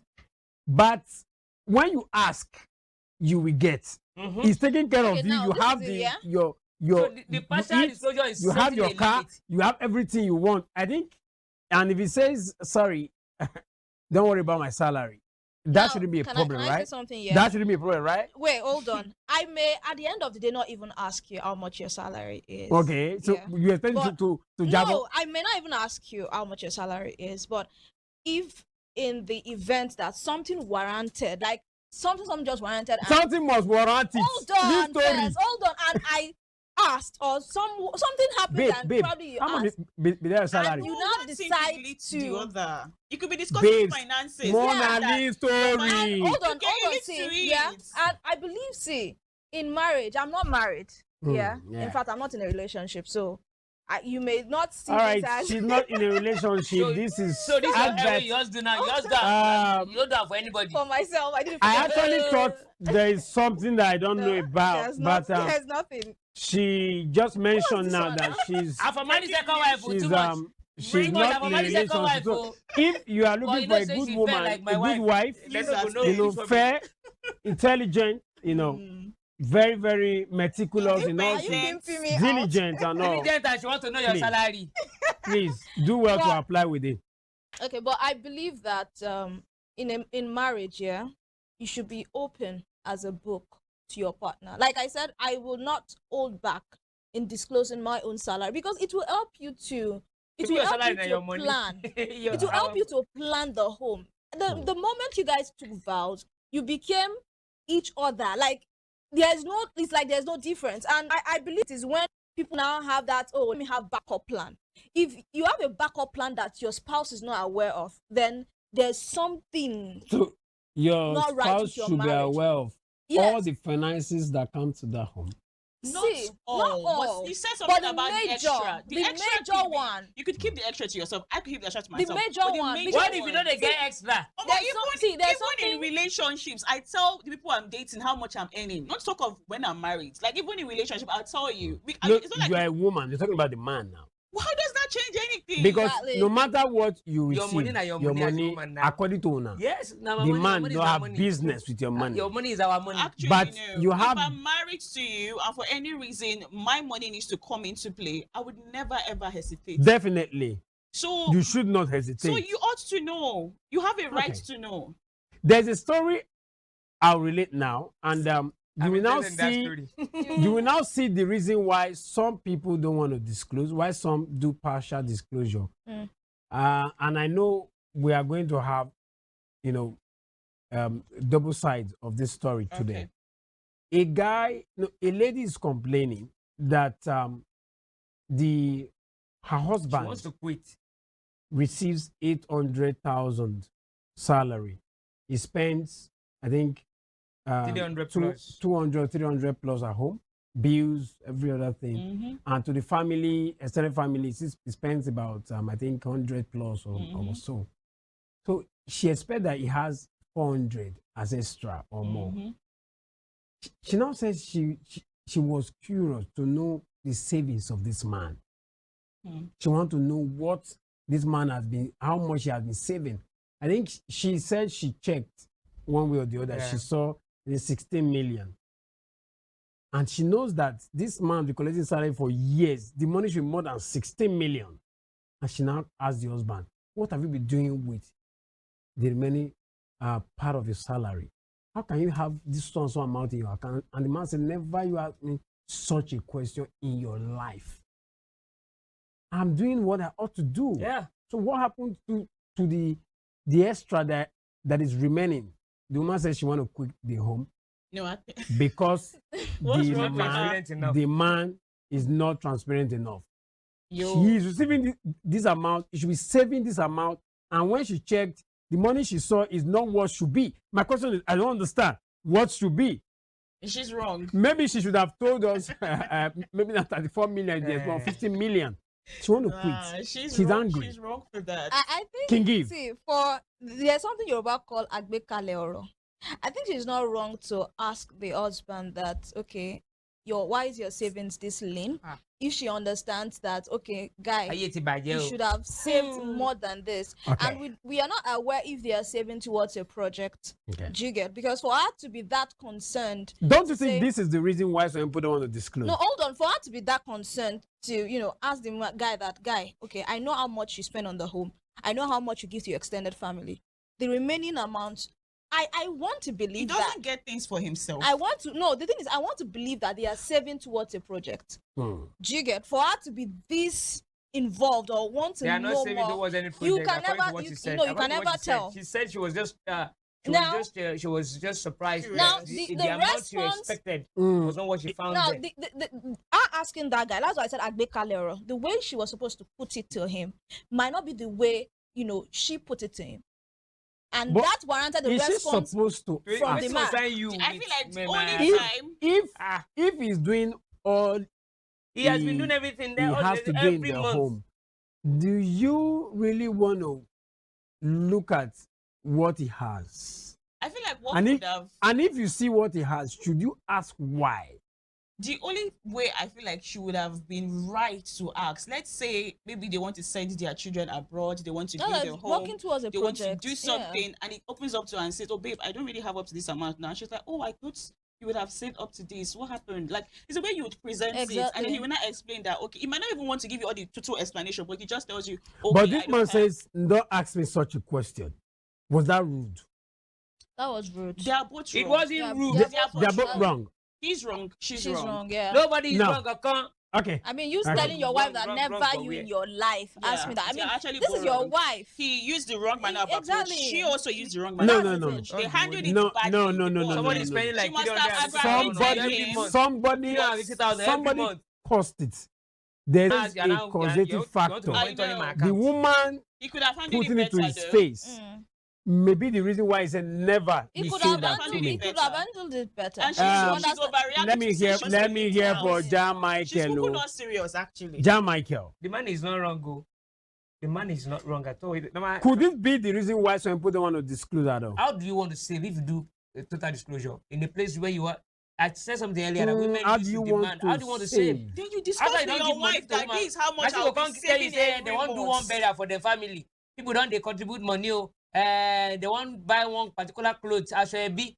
If she no buy, not only your Now, wife do no you go buy. believe that you can actually sit down and talk about how much you'll be saving with the woman from your salary? But after you don't talk Babe, that one finish, this that is- woman will still come in my remind you own say house, you still. I know I'm where I talking grew about. up, Women will in still my- always come with one in or my two own things after family, you spent. My mom, See, my mom was the people one give their that wives helped my money dad every month manage his for upkeep. finance even more than him. Empty too My much. mom helped him People to give manage their his wives finance money better. for upkeep It every depends month. on who you marry. Does that stop them from coming again to come and ask again? It for one or depends two on who things? you're married to. After giving them money, give them, be giving your It wife really 100K every depends. month. That 100K, take this 100K for upkeep, family upkeep, take care of everything.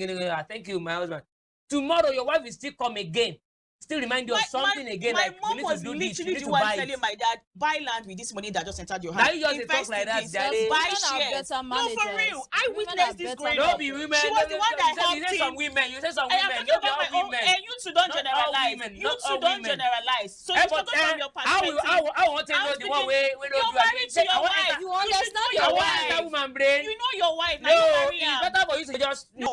put it to Listen, it. If everybody was going, she was giving So advice. you don't limit was the spending one like saying, that. let's invest in this. Let's buy. Now- Let's do that. There now, was transparency. You don't put a limit. For some women, Like, when you nah. tell them your salary, they may want to discuss how much are you saving, so that you know how much you guys are spending, right? Yeah. Some will want to say, okay, babe, if your salary is 100, why not save 20? Let's make do with 80. Yeah. But Jamaica is saying that there are some demand that may also come, even when you are done. See, with the there's a money formula that at hand. I We now heard bust from. into that There's a savings. formula that I heard from Steve Harvey of how you can, how Now can't couple go life again. can manage their Nigeria. finances. Okay. It says that you should divide your finances into 4, like individual, a wife, a husband. Now, out of that 4 division, 1 will go into the family upkeep, like whatever it is you need in the family and all of that. The second one will go into a joint savings for whatever it is we need for the family and all of that. The third will go as trust fund for the children, their education in the future, or whatever they need it for later on. And the fourth will be your own money. So You are doing this the Oyibo way. Now, Nigeria, now, how now. much will they collect a salary? How much will they collect a salary when they cut the body into 4? Yes, Me, I tell you, say, I go market now. I go market, I carry 11K go. I don't know that I don't take close to 30,000. Some people they low. I say, what are you saying? This is Nigeria. This is Nigeria that we are in. The people are collecting salary. Some people they collect 50,000 naira per month. Some people they collect 8,000 per month. They are saying 4. They are called 20. Let me do anything. that is planning, and it's not only Planning coming what? from the husband. In this country, Okay. where It's people both. say, Your people, status the first, man and the wife, you cut it into collect. 4. Jamaica, please. You cut it into 4. Okay. And I think it's actually wisdom. It's a wise planning. Because at the end of the day, you already have something for your children, saved up for your children. Now, You have they talk something Igbo life for saved some up we dey Africa. We dey Nigeria. You dey carry Igbo life for that.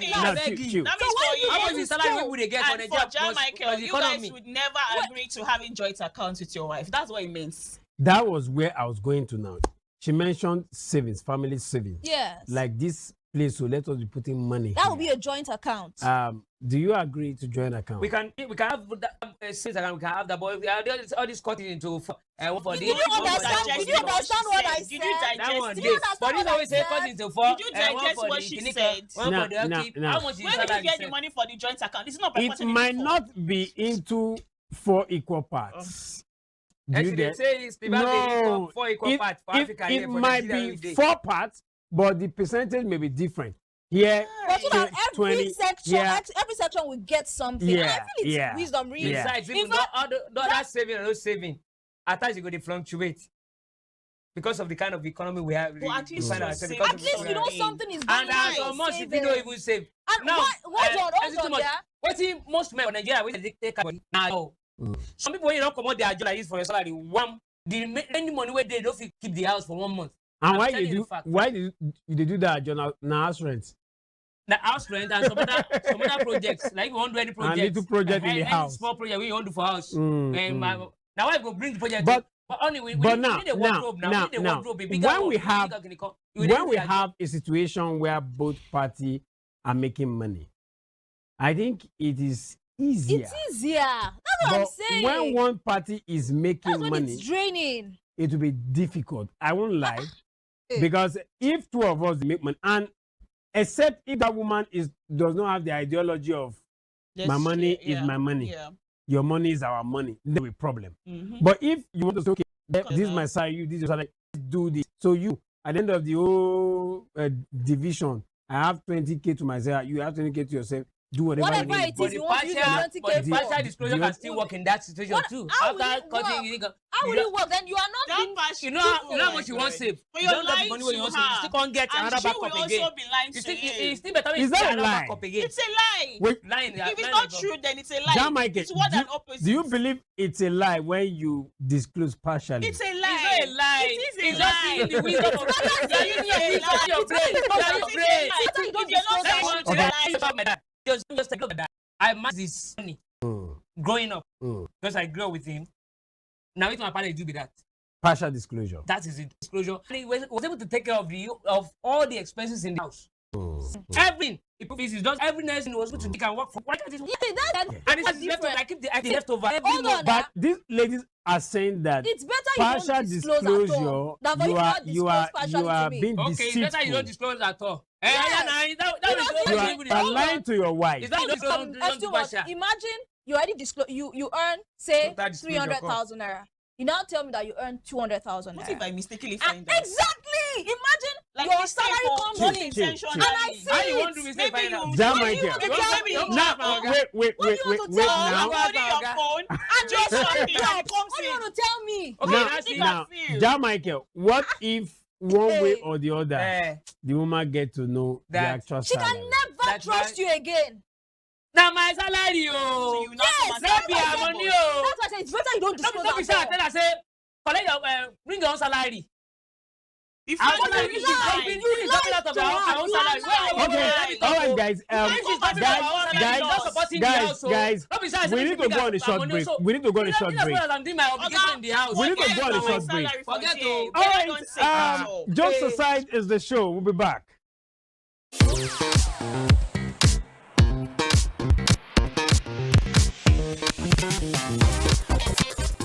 Sonia is the wild west, and with this television pulling out all the stuff to make sure don't free of the fun happenings around. Yup, we've got you covered because you've got all the best entertainment news from around the world.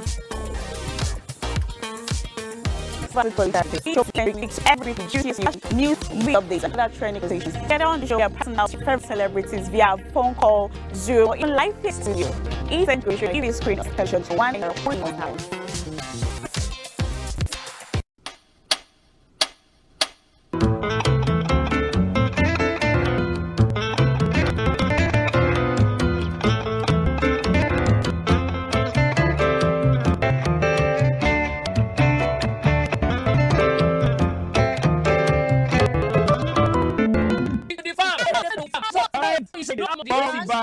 of the show, jokes aside, Western Spring Television, Channel 190. We are looking at the issue of salary disclosure. Should the man disclose his salary to the wife partially or fully? Now,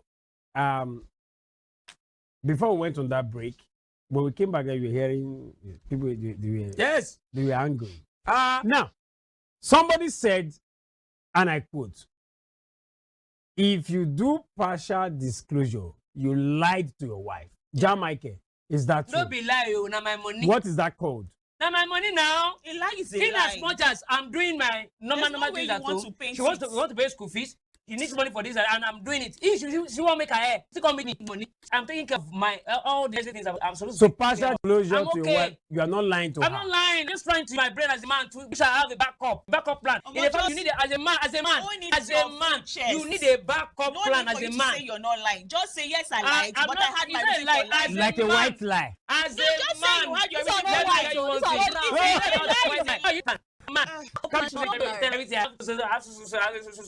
one of my uncles died recently. You know what he did before he died? He has 3 farms. He married 3 wives. He has 3 farms. He divided the farms into 3. He opened 3 accounts. None of the wives knew it. They didn't know until now he died. Only one family, the head of the family, was the one that knew. Was saving equal money into the things for 3 families.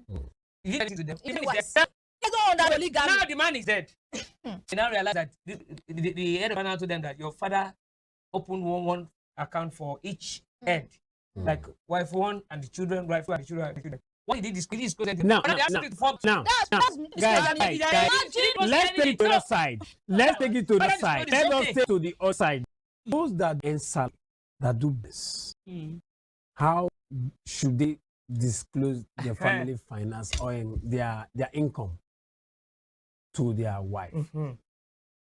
I think it will now be for those that do business. I'm interested because in this one. I know that not everybody receives salary. Yeah. Some are businessmen, you know. Some are MCs. Some are comedians and all, you know. The best thing as a Yeah. businessman is for you to pay yourself salary. If you're a real businessman, you pay yourself salary. And if you don't pay yourself salary, Okay, wait. Okay. Go and Chill. ask the economy. That they will tell you. If you really want to, if you really At the want end to of the advance, month, at the end of the month, this you what- pay yourself salary.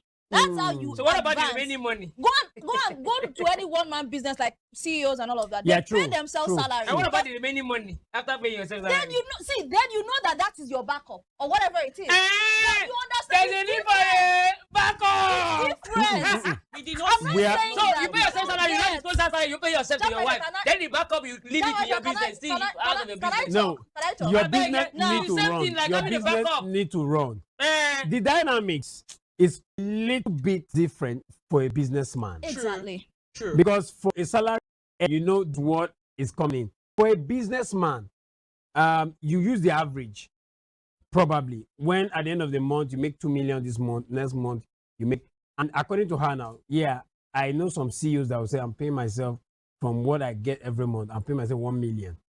So if it's more than 1 million, it's fine. So the business still month runs. they make, You let, now, how do you now the month they if make your 5 husband million. is a The businessman? month they make 5 million. He sells cars. He sells Yeah, cars. yeah. He's a realtor, right? Yeah. I know. Yeah. Not And every he makes money. businessman follows the economic advice by paying themselves salary. So it might not really work for every African family. But I feel like what would be beautiful about it is where you and your wife, you're actually best of friends. You do communicate. And you could be talking about what happened My during dear, the day. we made 1 2 million today. It's actually, and there are people who do There are that. people that do that. I wonder why I've it's seen that happen. Honey, There are people that their wives are even their accountants. Yeah. Some when bring their wife into the business. When I was growing up, They when- run it together. when my dad was here, my dad had a business.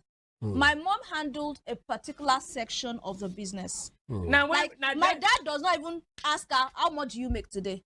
How much do you, because with that Okay, money, the particulars make their money. the some. particular, makes that money. She handles that particular section. My dad put her in charge of that particular section. My dad was just like the daddy. You want to destroy your wife. She handles majority of what's at home. She handles the feeding. She buys us clothes. The only thing my dad handles is school fees, house rent, the major bills. But when it comes to food and buying us clothes, my mom handles that. Well, that is so disclosed, it's, right? wait, hold on. Does it disclose? Hold on. Now, I do not know how they have, but I knew that my mom once said that my dad put her in that particular section and never asked her, oh, how much do you make today or not? Because he trusts her fully that, okay, with the money you're making from here, you can take care of yourself and the family. It means that the issue of allowance for your mom is gone because she believes that she's making enough to take care of her and the kids. So it has to do with trust, yeah. Exactly. It has to do with trust. And there are times that my dad would actually come to my mom and say, okay, this particular section, okay, we made this and this and this. What do you think we should, should we go into this other business? Should we go into that other business? They're making extra. The business is booming. So there was not like secrecy. There are times that the workers will bring the reports to my mom when my dad is not around to sign up because every day she has to sign up. Not that your dad will be shouting, don't take money, take it to the mom. So there is an openness there. Now this is that's aside the fact that she handles a particular section that my dad does not even poke nose or check. Now he just made a point. That is not the one finishing when a man knows the finance, what is coming in, that woman can plan the man's life. Do you believe that? Positively, yes. Use manipulate. And manipulating. Do you believe? It depends on the woman. I've always been saying this. It depends on the woman. It's just like it depends on who woman being. They don't get blade. They don't like money. These footballers that makes money. I think Ojon Igalo had an issue. I can't remember. Ojon Igalo. I think he's not with his wife anymore. I don't know. Some of these guys, they run into problems because the wife, in fact, you cannot hide your salary if you're a footballer. People know what the whole world know what you are earning. So what the woman is looking at, how to you may not have an idea. Now, if some men are being protective, do you think is I asked a question. Odd? I asked John Michael a question. I think it's before we came in back from that break that if you have a wife that she earns her own money, then she partially discloses to you that and later you now discover I earn 100,000 naira, and later on you discover that she earns 250,000 naira, and that 150,000 naira she was using it to build a house somewhere. I don't care about money. Wait, she was using it to build a house somewhere without your knowledge, and later on you got to realize or you got to find out that your wife was not earning 100,000 naira. She was earning 250,000 naira, keeping 150,000 naira to build a house somewhere. How would you feel? I don't care about money. How would you feel? No, don't tell me you don't care about. Support the family. How would you feel? Support the family. I don't care about she's what supporting she the family. But this question is kind of direct now. That how would you feel? That maybe one way or the other, she mentioned that her salary is 100. When I didn't ask. You didn't ask. My salary, and you now discover that is now 250. Because I didn't ask, it's nothing to me.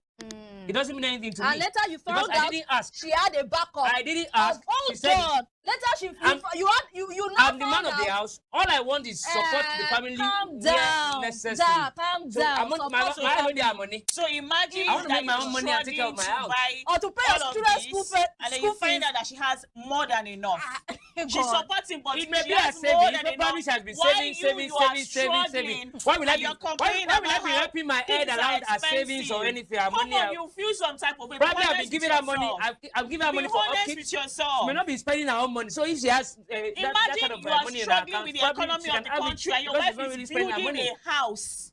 And you that is what is the only thing that is wrong. Is that not an backup plan? That is the only thing that is not an own backup plan? Now, you cannot do that in Africa. Why the men? You cannot do that in Africa. If you go to America, go to why the men are so particular about some of these things? Most of the time, the whole bills are on the men. They have to run the family. And whatever you have as a woman, and with your mentality, with the mentality we are seeing now, you support. You are not sharing 50-50. So whatever the man is thinking of, should I do this to be safe? Should I play safe? That's why you see lots of I landladies want us everywhere. to. It depends on you know, Alex, don't you think, even if they are married to Virgin Mary, some people still feel a woman is a woman? Yes, now people can You change. believe People that? can change. People can be guys at any There are time. some People can men be who manipulative don't at any even know how time. to manage their finances. People can It's sleep. women that help Most them out. men don't even know how Bros, to handle money. for this our country, you get woman when we minister, I no go mention name. But you give women the chance. When women are siphoning the money, they're investing women the chance. When they get the money, what's happen? I'm so sure like that. You're going to buy 250 million. But I say, I join this last son. Compared to that of men that have done When that. you see money, money can change your that soul. one. When you never get money, when you never get money, when you ask for money, you go talk to some people with power and money, and you see. I'm super shocked. No. Do you know why I'm shocked? Don't be shocked. No, do you know why I'm shocked? Try people with Do you power and know- money. Do you know You go the see. numerous men that have embezzled more than what this woman has embezzled? But so because because she's woman, she's too sold to embezzle money. There's your mother. This is Women are your mothers. no. We never do that. We are better managers. We never do. We never do this. Don't I give know up. they came in. They steal badly. They steal like mad. You know, You're Jamaica painting a picture like as a woman. If you're a woman, he doesn't you know won't how to see. see You won't do something this. You won't do that. and remove from it. He likes to just generalize. Okay, guys, it's been Humans are humans. very, People can very change. If you see interesting. money, you fit change. All this money they tell you see correct I money. mentioned this. I mentioned this. Money gonna change you. My mom Today's is not episode changed. is going to be very interesting. Hello, guys. Hello, guys. Hello, guys. It's okay. It's okay. It's okay. It's okay. We need to run. Today you go chop money like We need to run. Thank you so very much. I appreciate. I appreciate Dr. Chelsea. I appreciate King Giz, Ja Michael. Thank you, my It's brother. been When very I interesting. give you. Jokes aside, When I is like the give you a show prize. Western Spring Television, channel 190. You can get past episode of this Give show up, give away, on away. our YouTube page, Western Spring Television. You can also follow our social media platform, Western Spring Television. Thank you so very much. Thank you. A lot has been said today, and I celebrate you guys. Thank you very much. Thank you. Ja Michael, King Giz. Back up, plan. Next week will be another time. Every Tuesday is the day for this show. 8 p.m. is the time. Thank you so very much. I'm gonna take it easy. Let's take a video.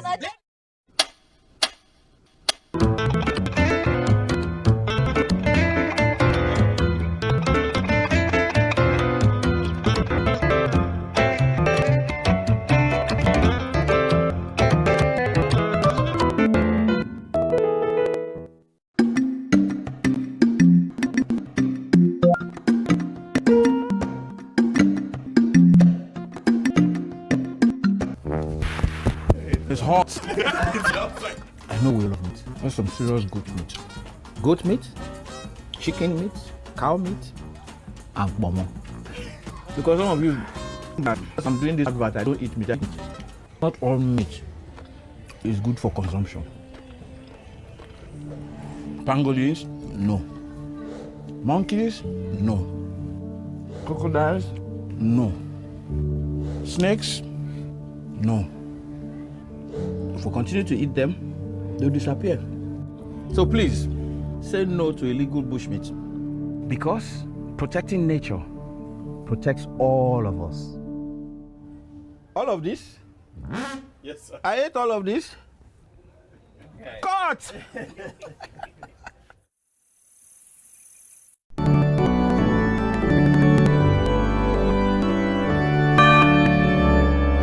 Here are 5 amazing fun facts I bet you never knew about Christianity. Number 1, there are over 2.4 billion Christians. Number 2, the Bible is one of the best-selling books of all time, with more than 100 million copies sold every year. Most Christians believe in heaven. The Bible is the most translated book in the world, with 1,000 languages. Amazing fun fact number 5. Most Christians throw science out of the window without realizing that most scientists are Christians. Hello, I am Pastor Steve Akinwumi. And I am Dr. Adeoye Oyewole. Join us as we highlight and discuss day-to-day issues pertaining to the day-to-day living of every Christian. Issues in Christendom shows every Sunday on Western Spring Television, channel 190, only on StarTimes.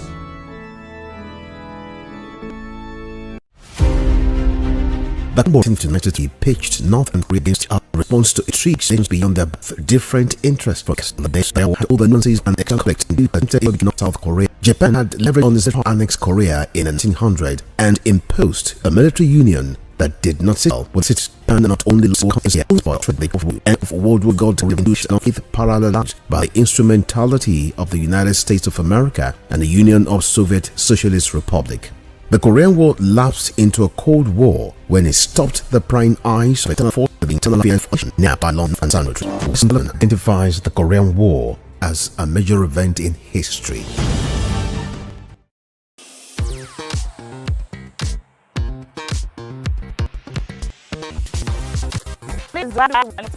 All this make sure you set up every different hands around you. Yup, we've got you covered because your girl got all the juiciest tidbits and entertainment news from around the world. Cross over the chocolate option. Don't need to into every bit of the juicy news, fashion, movie, of the other trend conversation. Together, we'll get past out with your favorite celebrities via phone call, or even like here in this day. Each exhibition, TV screen, Western Television can own on that time. We all want to do our best to win for our team.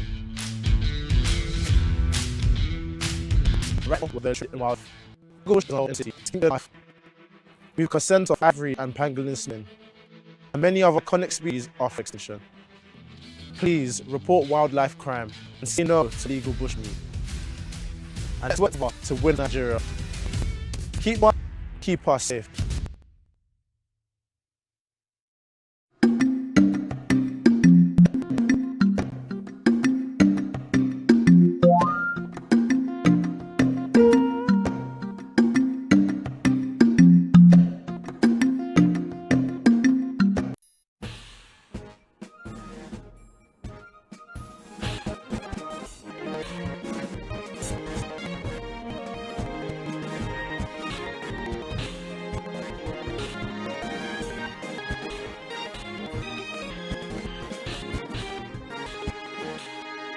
Western Spring Television. Ours it is.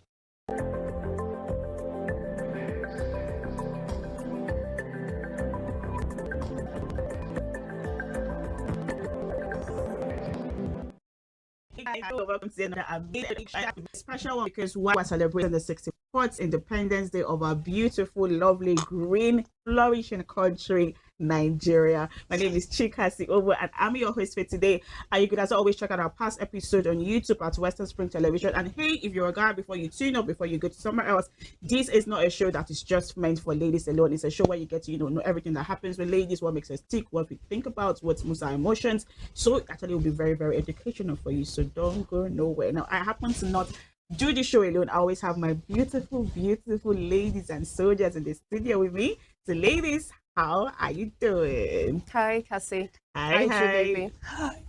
You are just your coolly greeting. Livana, how you doing though? How, we celebrated independence recently. How has the vibe been? Have you been hopeful? Have you been reflecting? Or the things we've achieved for the past 64 years as a country? How has that whole scenario been for you? In honestly speaking. Okay, good. Speak your mind. Okay, thank you very much. Facebook reminded me of a post that I made 12 years ago. Where I wrote on that post, I said, we are celebrating independence again. Don't you know that every independence that we celebrate comes with so much trouble? I said, welcome to another trouble. I posted that in 12 years ago. And I still reposted it again. You know, see every independence that we do in this country, it comes with a truckload of his water. So Nigeria will be great though. Not me that's not, it's not be great though. See me, I come the altar.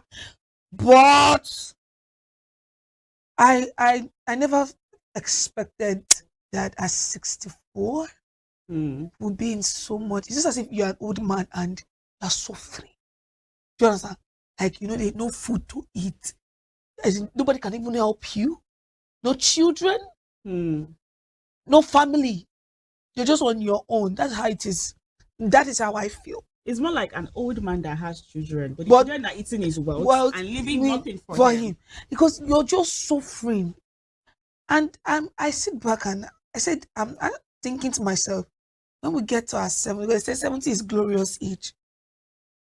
Would it be glorious? Or would it hope so, though.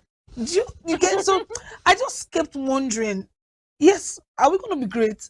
I pray and I wish that even my kids would see the greatness, even if I don't see it, at least we are great. But it's sad. Let me not lie.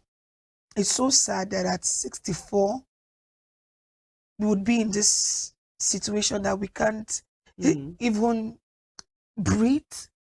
You know, the Bible says when they say there's a casting out, say there's a lifting up. Yeah. But in Nigeria, as a country, not as a person right now, not sure we are lifting up anything. It's just individuals that are lifting up their heads above the situation. But as a country, okay, you know, you're really putting it down on now, but everybody's feeling so depressed. Like, hey, are we going to get better? No, so I think I'm going to move to Toby. Then we'll come back to you. Let's talk about some good things that Nigeria has achieved so far. Toby, what is the good thing? No, don't worry. Calm down. I'm even trying to rack my brain. I can't even pick one. You are patriotic, Abi. Okay. Okay. So like maybe the bad. Even football, we know this. I mean, in music, we definitely have done a lot. You know, okay, I think for music, yes. Okay. So we stand out. Toby Lola. Good patriotic It's citizen. so great to have you on the show today. You're looking really good. I love the hair, the jeans, the Thank shoes, you so the much. top. And you also look like Yemi Alade, like someone said behind the scene. Cassie rocks it anything. The African lady. How have you been? How's your week been? Very How did you well. celebrate the independence? Celebrate. Yeah, to celebrate. Well, not to make emphasis on what she said, because she already said the main thing. There is nothing to celebrate, but we hope one day, like she said, when we reach 70 years, we'll have something to celebrate. Even if we cannot, we hope our children would have a better place to live in. But yes, so personally, I would say that I thank God for growth. Even though Nigeria is doing its own, but personally, I think I'm moving, I'm seeing changes. That's the prayer. But we also want a support from a country that understands, that's willing to help you support your dreams. But regardless, you know, a lot of people try to blame the government and use that as an excuse to misbehave. True. You know what? Talk to yourself personally. Do what is best for you. Sure. Even if the country is not, you know, they are doing going back and forth. Just try to be better. We have a lot of people who are not going through anything. They're in Nigeria, but they are not suffering. Sure. So why don't you want to be one of them? So let Nigeria do its own, do your own, and let everybody live. That's the most important thing. Motivational. So now let's reflect on some of the things that we've achieved so far in the country. I mean, it shouldn't be too hard for us to come up with one or two things. Yeah, okay. Let me ask Toby then. Okay. I made my first million when I was 12 years old. Are you Meaning there is really nothing. Like I said, personally, growth, education, career, relationship, or anything else. Nigeria. Oh, do you have a Jeep? Nigeria. See! Reflect, even if it's one thing. Yes, okay. Nigeria are good for me. At least I find my husband for inside Nigeria. And she is good. But the thing is, Nigeria has made me stronger. That's one thing I know. I think it has even made every citizen stronger. Because you can survive practically anywhere in this world. True. If you're in Nigeria. Very true. You can. That's why you see when we move outside of the country, we are doing great. Because under the harsh weather, the harsh conditions, we thrive. So imagine we're in a country where the conditions are not that hard like us. That's why you go abroad and you see the way they're employing us in tech, employing us in. So I think Nigeria has made us see that as a Nigerian, like you can actually survive and do good for you. You know, I tell people, this country can either make you or mar you. I always say it.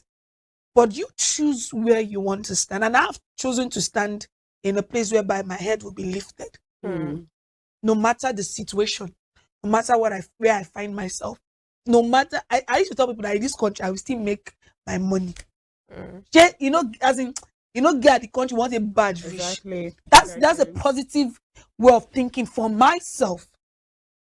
Because I keep saying, if everybody traveled Japa, who would remain? So we that are still saying, okay, want to remain small, we're making our money and be remaining. I was listening to Funke and she said she's not jackpotting anywhere because this country has made her billions. True. And I'm like, say she's not going. She said, if anybody want to travel, see this country.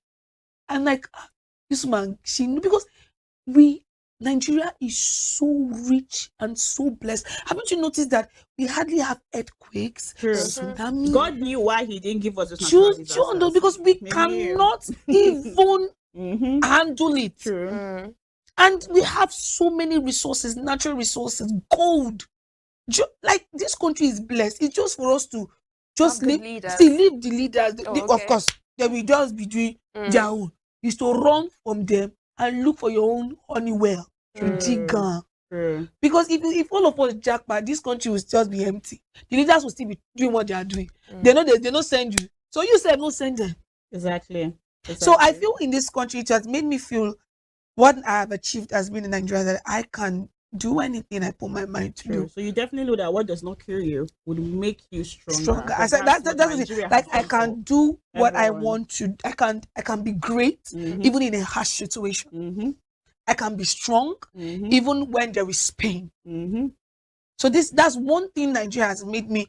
I can be happy even when the world is sad. Even when the country, so I can choose for myself the atmosphere I want to live in. Oh, that's beautiful. So I hope you guys are motivated out there. It doesn't matter what the country, is showing you right now. If it's Shege, if it's Shege Banza, whichever way, you have to choose your atmosphere. Make that conscious decision that you're going to be able to flourish in this country no matter what. Now we're going to a quick break, and when we come back, I have something to discuss, so don't go nowhere.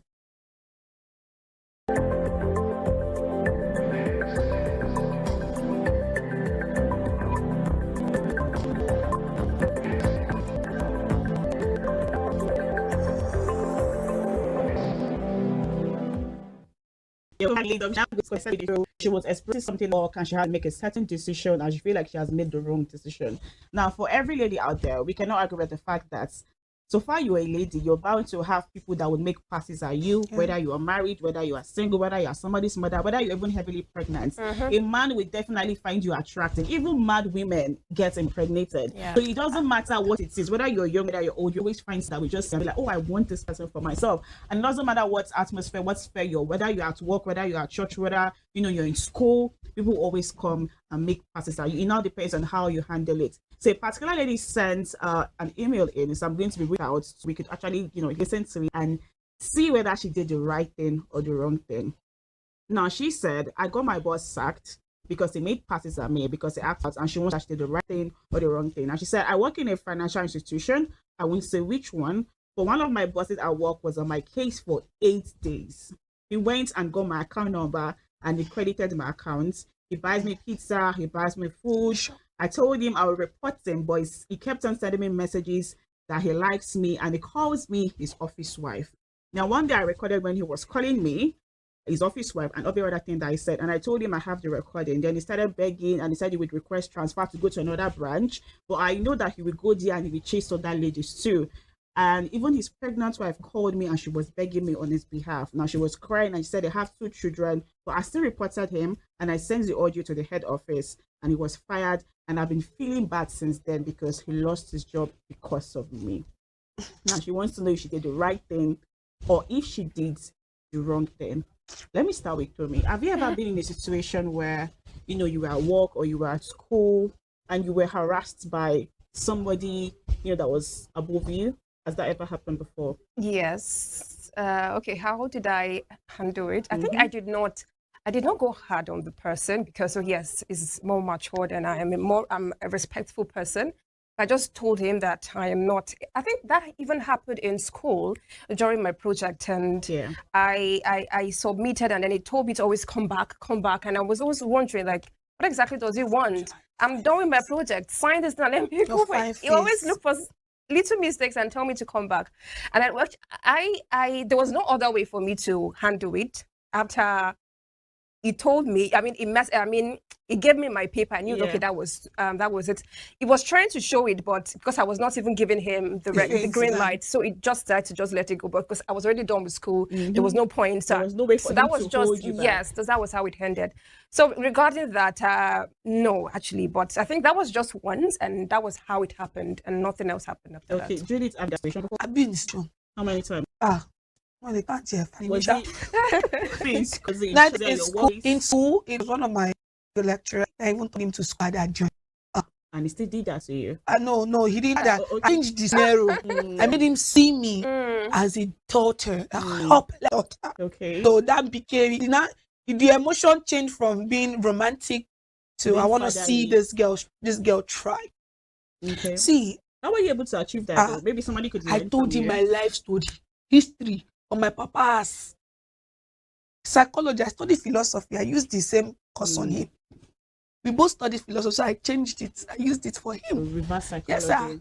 And that's what I did. So I told him history from my father's house to my mother's house.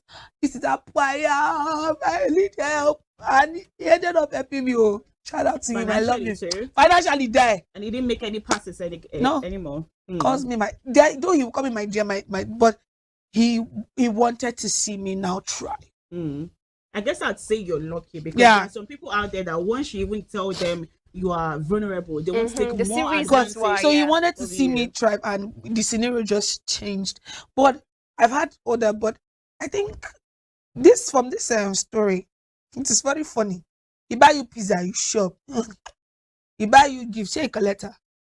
The thing is, no, answer, wait. He got her account number, not through her. But okay, the pizza where they buy for office. He was giving her food. And she was eating. I guess she felt there's no harm in collecting gifts. God, there's really no harm in collecting Do you not collect gifts from people who come to check? You know whether you're not going to date them. But see, when I used to collect this gift, Cassie, I used to tell them, me, I don't friend you. She told him to. But because if you are so strong, maybe see how strong she is now. She was so strong, I've not collected any of it. So you've never had a situation when you go to date somebody. People know me this show now. So you I will chop your. So are you going to fault her for collecting? No, I'm saying how strong and so ethical that she is. She shouldn't even have collected gifts. None of it. He gives you pizza, you return the pizza. If he gives you money, you transfer money, you transfer it back. Yes, but for me, I will collect it and eat it. I'm just saying for how people know me on this show.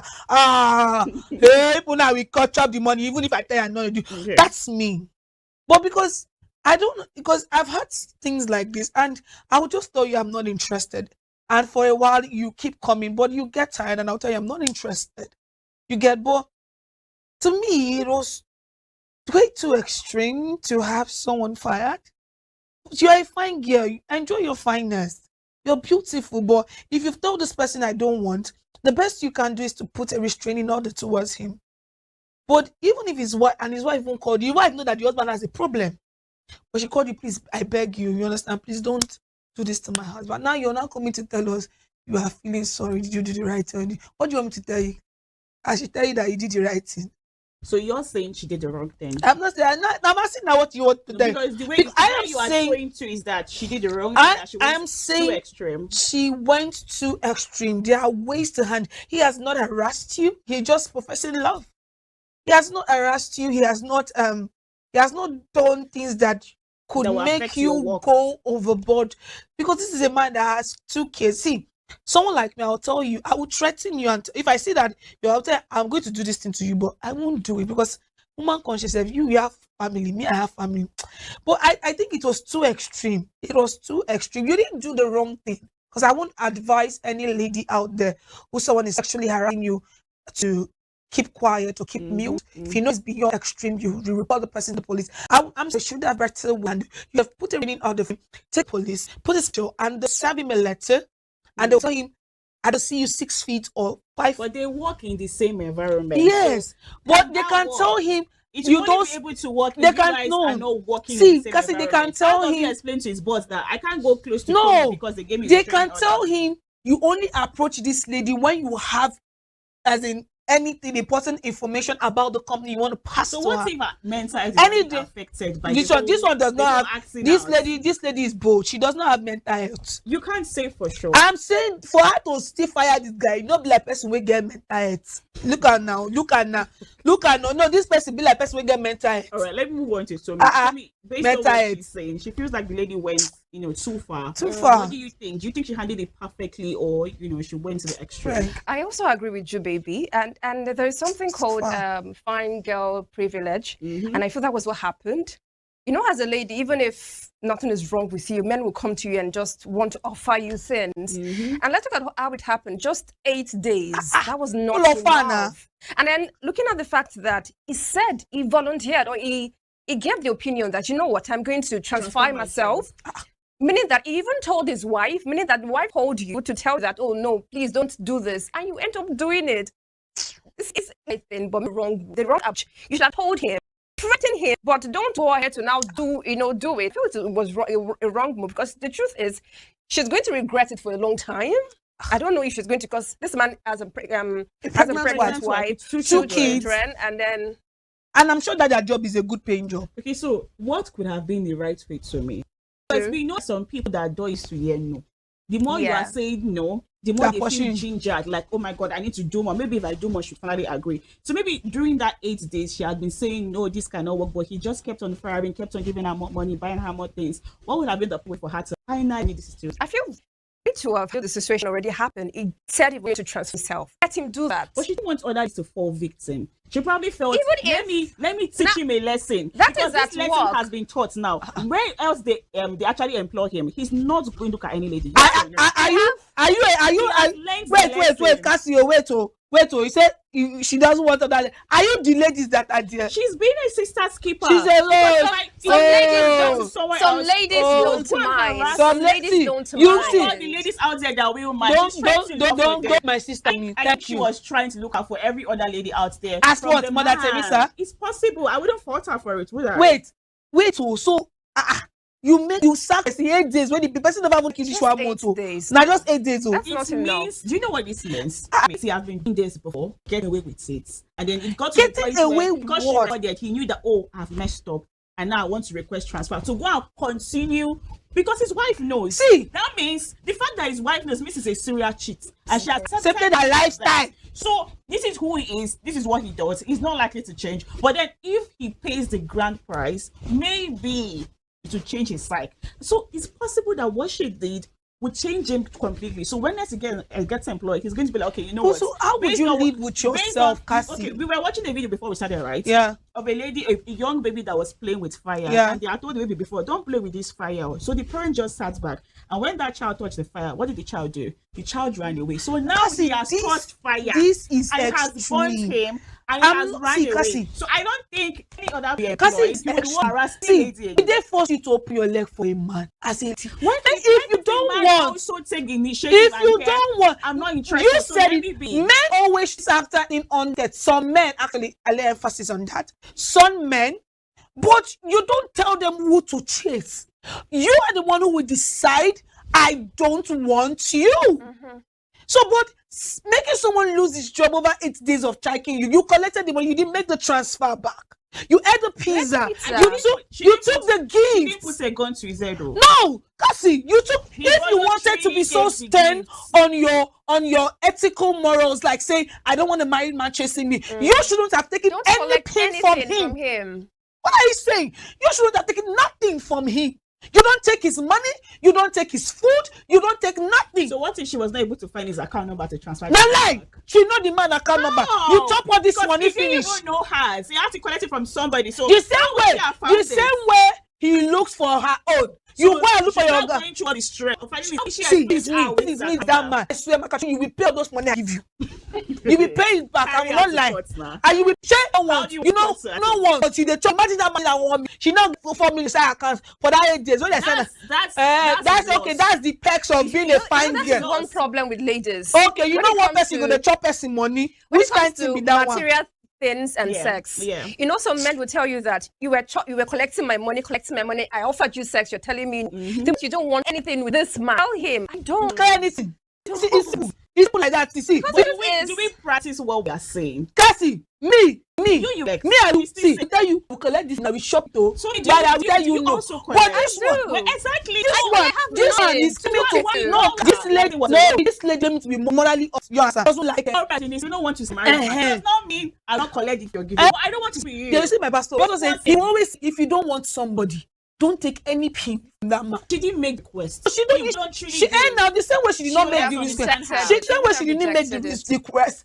When he gives her, she will read back. Me pizza. I tell you, I'm not interested. But take your that pizza shock out there because I'm not saying she didn't do the right thing because I don't want her to feel that she didn't. But I'm saying there are better ways to handle the situation. I know some men can go overboard just to cheat, just to commit adultery. But I'm saying because of the kids, because of the family, because of the home. So now you're trying to understand a cheating man's. No, I'm not understanding a cheating man. I am saying it was too extreme. I'm not pitying me. See, I have no issue with the man. I don't care about him because I am thinking about the home. For him. I'm thinking about the home. The home, because this man looks like the breadwinner. I hope he has the bakery. It's possible he has to sleep with other colleagues too. Probably with her protection. Now don't they have mouths? Don't wait. Is she fighting the battle? He's fighting the battle. For him to learn his lesson. The wife first call, he said, I beg auntie, no. Because she has no choice. You see the thing, she get no choice because she got no choice. Well, I'm sure she would want a partner who is faithful. She wants a partner and a partner who is faithful and broke. I cannot take care of two families. Nobody wants cheating partner. Nobody wants it. But the woman has called you and begged you like woman to woman. Enough. I feel that was enough. See, she called you, begged you, say, please. I know that my husband. Yes. And my husband is a foolish man. Let it go. My husband is a foolish man. Let me move over to Tommy. Can we accept the fact that it's possible that she experienced some akin to this before, and then when he's harassed, molested her? I know it has stayed in her head and affected her mentally. Can we look at that line of thought? Okay, that's another angle, Joe. That she's already dealing with some trauma from the past. Okay. It's possible. And then this person comes and then brings it again and just digs up that trauma. And within 8 days, she's, thinking about anytime she sees him, her mental health is, being collapsing or whichever yeah, one. Firstly, I feel she needs therapy, if that is the case. Therapy, because she's do that. If you're trying to use that today is the wrong a lot of men will come to you and tell you, oh, fine girl. Fine lady, you look good today. You do this. There's some ladies that even get offended with the fact that a guy tells you you smell nice. Will you not sack me because I told you smell nice? That one is different. I'm just saying that some people would do some things. Let's assume he was single. Maybe she would have not taken it to the extreme. Yes, now. But it's possible someone that was she will see him as a good man. Had probably maybe raped her in the past or molested her or harassed her or did something terrible to her, and she just has it out for married men who cannot keep their thing in between their legs. And so this one, she said, you know what? You're going to face the punishments. Because I'm not saying she face did the beat of the drum, so that next time you won't do this again. So why can we not see it from that angle? That I am not saying this. Cassie, listen. I am not saying it's a lesson learned. See, because I'm not saying this lady did wrong. I'm just saying there is a way to manage the situation. Because that there are some men. Judith. We understand. We've met men in this life. Yes. There are some men that know to them means because nothing. this man said I was going to transfer. Let him. He says, "Is you're fighting for your own safety. You're fighting for your own safety. You're fighting for your own sanity." And this man said, "Okay, fine. I'll be out of your hair." I remember there was a time that something called Me Too was trending. A situation where people were speaking up because they had been started to work, and one person decided to speak up. He was able to save, a couple of other people too. So maybe this is her trying to save some other people from being harassed by him. So wait, Cassie, he said I will transfer. And you would tell him, because there is a threat. There is an audio. There is an audio. She will use it again. So how will tell you know him? if he's doing She knows. She knows. Look for stuff. He's going to be coded. Cassie, she will tell him I had a wind that the same thing that happened here happened in. And you think that's supposed to stop a man who cheats? Yes, that's why he wanted to transfer in the first place. Because that was why he wanted to transfer because of the audio she had of him. Okay, so what happens if the person that he meets next is not bold enough to even speak up for her to get the person that he meets next is not bold enough to speak up to get the wind of it? No, because some people actually are very feeble. Once you come to them and they just because I want to be on this man's matter, or because I want this man to be sane or to be pure. I would get to know where he was transferred to and get a person there. So I will not make it my own agenda. Shana, you are living ahead now. collect all the Yes. number of all the ladies. Not that all work the there ladies, one and tell person. them, this man, no. Oh, pata He's a pata. harasser. Pata pata. If he harasses Preach you, to the call man. me. Preach him. Does that always work? Preach him. Does Pray that for always him. work though? Pray for really? We're now doing the pray. Pray for him now. Really? Why can't you pray for him? The wife, how many prayer points has she done? And That did their not own, change you the join man? forces with that. But all I'm saying is that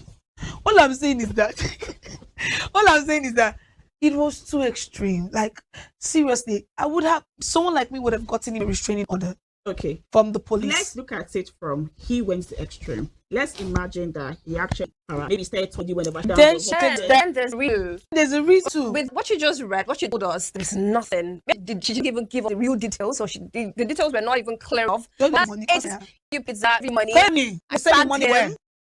I said the money well. I feel so harm her. Can't see too lenient, man. Nobody said it's wrong. It's right for a lady. There should be for a man who's what a man who has a wife. I'm saying she has to because she don't have money or insecure my kids. So her husband is See, someone like me. So she's begging on his behalf. But the man should not even be I've sitting in said this it. place. I'm saying that was too extreme. Why? Because I would have gone to the police. I would have gone to the security and put a restraining order. Cassie, is it to anyways? Let's no. How do you want to get know the restraining reason. order? Yes. Your one The restraining order doesn't. The thing with this, you don't harass woman. Wait, you hold don't. on, no. You want to go to police. Wait, the police that's not seeing me. So it's any order. I know it's not because they be asking touching. No, it's anyhow.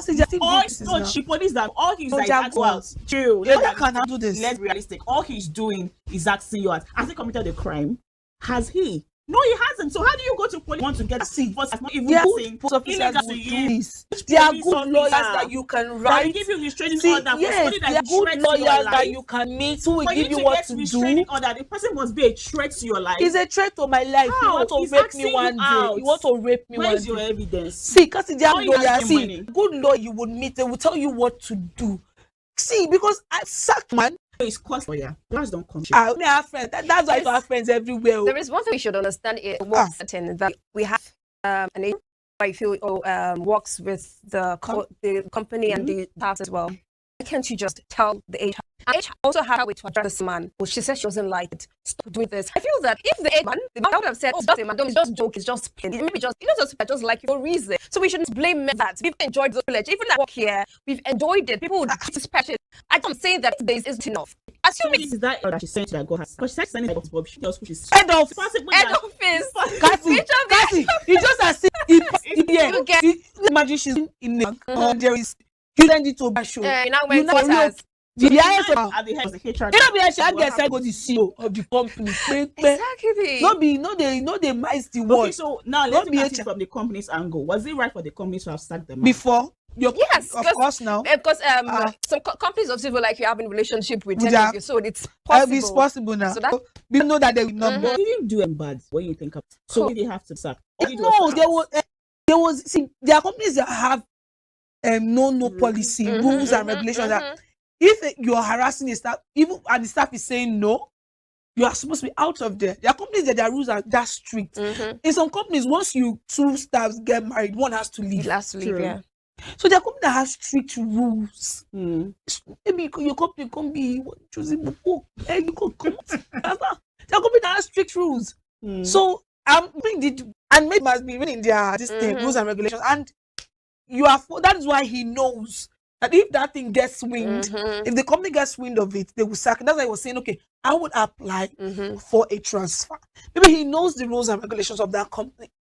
That same rule also applies to another company, the next branch too. So I'm going to stand on the fact that he needed to learn a lesson. So he needed to be burnt a bit. Okay. So now they don't burn and finish. For real. How did they say to you? How would that guy that like let your head right? So that lady now. How can you why she act less now? How can you marry and be your pregnant wife? So it seems you now with her pressure infected. Carry back your wife. So why is she inside? The baby inside your wife that you have. So come on. So what feelings are careless because she has a conscience. You see that yourself, be a person. I'm too bad for it. It was the right thing to do. Because I'm not saying it was the wrong thing. I'm saying there are ways. Because I feel in this kind of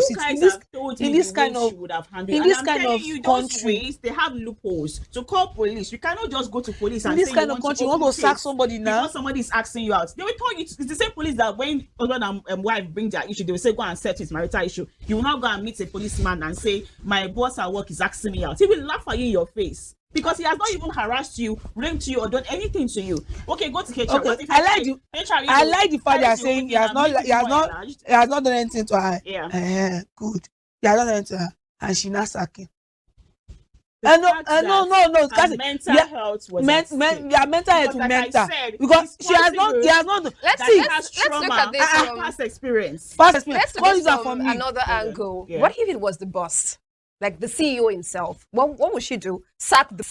What would do? You can't. We can now thank God that he's not the boss. You tell Because what? Let's thank God he's not the boss. Because if he happened to be boss, I think she would have had it if she could. Thankfully, he's not. So she actually had somebody to go to. So she took all this money for 8 days, took all the food for 8 days. Then How much is even the money? I think right now she needs to return everything, both the pizza, the money. Yes, now. Return it. Because he needs to feed his family. You have sacked him now. Have you not sacked him? No, because I'm saying the extra punishment for what he did. So he deserves Okay. to lose the money. Everything that he invested in her, he deserves to I'm lose saying it. if you want to be strong in your rules, in your views, be strong to the end. Honestly. So that when you are sacking, you stand and say, I took nothing from this man. Okay. I took nothing. You know what? You've been asked out by a married man before. Before? And you knew deep inside you that you are never going to do anything. Yes, with him. Yes or no? I still chop the money. You've been asked, no, wait. You've been asked out by a married man before.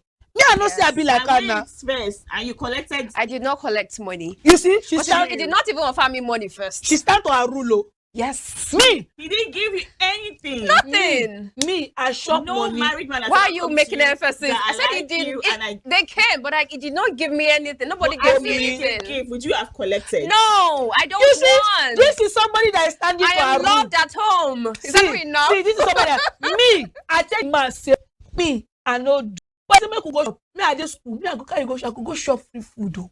You don't get what you want to do me. If you say you want to help my career, you want to help me in school. You want to. I will collect the money. Now imagine this married man. You've collected things from him and you've said no to him, and God forbid one of those days he harasses you. You know, God forbid, because you've been accepting, of course. As Now, I used to see them in because public, you are giving him. You are Kakati. giving him. Kakati. Your red light is not strong. Actually, my you red are light- saying you don't want to do, but you're collecting something I'm chopping. from I'm him. student. I'm chopping So now. in a way, he's still believing that you might still say yes. They just That's say- how men they- work. they- So they- let's that kind thing. let's See, just have this. This is what they call local scam. That kind thing. You know they meet am for many public. ladies have tried to be like, okay, I'm smart. I will collect money and run, but then unfortunately for them, they fell into the trap. And I don't go the trap. Me, I know they go So where. what if Now God only where forbid- would they shop? What Nah, if God and I forbid, dey- okay, I dey let's say you are smart enough. Let's say God forbid somebody else tried to play the same game with you and she fell to his trap and got raped. Go tell you How will sorry. she explain?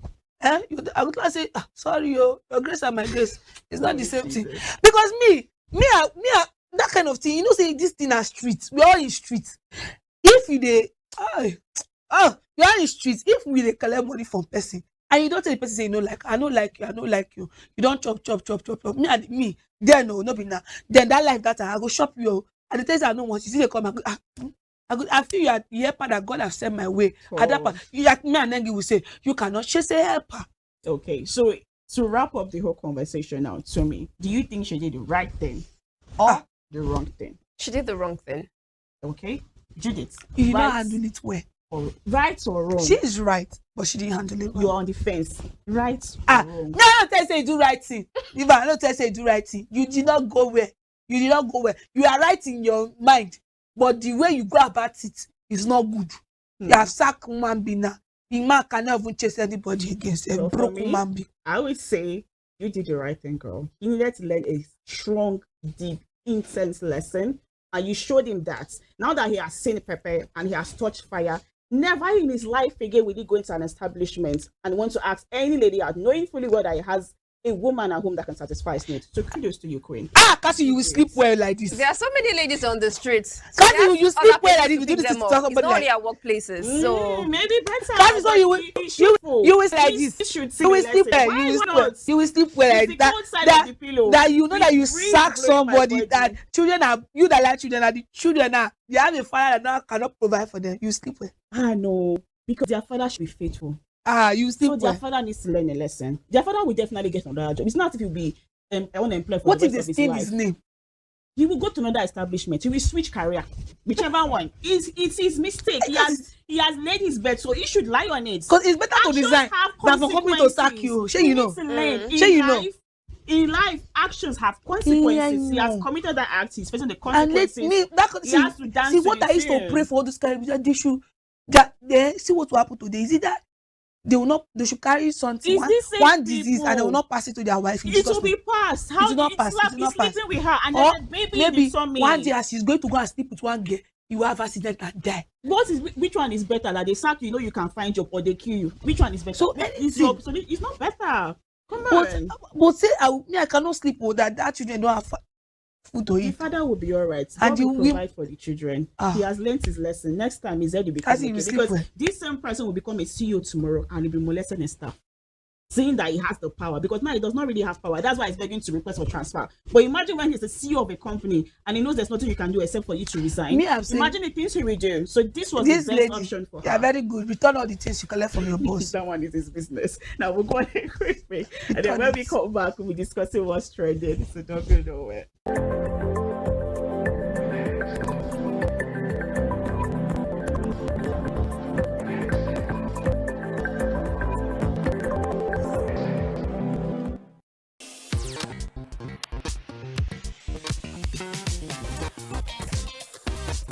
Turn it up! It's the Wild Wild West, and West Africa Television is putting all to make sure that you don't miss out on every of the fun and happenings around here. Yup, we've got you covered because your girls got all the juiciest tidbits and entertainment news from around the world. Don't need chocolate as an e-centric as we take you into every bit of the juiciest news, fashion, music, movie updates, and other trending conversations. Together on the show, we'll get personal with your favorite celebrities via phone call, Zoom, or even live here in the studio. E-centric will be showing on your TV screen on Western Television channel 190 on Archives.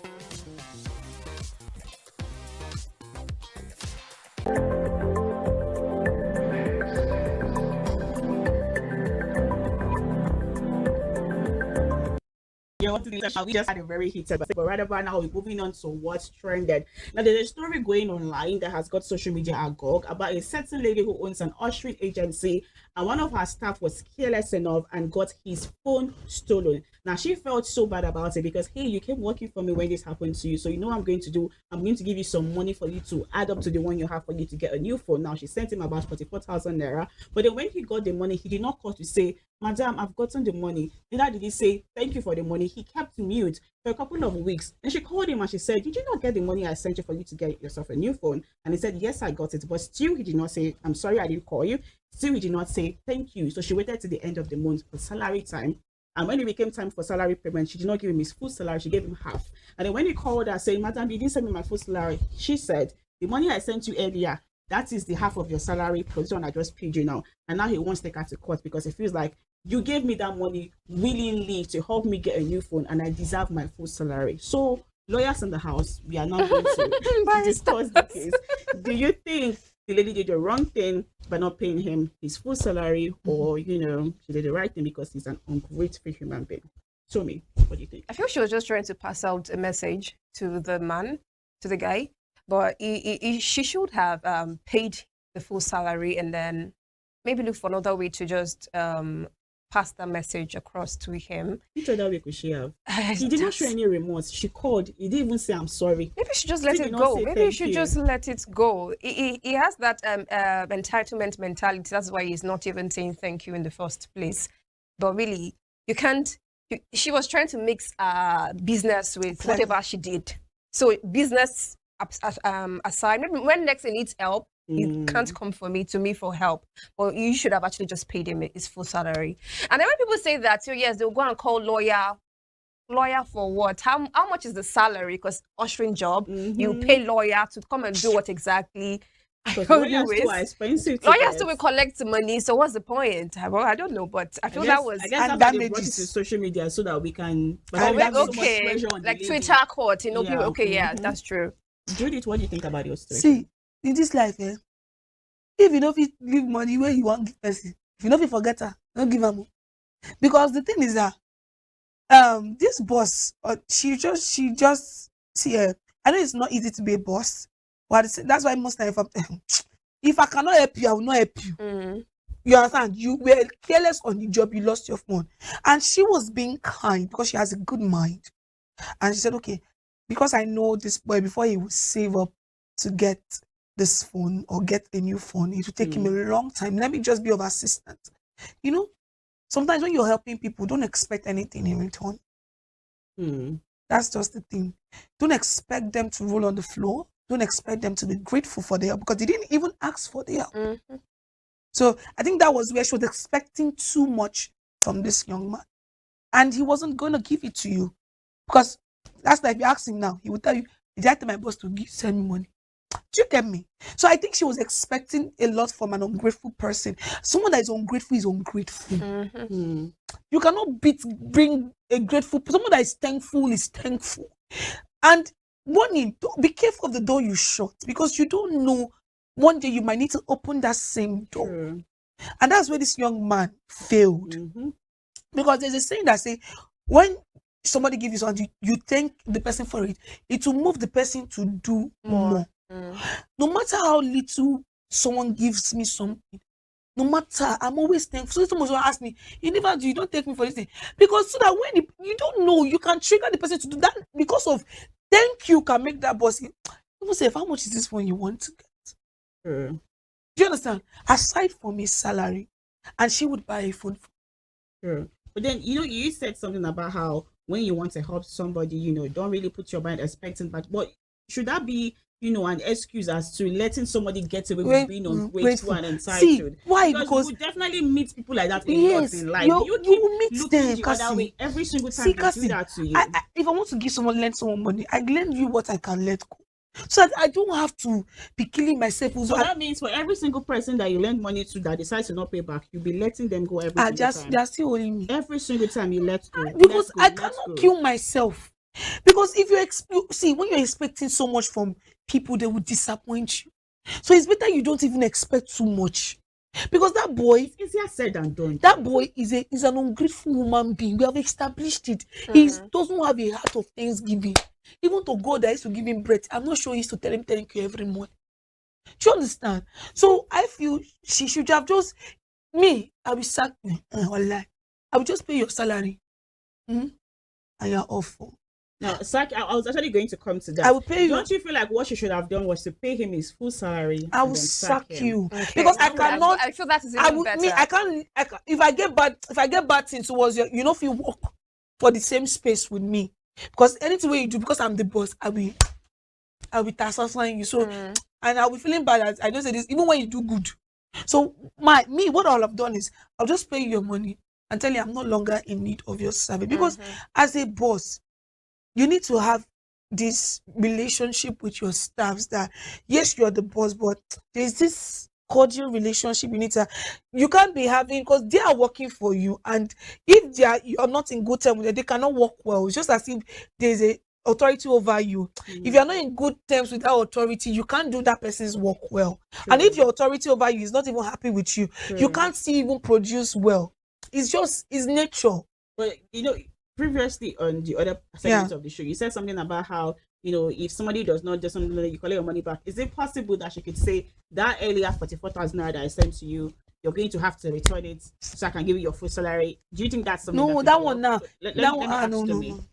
Sorry, please come again. Like, she said something about the other situation where the lady has to return things to the married man because at the end of the day, blah, blah, blah, she enjoyed the money. So now, this guy, is it possible that the staff can ask the guy that she sent the 44,000 to return my money to me and then I pay you your full salary? So that can happen because the guy won't pay back the money.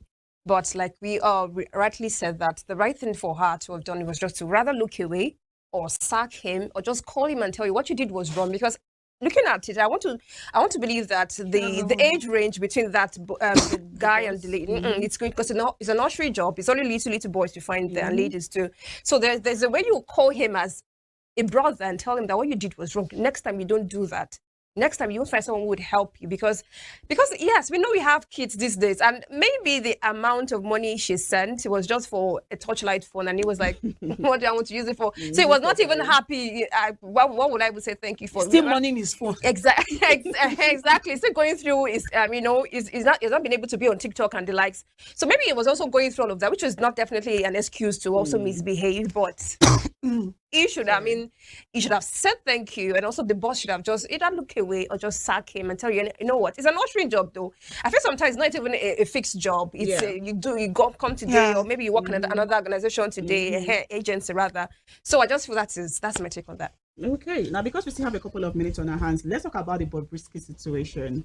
With everything that's been happening now, it's possible that he might get sent back to jail. Now, if that actually happens, do you think that will Why are you dancing? Do you think that will be something that he deserves, or that will not be fair? Because even though he was not in prison, he has stayed locked behind closed doors for a couple of months. So that's still which some closed doors, Bosha? Closed doors. You know we have some luxury prisons in the world, not in Nigeria. Cheap. Calm down.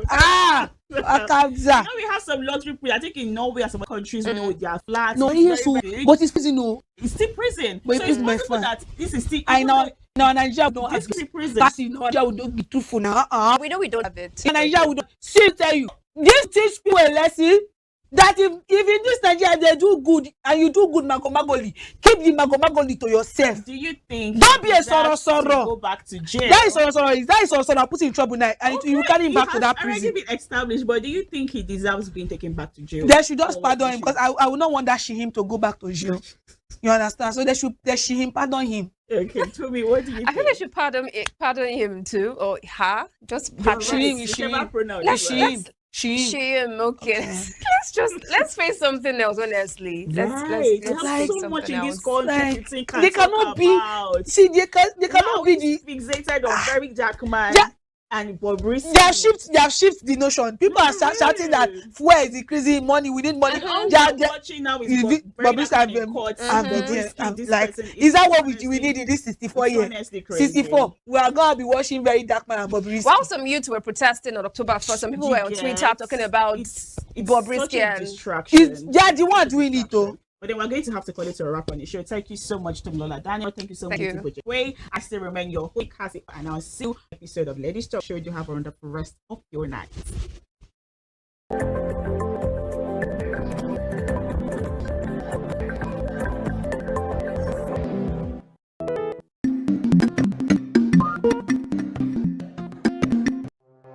Arrested.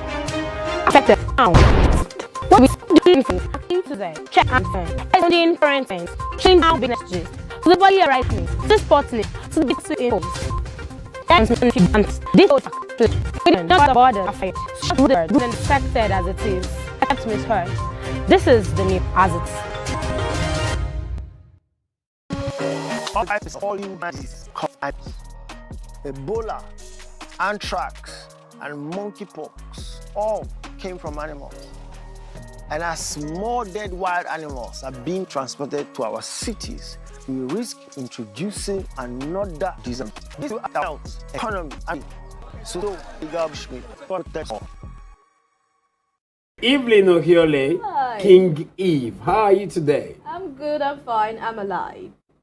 I really feel like she's not giving right to them. Who asks you, how are you? And you say, you're saying, I'm alive. It's very annoying, seriously. How are you? I'm fine. I'm fine will be the right answer instead of I'm alive.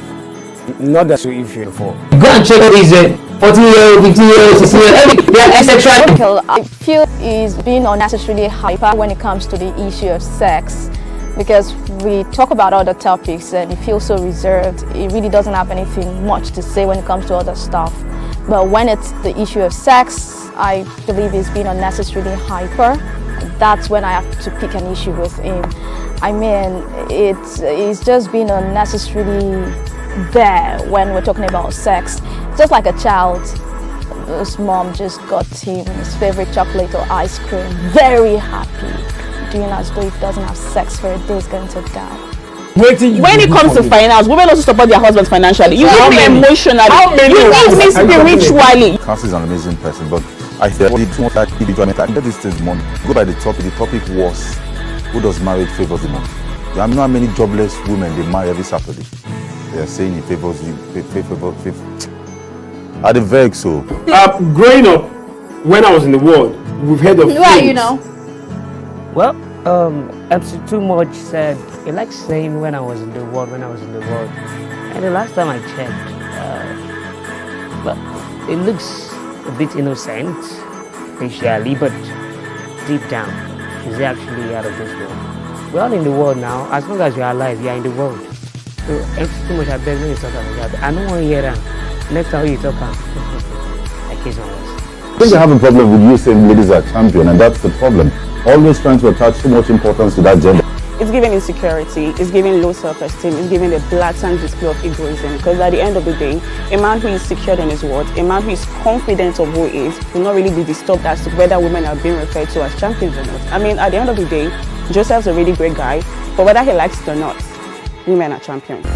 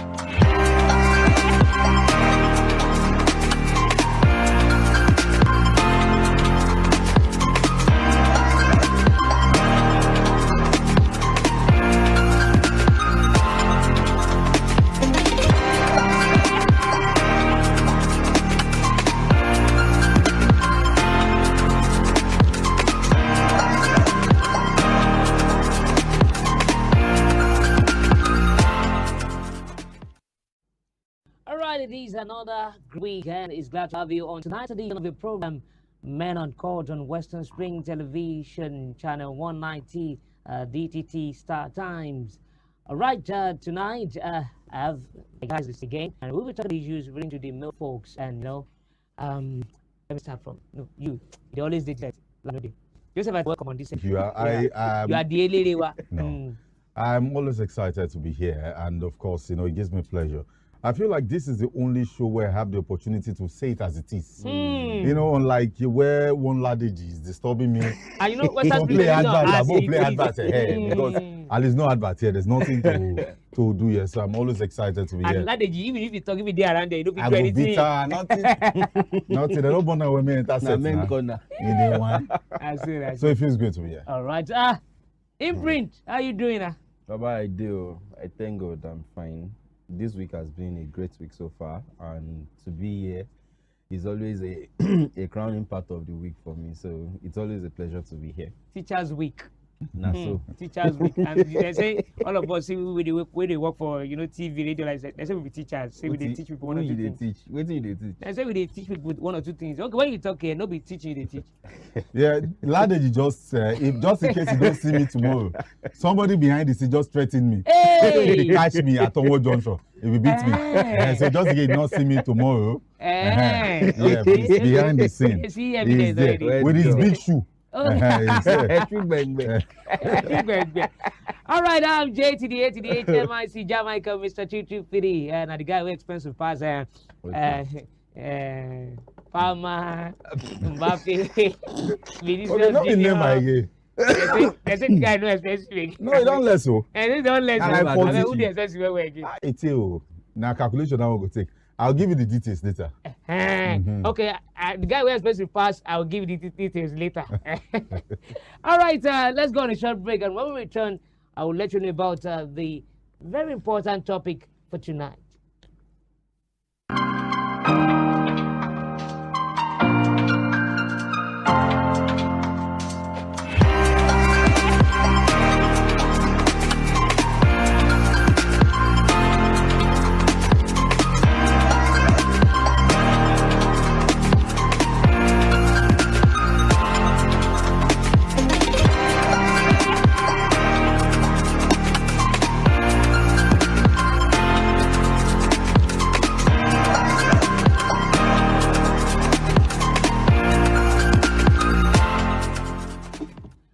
much. Welcome back, and the program is still Men on Court on Western Spring Television.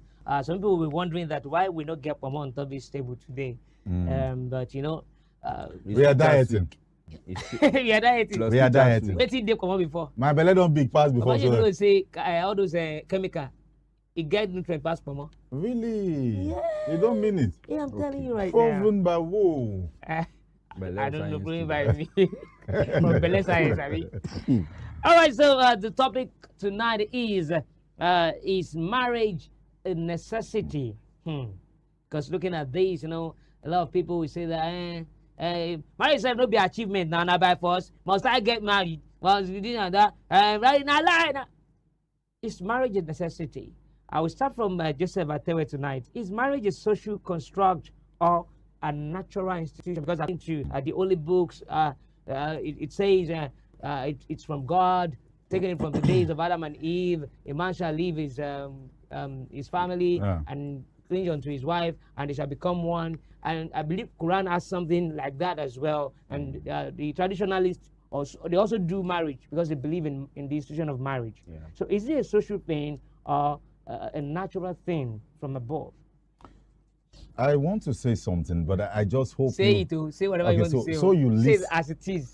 Yeah, so you listen and not halfway you probably say, where is it going to? Where do we? No, just listen.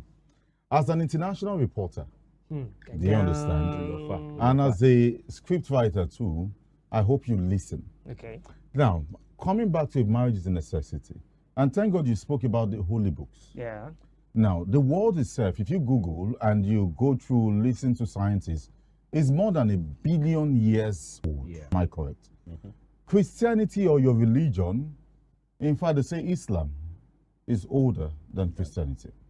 Say approximately 600 million years. Am I correct? So we are saying 400 million years left. How do we account for that? So that 400 million years, based on what the holy books or the Quran or the Sheshe, whatever it is they call themselves with all due respect, if we go by the belief is that they are all in hell because your holy books say you have to believe in Christ, but which I disagree. Do you understand? So we are not talking about the scripture. I'm heading somewhere. So that 400 million years is another analysis on its own. What I'm trying to say here is that, you see, the reason why you are saying go and multiply, marry, and do blah and blah is because it's written in the book. And we all want to fulfill the obligations, the right obligations in that book. That is why we do whatever it is we do. Many of you go to churches or your mosques or your rivers to worship your goddess because you don't want to miss heaven, because you believe going to church it is. But I believe in one thing, your conscience speaks volume. That is one thing I hold. So how does it relate if marriage is a necessity? Now, many of you will also want to marry because you have pressure from your parents at the age of 23, 24, 25 to do, because your parent naturally believes that the Holy Book says that. Do you understand? No, I'm coming. Just relax. Your holy books. You're talking about books. I know, I'm coming. As I said, listen. Okay. Your holy book says that. The holy book says multiply. It says you marry. It's normal. Do you understand? But don't forget, there's still 400 million years that I said has not come to play. What I'm trying to say in a nutshell is that, see, it takes your instinct, and your instinct is not just natural. It takes something speaking to your conscience. Do people truly kill their conscience? No, it's not true. So how is marriage a necessity? It's a necessity for a lot of people because the book says so. How they were brought up says so. I'm being real with you. All right. Give it a check now. Tell married people, at least 50 or 60% of them, if they want to leave that marriage, willingly, if there's nothing attached, will leave. But many won't leave because the book says you should not. Because the society will not allow you to leave. Because a lot of things are attached to it. Is marriage a necessity? It is over-bloated. It is unnecessary. Okay. It is the biggest scam that has not been discovered on earth. All right, let me... It is one of the most fraudulent things that was attached to the books that needs to be discovered who did it or who wrote it. All right, you were talking about the books. Before the books were written, there was traditional people in the... Before Christianity came to Africa, before it came to Nigeria, before it to Africa, before it to Nigeria, people were the traditional stuff. And they were multiplying as well. They were still getting married. They were coming to... I think it's been a kind of age-long thing. To do both. Then they were looking at books. There was not like... If you did history in secondary school, of course, you know it's divided. There's government, there's history, there's stuff. If you did history, many of the things that happened before those books came in are all based on assumption.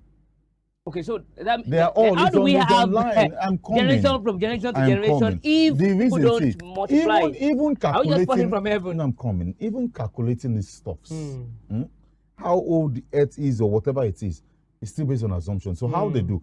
For example, in Israel, they said they just discovered one stone, and with the look of things, because of base of how the thing, it is over 8,000 years ago.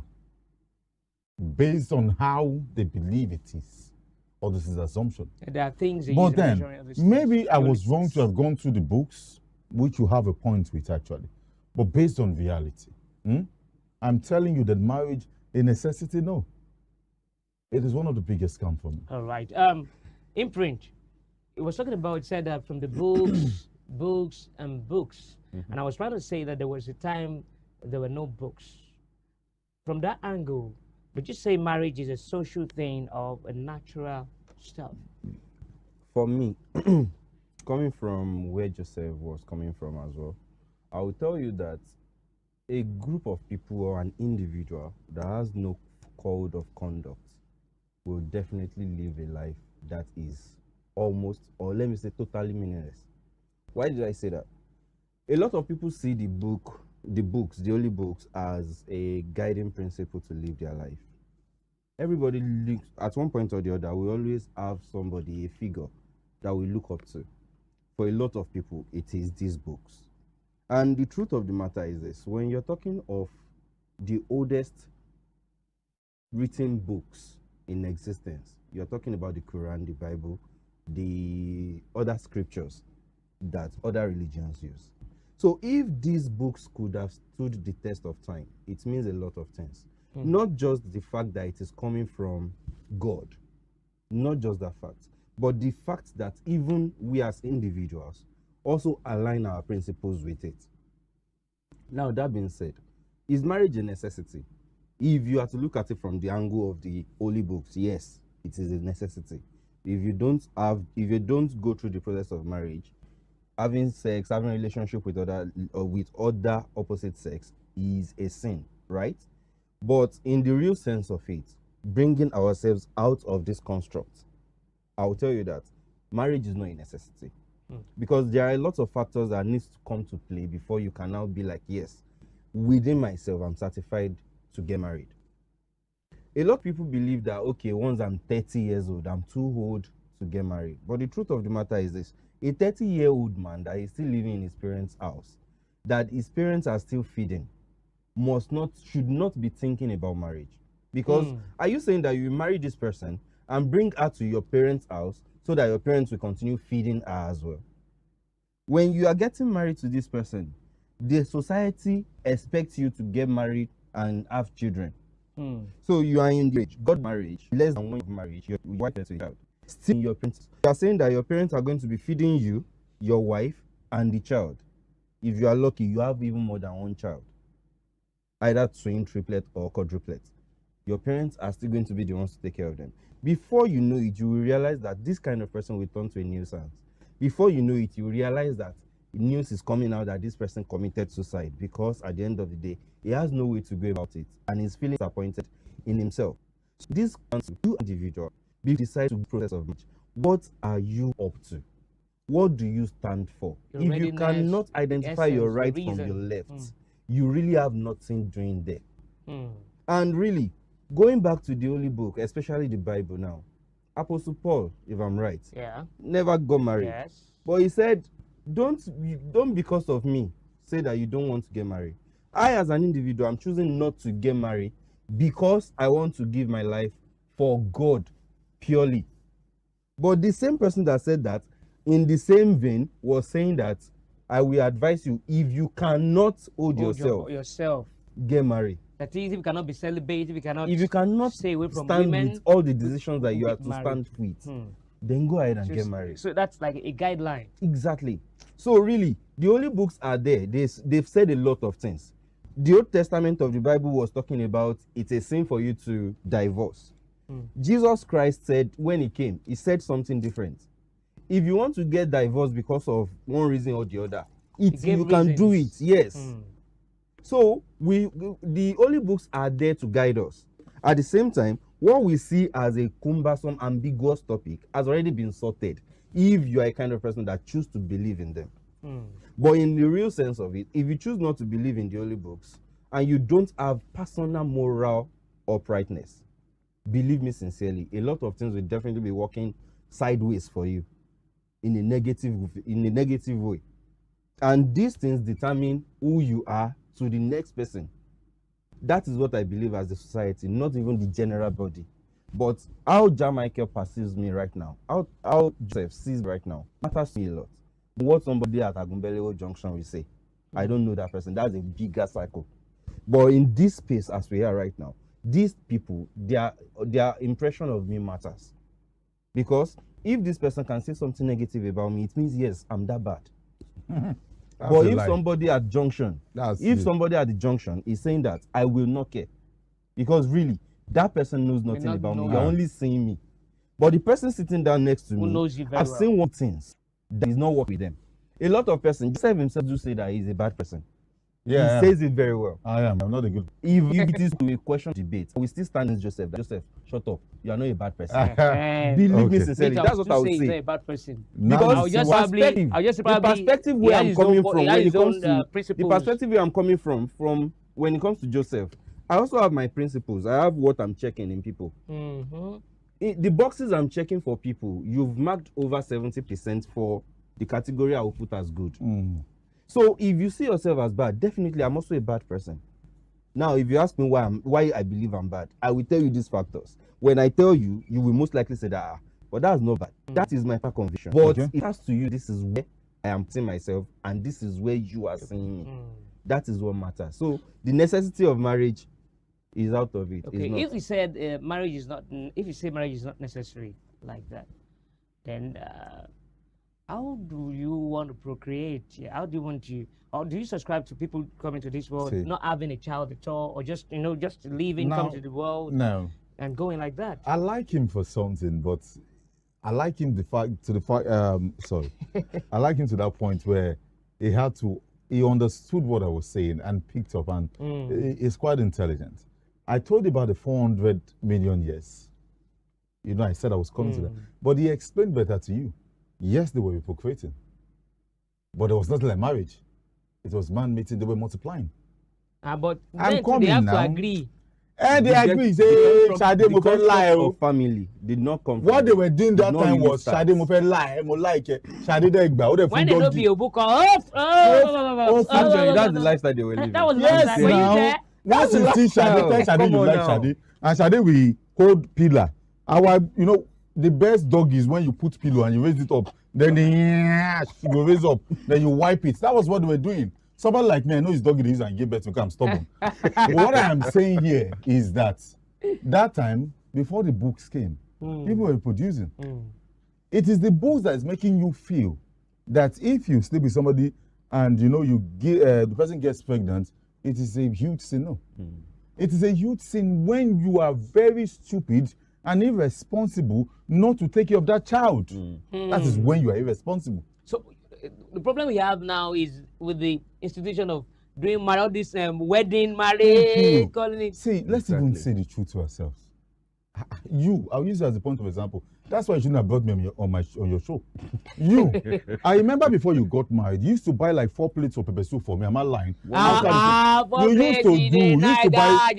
But since you got married, you've not even been able to give me one. Joseph! No, that's on the lighter note. That's on the lighter note. Oh, Lord. That's on the lighter note. But truth be told, some of the biggest problems and the heartbreaks, not heartbreak now, you thinking a lot as a man, going through so much. Hustling, like. Still because of the woman. Yeah. Take away the woman. Trust me. Do you know that? Check it out. You as a man, I don't pray for you. You probably have just a child. Yeah. You'll be living comfortably and the child will still be happy and 12 will be happy. Definitely. The problem there is the women. That is why naturally, I don't like women. They are not a creature I like to associate with, because I say all the time they are the biggest problem of this earth. But you want to make a child through this woman. How do you copulate with something you don't like? Because to me you are breaking. How do you copulate with something you don't like? What I am saying to you is that you ask the question. Let's not deviate. If marriage is a necessity, if it's necessary, if I can have a child, I'll take care of the child. Definitely. You as the woman, don't forget, we own a responsibility to both take care of the child. Yes. But even the scriptures you've mentioned, do you know, did not state it, that the father is the head of the household. And I'm coming, wait now, and is the one to provide for the family. Is there anywhere your scripture that says it? Yeah. Where? Please, prove it to me. No, prove it to me. There's nothing. You are lying to me. Now, when you read Bible, and you know, there's what they call counseling before you get married, relax, right? You don't know when counseling in your church until you can prove that. And when they told you do not ask for the verse, they will quote it. And you do not I'm not a counselor, but they will quote it for you. There are verses. I don't know. I thought if you asked me a question, I would respond. Joseph, what I am saying is that, see, it's necessity.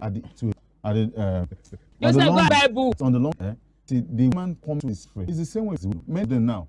I won't go. But Joseph, how do you many want to of them now want to be alone. See, okay, so you want to have a child and collect the child and let the woman be? I don't want to collect the child, but I have a child who bears my name. That's why it's two. It takes two to tango.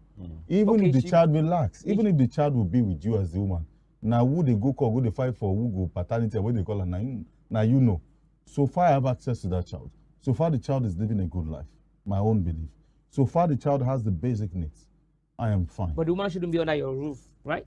Because it's a problem. That's why you have so many burial grounds where, rest in peace, Pa Ajimo, Adeyinka. Women shouldn't be under your roof.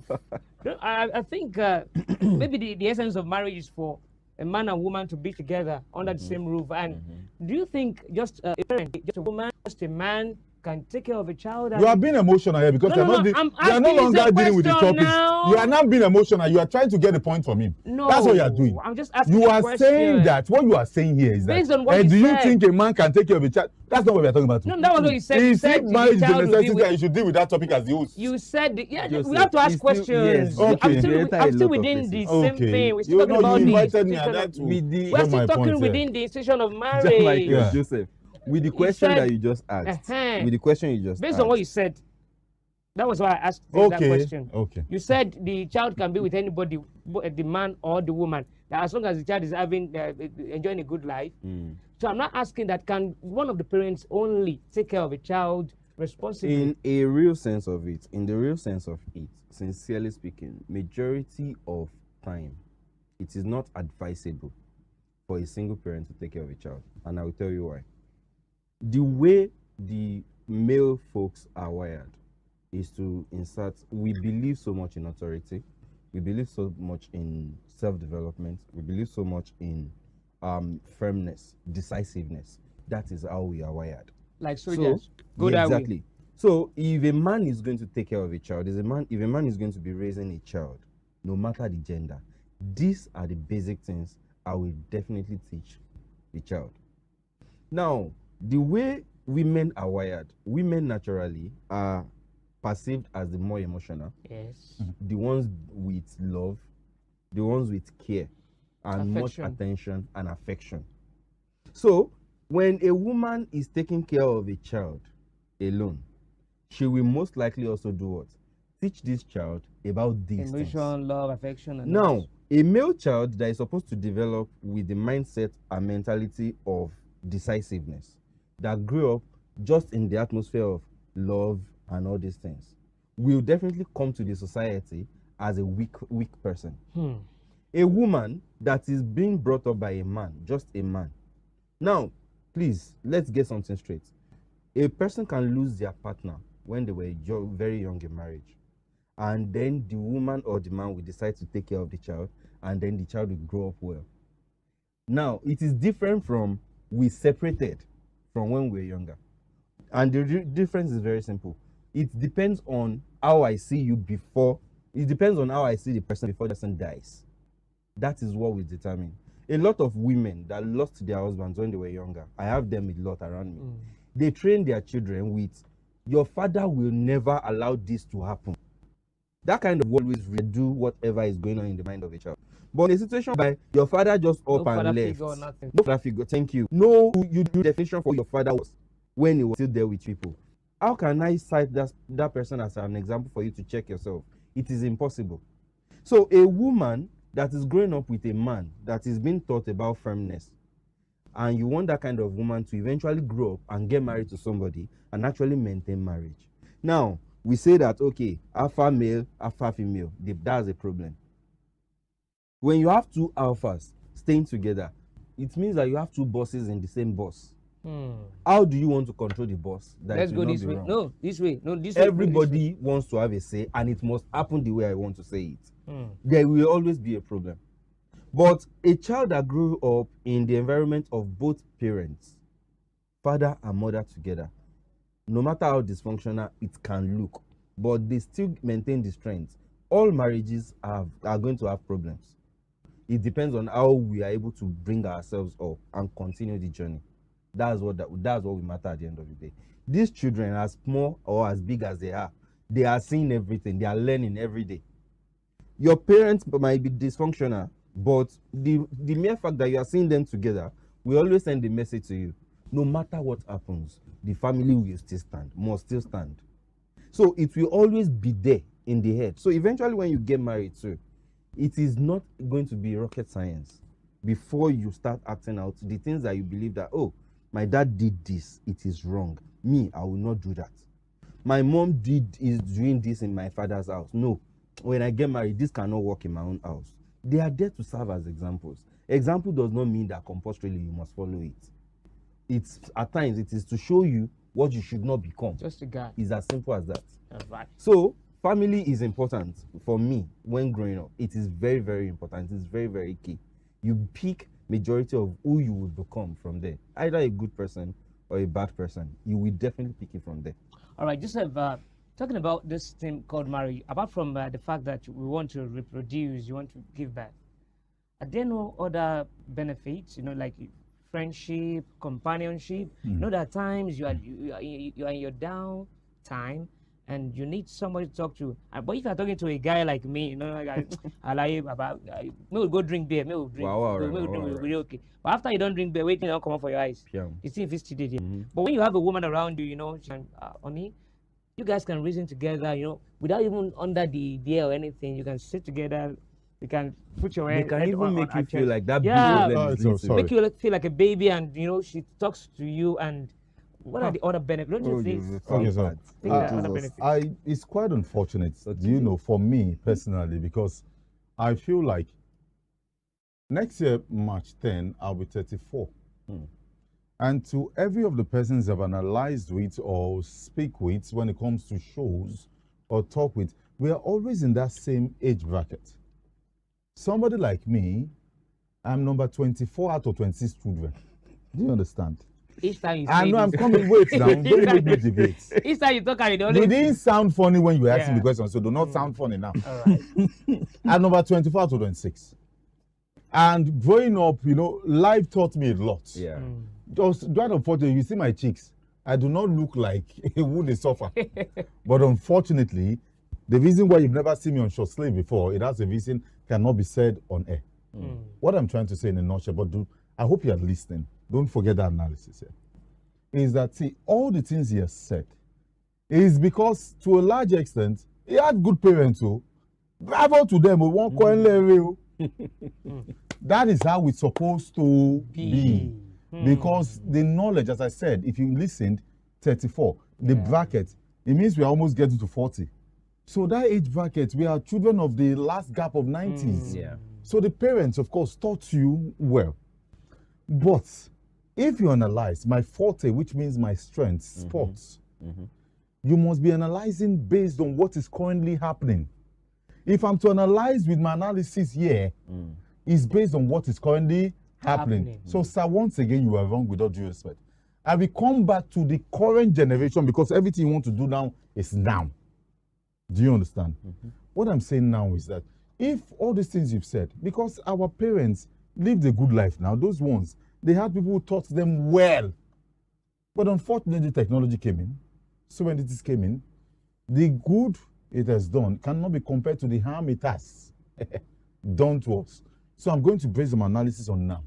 So if we're talking about now, if you're being realistic, because then with your analysis, this thing was sold for 100 now, but now one of this is 1,800. I hope you're understanding. Yes. Thank you. It's the same way they will say a Totti or a Maldini of AC Milan, those days were good. What we're analyzing now is a Cristiano Ronaldo or Messi. Thank you. So based on current analysis, sir, and going of what is trending right now, what is happening here, if we are not lying to ourselves, sir, marriage is over bloated. And one of the biggest problems and the reason why Joseph, men will die quick. That is what you're supposed to realize. All right, you know what? Let's go. That's why you have so many obituaries. Yes, let's go on a short break now. When we return, we come and. That's why there are so many graves. Like in John Michael's house, opposite there's a grave there. There's a grave there. Mr. Oyepekunda is written there. We'll be right back. We'll be right back. You know my house. There's no grave.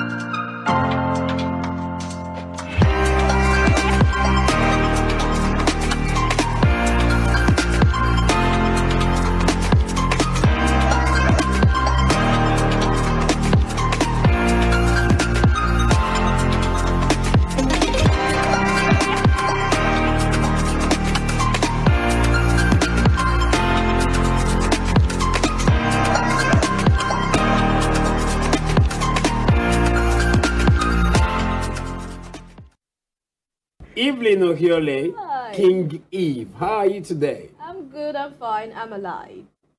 I really feel like she's not giving the right answer to the question. When one asks you, how are you? And you said, you're saying, I'm alive. It's very annoying, seriously. How are you? I'm fine. I feel I'm fine would be the right answer instead of I'm alive. Not that I asked you if you're dead before. Go and check all these 14-year-old, 15-year-old, 16-year-old, everybody, they are extraordinarily sexually active. I feel is being unnecessarily hyper when it comes to the issue of sex, because we talk about other topics and he feels so reserved. He really doesn't have anything much to say when it comes to other stuff. But when it's the issue of sex, I believe he's being unnecessarily hyper. That's when I have to pick an issue with him.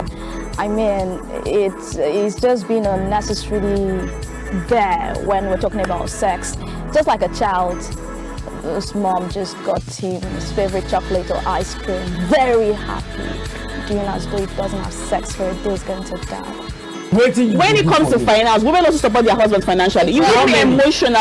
You need me spiritually. Francis is an amazing person, but I hate the people academic. I need you spiritually, I need you mentally. But I can get these things anywhere with money. If you go by the topic was, who does marriage favors the most? I know how many jobless women they marry every Saturday. They are saying it favors you.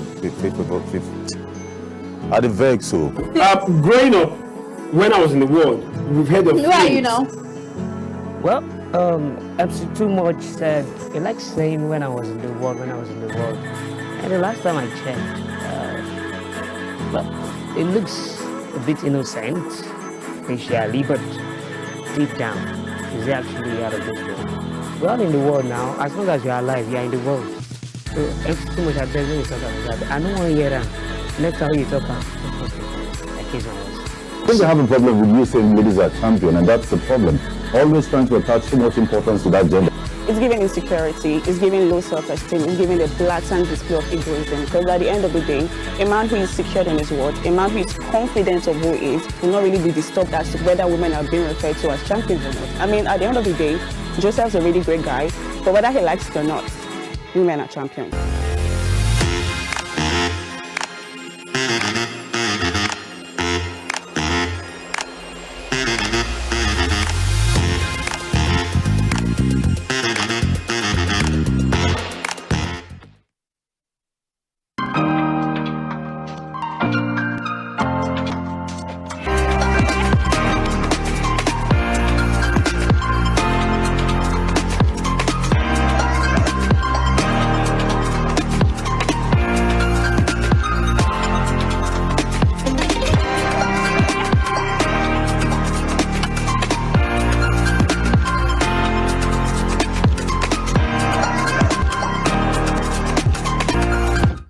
Welcome back. The program is Men on Television. It is hot. Well, I want to enjoy them the way they hot. Then they drag them. May I just tell you one fact now tonight. See, Joseph never marry. This bro said don't marry. And I don't so plan to. You say you don't plan to marry. I Then you say I marry. marry. You marry. You see, you say you come and you come. The other way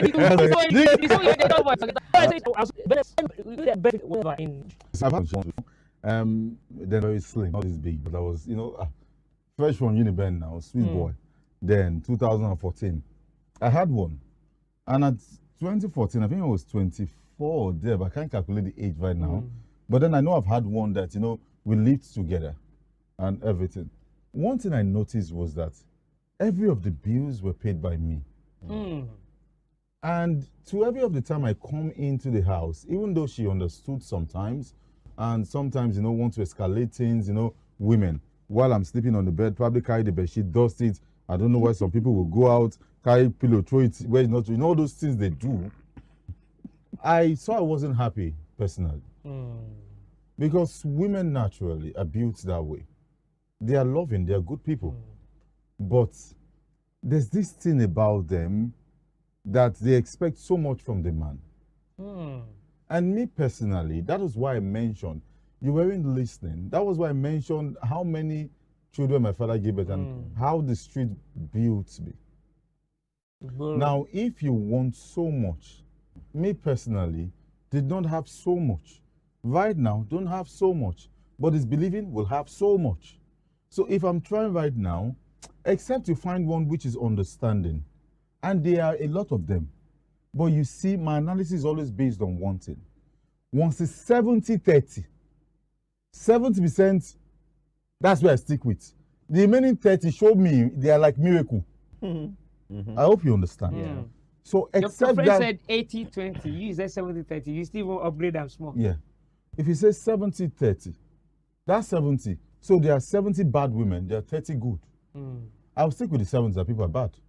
Because you most likely find them in places where you've never been. Definitely.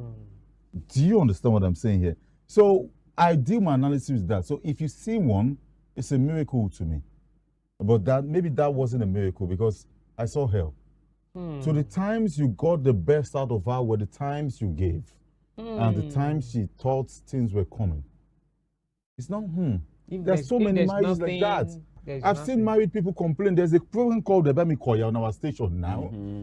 There's marriage palaver on our station now. On Monday, Baba Ikene, if he promised me, say he go bring something. Friday, we should not bring it, but I'm sure that Baba Ikene that has given, he don't blow you doggy like 22 times because you don't born like 6 children for her. I've given you, but he does not have now. So why is Baba Ikene name mentioned? But as they say, women are built like that.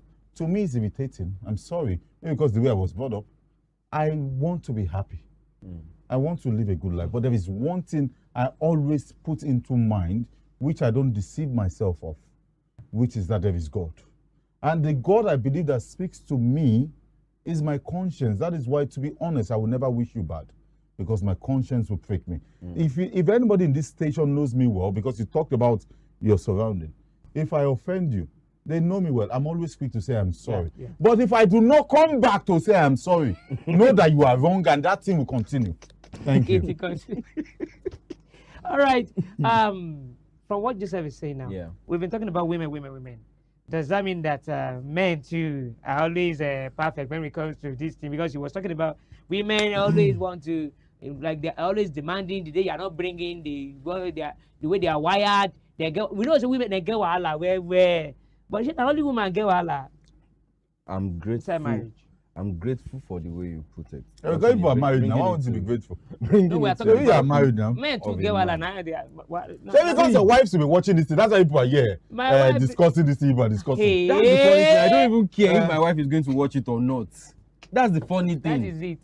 I don't even care. Okay. It is how it looks when you to me. marry, How it feels to when you me. marry, How you go still it talk. is. We go still talk all these things together. When you not married, your wife go dey watch. We go still talk. Nothing dey happen. See, going by the holy books, especially the Bible now, a part of the Bible said, God was sad when he saw that man is the thought of man is constantly evil. Now, God was the one that created everybody. Not talking about gender now. But why is he sad that, okay, what I created is constantly thinking about evil, not even good? That's to tell you something. It means that the population of people we have on earth now, be it 7 billion or 1 million, are all bad. It's about perspective. It's about the person you are made. How the level bad in that person. But one thing is certain. If you ask anybody about anybody, believe me sincerely, you get negative verse.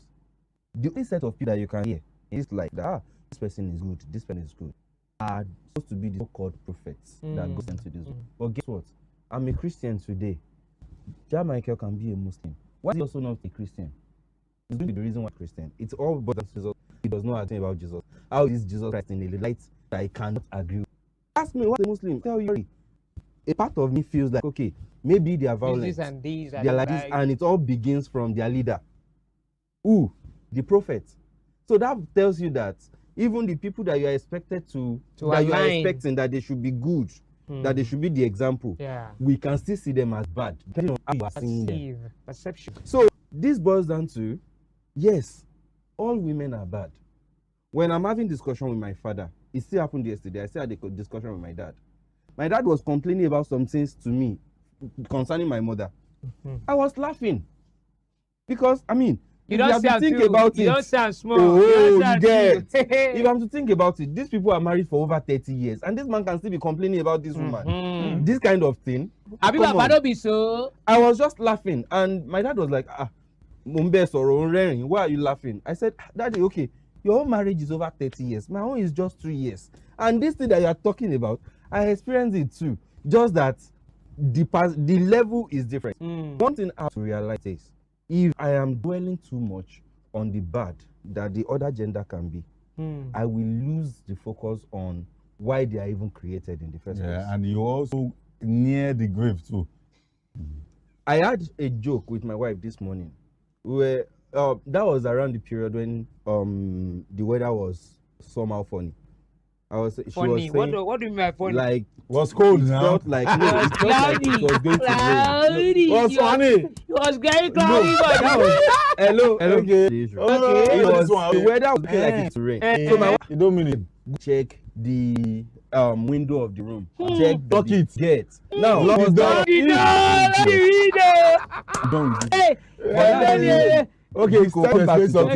Okay. So I had to be like, okay, so I should rush to the bedroom to go and see. To the bedroom, I should rush to the kitchen. Wait, if I fall down and die? No, you said no. Now you die. Your house is starred. You can't fall down. That is the reason why we have a lot of landladies and few landlords living till today. It's true. Wow. That's what I said. She said, "What do you mean?" I said, "Why can't you stand up and go go to the kitchen when you are the one thinking about it now?" Or you go to bedroom, go exactly. Kitchen, why not share it? Now the same me that is going to check the windows. The rain is already feeling like it's going to fall, like it's already drizzling. The same me we still have to go out to go and check if all the glasses for the vehicle are wind up properly. If this thing continues, I will die. That's on a lighter note, sir. But on a very lighter note. No, what we said actually. Of course, I know. But the truth is, so you agree that they die quick? Of course. But I agree with you. Thank you. The truth is this: you are going to die quick if you allow yourself to die quick. It's as simple as that. I like you. Want to fall from a If you don't want to die, Biko, check your health. Take care of yourself.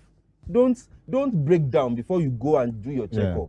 Check yourself properly. What you cannot do, don't attempt it because you want to please anybody. And as the time is winding down, just to echo his words too, because we're not here to argue and win any belts. We're here to make sense because our viewers are relying on our analysis here. To be honest with you, see, if marriage will come, don't forget I said 70-30. 30. That 30 doesn't still mean that it's totally useless. That's a 30%. If it's called 30, you're not the ultimate. You only pass. Do you understand what I'm saying? That 30 means if you can find somebody who understands you truly, who gets you, please stick with the person. It's hard. But do you believe you can? Do you feel you can't find someone who understands you? I can. But because your mindset allow you find that person. No, it's laziness. No, naturally, sir. This thing is laziness. This thing, sincerely. No, naturally, this thing and my kind of person will not allow me find. That is it. But I will find the person. I still don't believe that it is this thing that will not allow you to find. It is laziness, and the laziness is because you don't want to go through the stress of, okay, let me do my possible best to see a person that will fit my profile. All right, okay, we have to run. Just 100 meters in away. 30 seconds, what's your take on this one tonight? Marriage, necessity, not necessity. What's going to be advice? Oh, so I love Say. women, I love men, and so far you're a good person, I love you. But when you say you're stupid, me myself, I was born a bastard. But I want to say that, see, as a man or marriage itself, if you find somebody who pleases you, who love you, because it is economical, unlike to you when you marry. If a woman loves you, trust me, your life will be better. So marriage, yeah, look at the economical factor. no, marry somebody who loves you more, but then do not take their love for granted. Yeah. And secondly, ensure you get close to somebody who truly understands you and just want to be with you. To be honest with you, I have boobs, so easy breast. Joseph. Just marry somebody who likes you and who loves you for who you are. Thank you. Joseph, should we go marry? Hopefully. You Hallelujah! All right, 10 seconds. Okay, so what I will say is going to be that no matter what, no matter the pressure that the society is mounting on you, your parents, whosoever, check yourself, be sure of who you are and where you are standing before deciding to get married or not. If you see that you don't have the capability, not just financial now, even the mentality, spiritually, don't go for it. It is not for you. So, but you can find other things that you're good with that will suit your personality. Do it, excel. The only thing that matters in this life is your happiness. All right. And we are approaching Jamaica's 1 year anniversary very soon. Oh, that is. All right,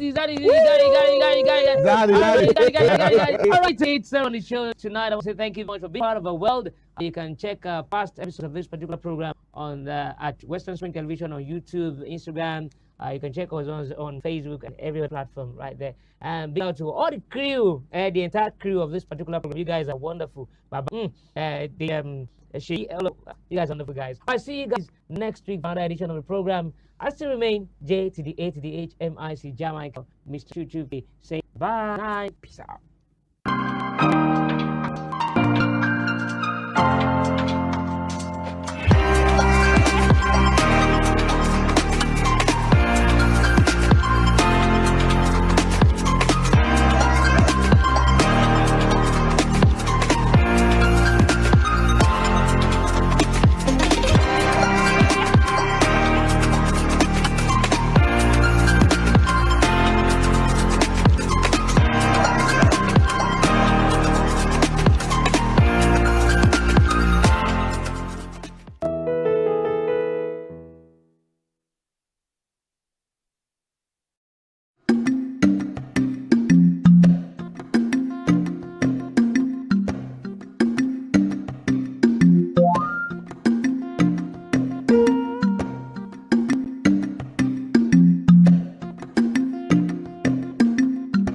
What's cute, harmless, and depends on its mother for food and protection?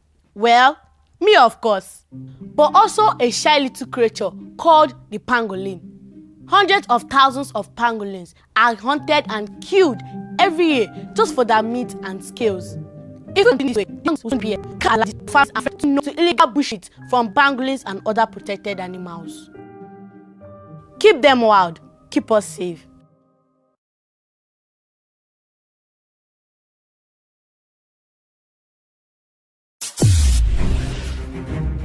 Since assuming the mantle of leadership in Osun, the state of the Living Spring, Governor Ademola Adeleke has left no one in doubt about his avowed commitment to the overall development of the state. The food positive agenda, fruition, transportation, health, staff welfare, social jobs, literacy, dairy, on whenever FM, the time DTD, where Governor Adeleke the agenda for your land and doing from markets, TV correlated from tales of civil retirees to their access across states with our administration from the country engaged to believe that where we do prosperity and aid. The same on Spring today at 2:30 p.m. You can follow us on all our social media platforms at Western Spring Television and at Rave 917 FM as we tell the story of how Governor Adeleke is shaping Osun into the beacon of development and opportunity. Living Spring Update is a production of the Office of the Spokesperson to the Governor, Governor's Office, Osogbo.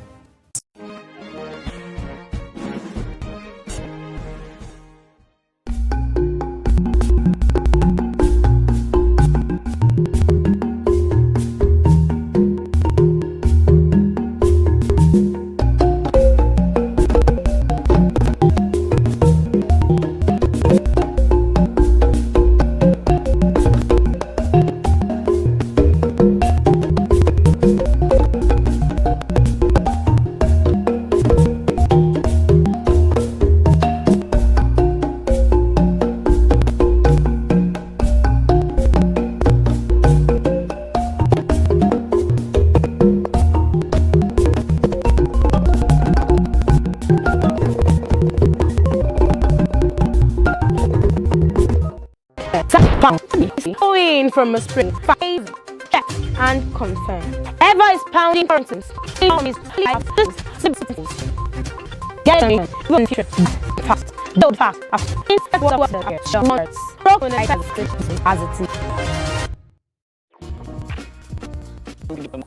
And we're about to continue our conversation about wildlife Nigeria. We can present. Looking at social media, Wild African, and it says over 70% of these origin. Some people are saying keep them safe. Most of the diseases these days, human be eating in bushmeat forest. Some people are saying we eat them and we'll find the drugs. So, what do you think about this? And also, the follow-up is what diseases come from animals? Diseases that we can catch from animals are called zoonoses or zoonotic diseases. Over 70% of human diseases that we deal with today originate from animals. So these diseases have been with us for a while. We are used to them. We have drugs and treatment for them. But the danger now is because going into the wild to catch these animals, there is the danger of with diseases that we have not been introduced to yet. We do not have immunity to, we do not have drugs to. Now, these are going to be very devastating. I did research pangolin and I found everything bacteria that these were carrying. These things go to the bushmeat market. Now, on the table where the pangolin is, there's a dead monkey, there's a dead civet, there's a crocodile, there's a snake. These diseases have need to miss. And the people here, you think touching grass cutter, but the grass cutter has been with pangolin, has been with XYZ. So these animals into our markets, expose us to diseases. We food with here. Now, if a lot of people haven't heard about Lassa fever, but I tell you, Lassa fever has killed people in a that would never did. HIV, you know, it's of, oh yes, it's of animal origin. And then very anthrax is extracted from inert. Now, what impact? It has is protein and like example the vultures. Now, the vulture has very drink, it's highly acidic, and they can eat anything and read them. And this is anthrax. That's the epidemic. Oh, wow. By the time we kill all the vultures and decimate them, you find out that when these animals die with these diseases, you have other scavengers like rodents, wild dogs, wild pigs come eat them and eat them and all and we get them. That's how anthrax came in. So you find out that we are actually undoing ourselves by disturbing nature, distorting nature, and killing these animals. Wow. Wow. Once again, you have heard, you have listened. Same way I'm learning. You guys, I hope you guys are also learning. Thank you so much once again. Thank you very much, Lekon. A pleasure.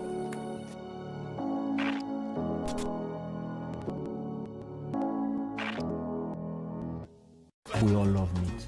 That's some serious good food. Goat, chicken, cow, bomb. Some of you think that because of the goat, but not all meat is good for consumption. Pangolins? No. Monkeys? No. Crocodiles? No. Snakes? No. If we continue to eat them, they'll disappear. So please, say no to illegal bushmeat. Because protecting nature protects all of us.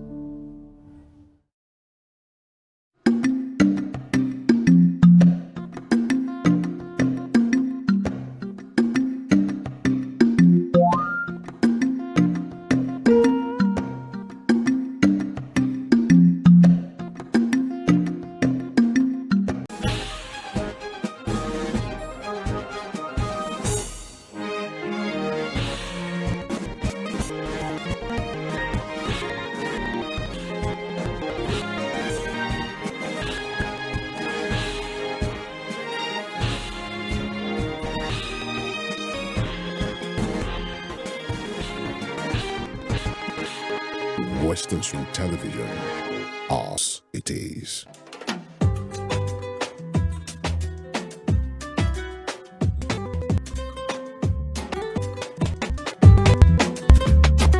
It's a Saturday morning and it's about that time for us to get some strength, getting some muscles, just like you will see right here on the show for today. I say keep the dial locked on to Western Stream Television channels 190 DTT. We are at the AFR gym, and this is where to be. Let's just go together and then let's go get some strength into our system. Stay with us.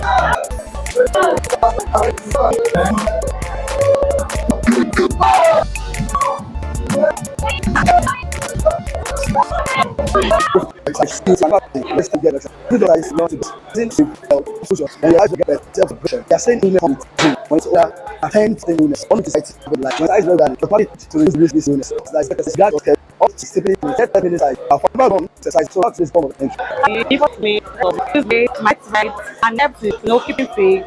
So I'm able to say it says a lot. Just that I want to maintain the process. So right now I'm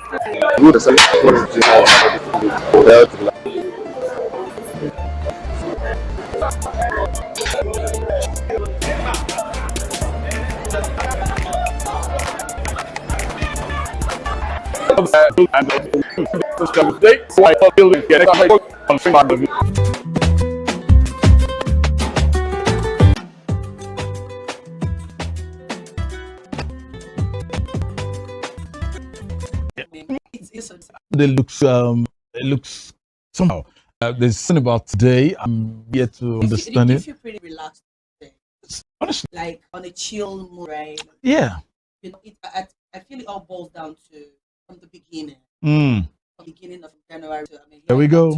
and the fact that in as much as Nigeria doesn't seem like a friendly place right now, the ability to be able to cut through is one thing that should give any man of mind. Yes, beautiful time. All right. At this point in time, I'd like to say thank you for always being here with us, and good once again, if it is morning time wherever you are, or simply let's just put it as good day to you, Yes. whatever time of the day it is at this period in time. It's another time to be delightful on a springful level, because we will spring you on a delightful level right here on West Spring Television.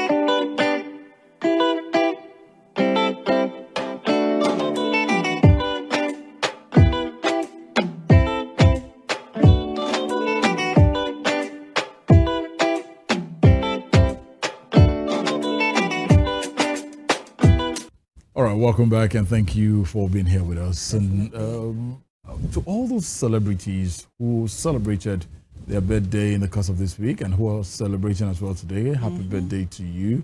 And we wish you the very best of many, many wonderful years, amazing years to come.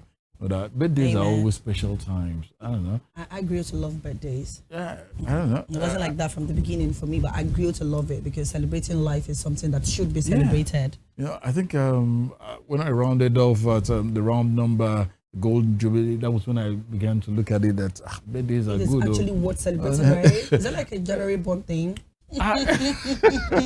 Well, to everybody there, Sheyi Tinubu, happy birthday.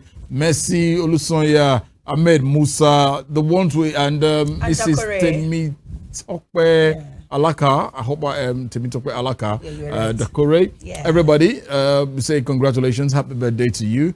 This time next year, probably those who will still be having twins or triplets. No, I don't think that should be the prayer right now. Just pray for them to just live a long and healthy life, you know. Most of these people are, they have kids at home already. They could probably one more. Come on, wish them good health. Come on, brother. Okay, good health. Yes. All right. All right. Welcome back, and thank you always for being here. Tunde Idowu is my name. It's a delight to be here. Definitely. My name is Ajibike. I'm Jeremy Ojo, like I keep saying. Make hay while the sun is shining. Time is waiting for no man. No doubt. Every 11th of October of every year is commemorated as the International Girl Child Day. Yes. And to all the girls there, Ajibike, and luckily for us, our next guest, she was a girl years ago. I just hope she will allow me to call her Gelly. But the point is, she's an administrator, a school proprietress, and a policy analyst. Yeah, not an activist. I know she shouldn't go into that one for now, at least. But it's our delight to have with us in the studio, Yafin, as we love to call her. Yafin Ikonsola Omigbodu. Good morning to you, ma'am. Good morning. It's wonderful to be here again with Always the two a of delight. you. Good morning. Always a vibe. I can use that language. Yes, you can. Yes, you can. Hey, every 11th of October, as we analyze, is commemorated as that beautiful time to celebrate the female folks, naturally. That's the way I want to put it, the female gender. Because obviously, we all came as a girl to a teenager to where we are today. Woman, adults, everything combined, just like the men as well, from the boys. But unfortunately, we're not really being celebrated the International Boys Day. We'll look forward to that. Okay, we'll get there. Yeah, let's look at the girl child. Let's first of all look at who is a girl child. First of all, a girl child is born female, Apologies to all the LGBTQs and all kinds of pronouns that we're hearing nowadays.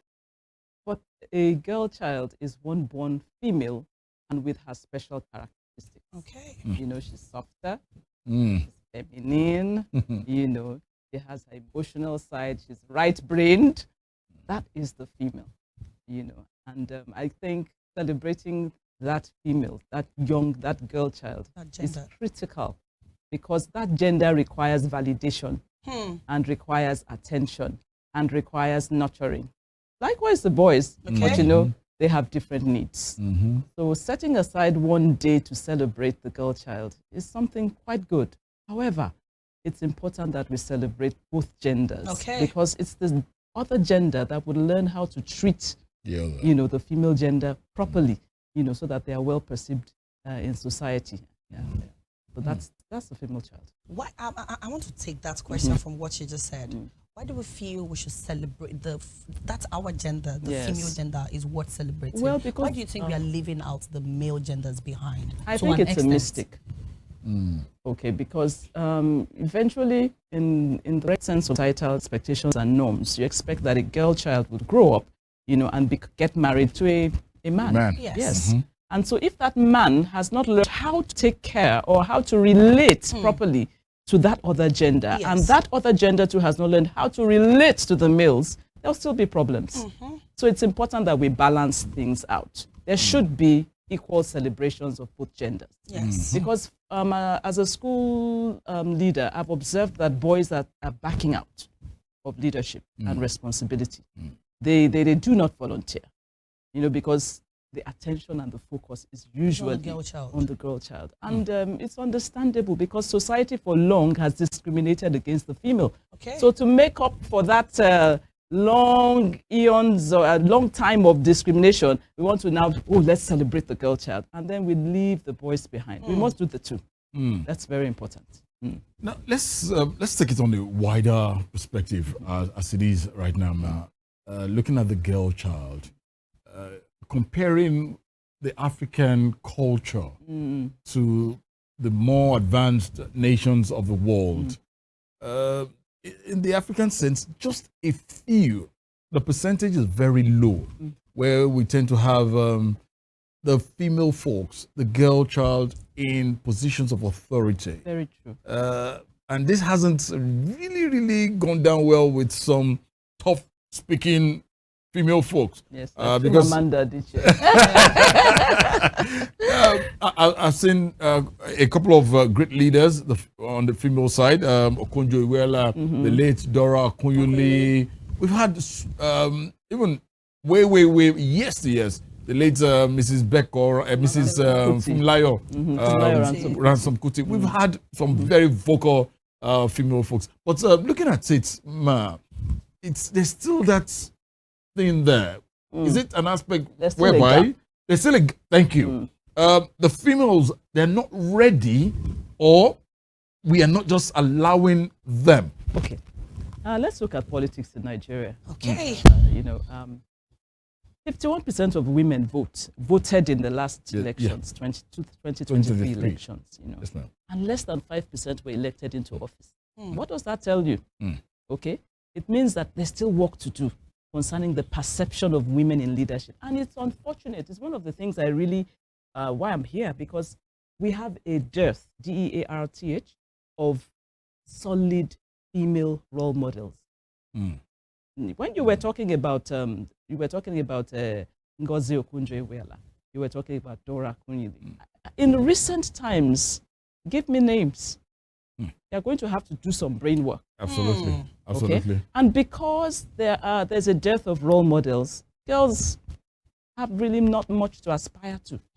So it's our responsibility as a school person, as an education person. It's my responsibility to look for those females, people who are doing well in tech, in STEM, in any field of, and not just being slay queens with BBLs. I have to look for the correct role models to put them out there for girls to see, I can do this, I can be better than this.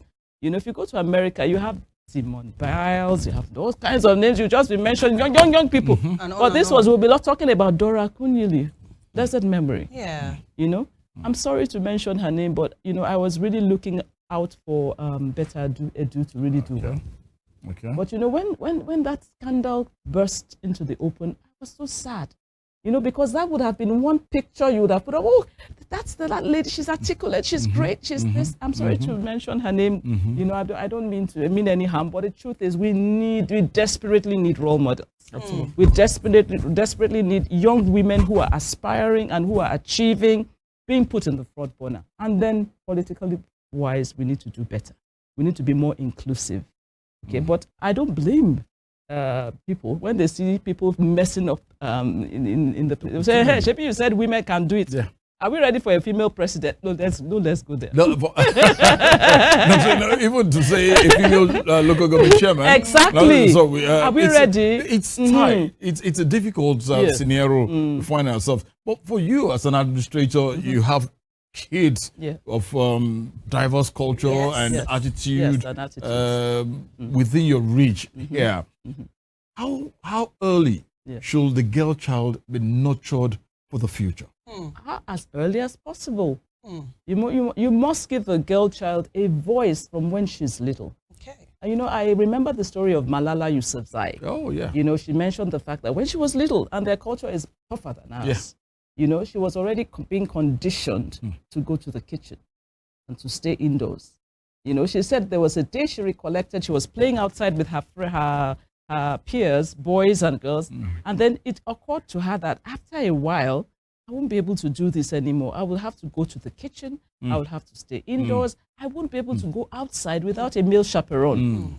But because her father had a different mindset about how a girl should be raised, he told her, you're made for the top.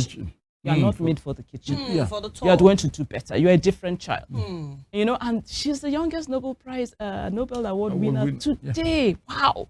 That's powerful. So from when they are little, condition them to believe they can, aspire to be leaders. It's very, very important. So what are the roles that parents should play? Because in this generation where we are right now, it's almost like parents are getting really, some are challenged, but some are so engrossed with the daily hustle and bustle that no one is attentive to children anymore. In fact, they leave most of these routines in the hands of the teachers. So just, what are those roles that parents should play over a child, them, especially a girl child? I said it when I was, when we started this conversation. I said the girl child requires validation. She needs affirmation.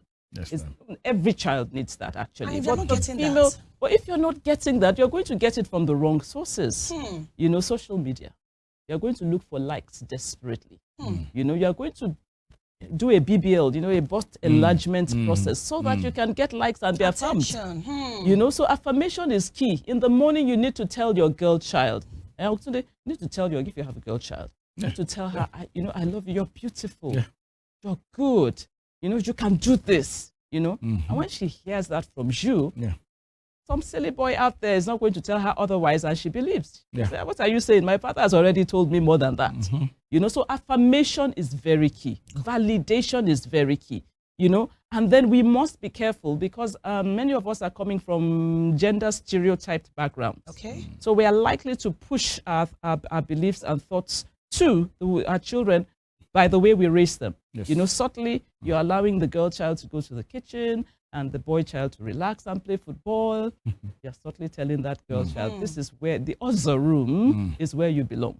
You know, so we must be careful what we do at home. You know, make sure that both roles, both genders are actively involved in such things. And, you know, and then you give the girl child a voice, you give the boy child a voice as well. So give them that voice to speak and to engage in leadership opportunities. Take them. And then it's something I also believe in. I believe in very, very quality mentoring and internship experiences, you know, where you go to stay around somebody who has done something and you want that girl child to learn.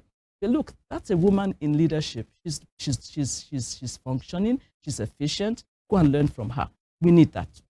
So that's important. So parents should create that experience for their children. Now, talking about parents, you know, growing up, I mean, our generation, when a child starts coming of age, adolescence is setting in, you know, we were made to believe like the parents are supposed to scare them with the thought of, oh no, once you get close to a man, this is going to happen. But in this generation right now, we are thinking of getting close. We are getting close to our end. This means that our parents didn't want to hear from us growing up. Now we want to say them. Now, I need a balance for me. Which way to go? Well, it's very important that we give the right information to our children, whether female or male.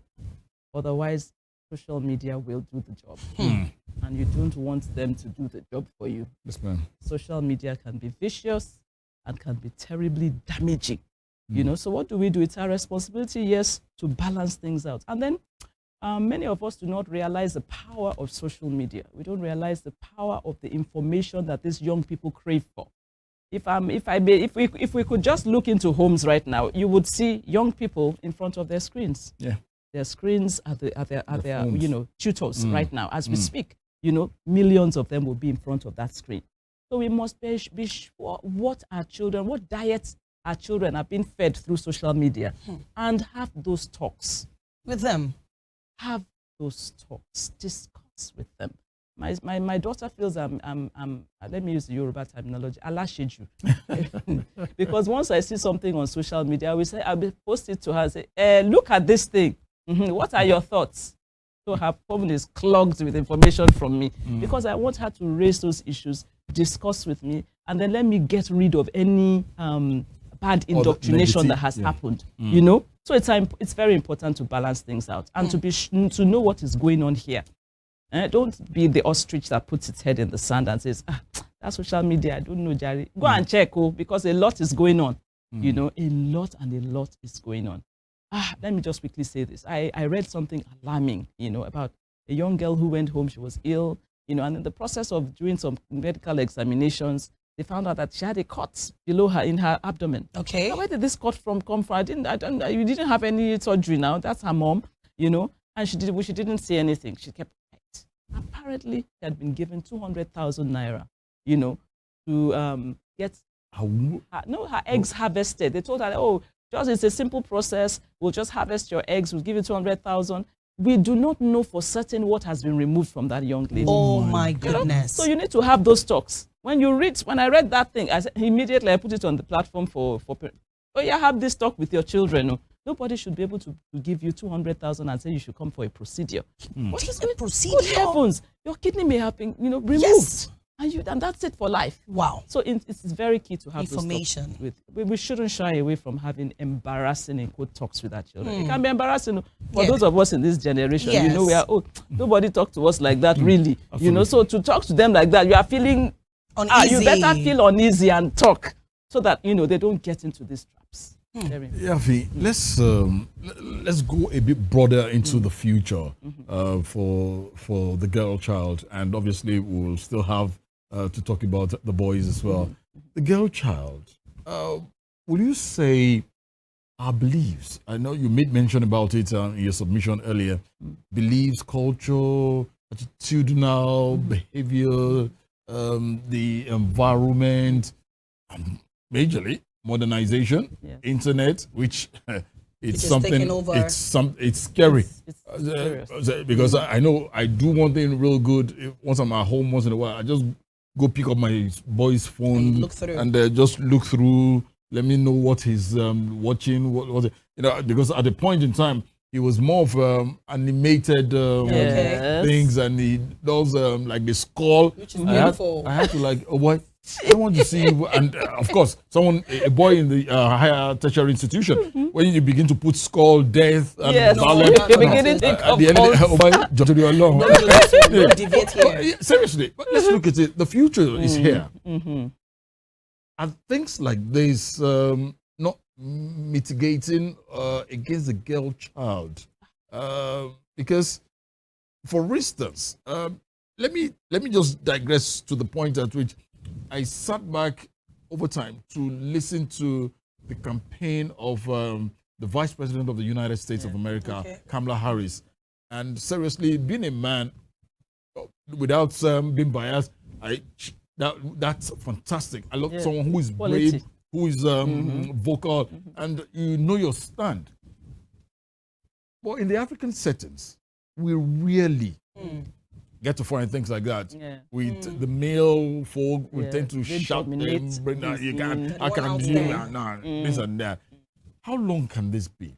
How can we change this narrative, this orientation? Well, like the female folks, they are humans as well. There's a lot of work to do. Okay. That's why I said where does it start from? It starts from homes, schools, you know. Like I said, I gave you Malala's example. Her father said, you are different, you can do it. You know, so parents also need to change their perspective towards those children. You can do it. Not, oh, I have 5 girls, I'm still looking for a boy in this day. And you know, but these my 5 girls, you're all going to succeed, and you can be whatever it is you want to be. Just decide, pray, and you know, be focused. You know, that's what we need to, you know, sensitize them. And then for the society, school is a powerful place to change the mind of children. You know, but the problem is their parents are not there with them. Oh my goodness. Oh my goodness. So when you change their minds, you know, you need to also send a message to the parents. Parents, this is what we're doing. You know, cooperate with us, you know, to change the narratives of these children. You know, don't do what you were doing before. Let's change the way we, you know, socialize these children to know that whether you're a girl or boy, you can get to them. And we have to move government policies. There we go. You know, we make a lot of policies. Yeah. We put statements out there. We sign all kinds of conventions. And when we don't do anything. Then you now see on the pages of the newspapers that one of our leaders has married a 13-year-old. Hello. Is that what we want to hear? Exactly. Is that what we want to see? So we need them to also do the work over there, to walk the talk.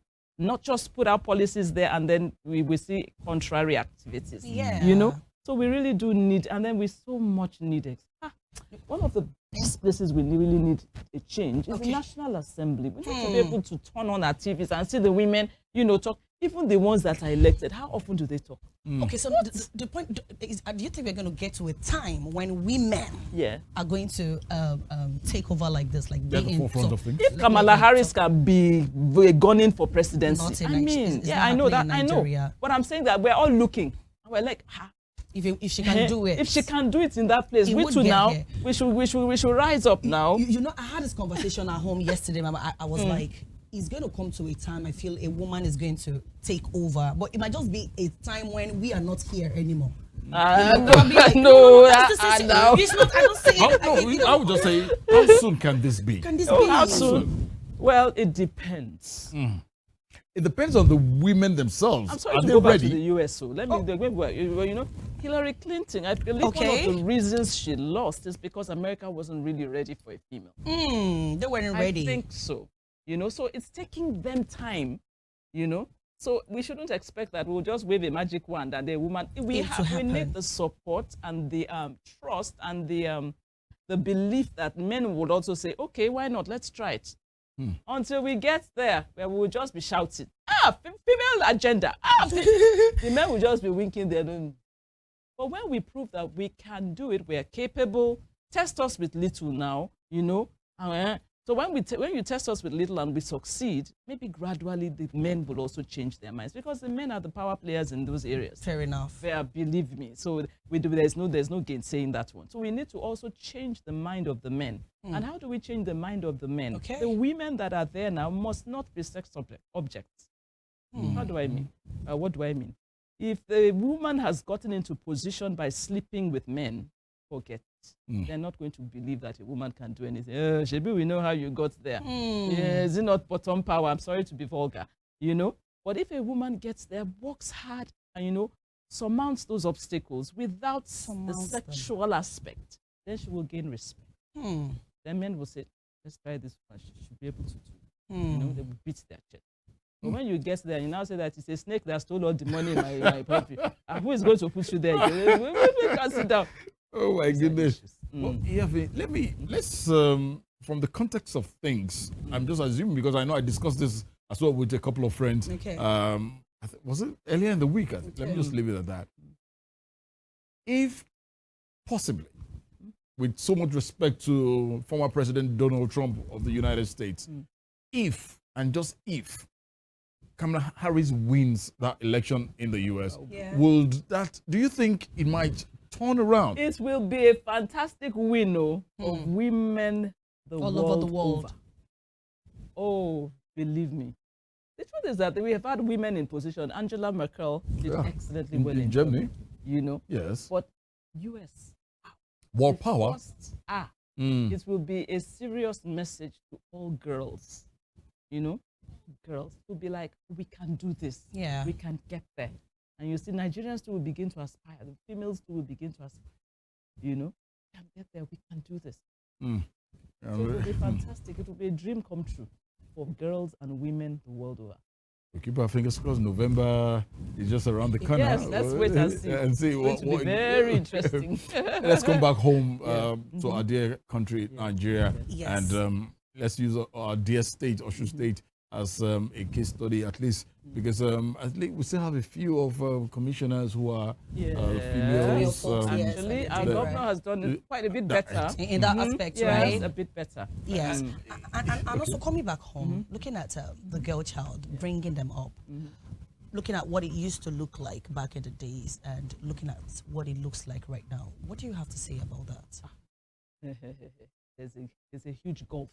I feel like we've improved so much, or we've derailed in what it used to look like. I wouldn't be able to qualify it, but I would like to say that the girl child we're raising now is a digital girl child. We were not digital. We were analog to the core. You know, when your mom says this is it, you take it as that is. Yes. But now when your mom says you're this is your Google check, mom is not. That is a major difference between then and now. It's a good and a bad thing at the same time. You know, it's a paradox. Because it's a bad thing in the sense that children have access to too much information, and some of the information is not always correct. So you have a tough time explaining, this is not right, this is not, you know, Google says, you know, I checked, you know, and all that. But again, it also brings good information into the lives of these children. They can make decisions with a lot of information and say, oh, mom, I want to go and study and so place. I checked the universities, I've done a comparison, and they're giving you information. That's good, you know, but not the negative aspect. Yes. All right, before we allow you to take a rest as a girl child, good, on a lighter note there, your message to the girl child as we commemorate the International Girl Child Day. My message is that girls, you have a voice. Girls, you are important. Girls, you can do it too. You know, girls, you can aspire. Be confident. A lot of girls' problems and challenges with confidence, self-esteem. You know, because they've been body shamed a lot of the time, and then they've also not been chosen and selected for responsibilities and leadership. So I want to say to those girls, you can. That's my message. You can. You can. Yeah. Yes, you can, and that's a powerful one, right? Yes, you can. you can. As much as I long as can. you believe in yourself. Yes, you I can. It's a delight. It's a pleasure. Always having Yafi Consola Omibodo, as we love to call her. Yafi. Thank you always. Yes. Yafi, she is a girl child advocate and not leaving out school administrator.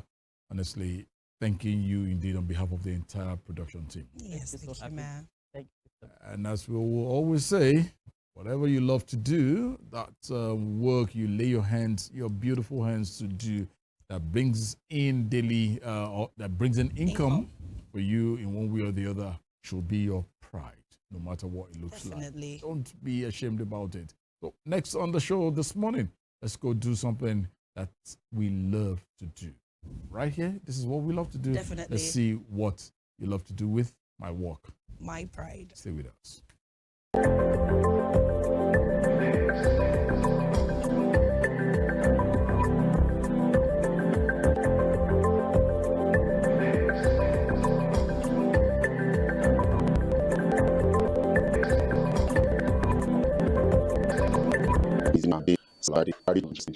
State College of Technology, SLK, where I had my ND and HND, and I proceeded to Adeleke University, Ede, where I had my Bachelor of Engineering.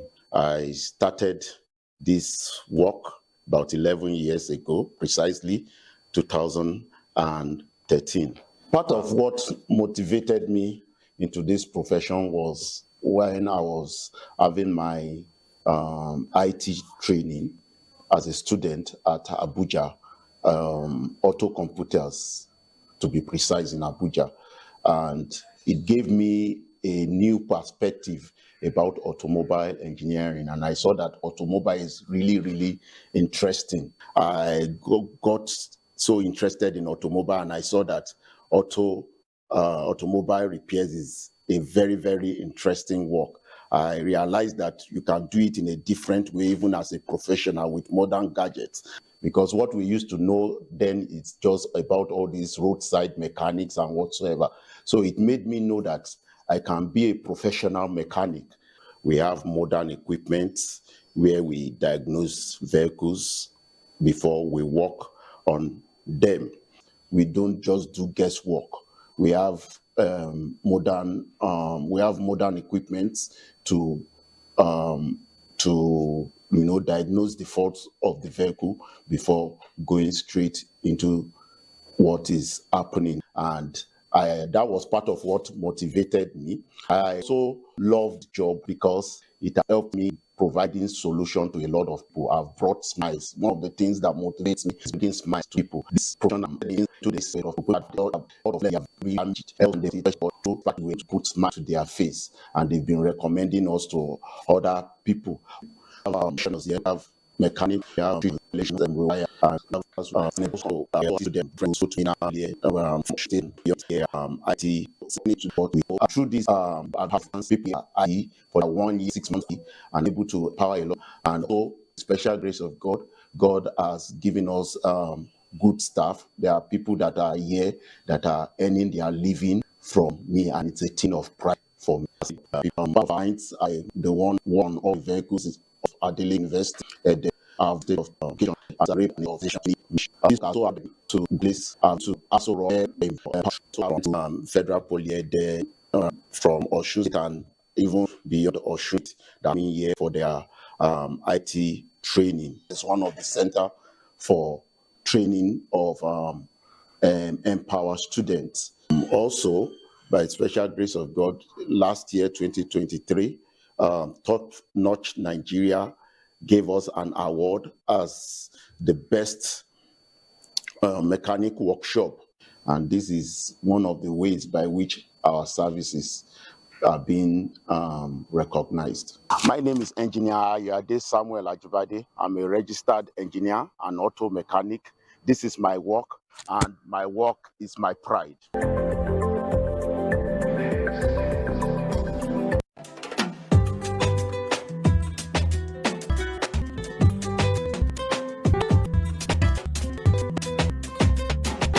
Welcome back, and thank you indeed for being here. And how is your weekend going? What plans do you got for the weekend? It's a busy weekend for me. I'm emceeing somewhere. I have a lot of things to do today. My weekend is taken already. Oh, wait, God. you wanted to take me away? No, you're not busy with that. Today is 12. Before salary comes, is another. So, But it's fine. It's a beautiful weekend. No doubt about that. That's why my mental health is intact. I love. It's I love actually it. very important. Now, how did you know? How did you diagnose like it was intact? Because you might not even know. We're going to ask our next guest, like, how do we identify people with psychological disorders? But you are good, right? We're going to have to reevaluate that. I mean, you men go through a lot every day. Yeah, but it doesn't mean that something is wrong. No, it doesn't necessarily mean something is wrong. Something could be going on down there. Where? It might not necessarily be here. It could be here in your heart. No, but now don't go But there. then, thank God for grace. You're good. I am good. Okay. I hope you're good All right, too. we are good. Babolo, are you good? Yeah, he's good. He's All right. good. All right, at this point in time, just as we told you, this is something a bit on the alarming side. The statistics that we have here says that 1 in every 4 people experience mental illness each year. And all over the world, there's been about 450 million people worldwide who live with mental health condition in one way or the other. And mental health issues account for 13% of global disease burden. It's a burden, and anybody who's got, no matter what it looks like, once the mental health sets in, it's a big challenge. So we will definitely be enlightened today on the program because every 10th of October of every year is commemorated. Also, it's observed annually as World Mental Health Day, and it is always to promote global mental health awareness, education, and advocacy. Yes. And of course, we have our guest well seated. We have Dr. Anyokola. Dr. Anyokola seated. Hello, sir. Good morning. Good morning, doctor. Thank you so much for inviting me to be here. Yes. I'm so glad. You to are be becoming a regular. here. Yes, you're becoming a regular. I'm more or less becoming part of. Yes, I want to say a very big Spring. thank you to that. Thank you for always following us. It's and always keeping my up with us. pleasure. We need that enlightenment. Yes. The Talking world about needs it. mental health.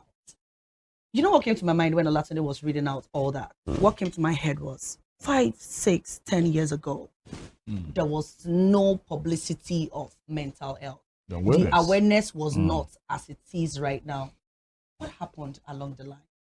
Please share more light, Doctor.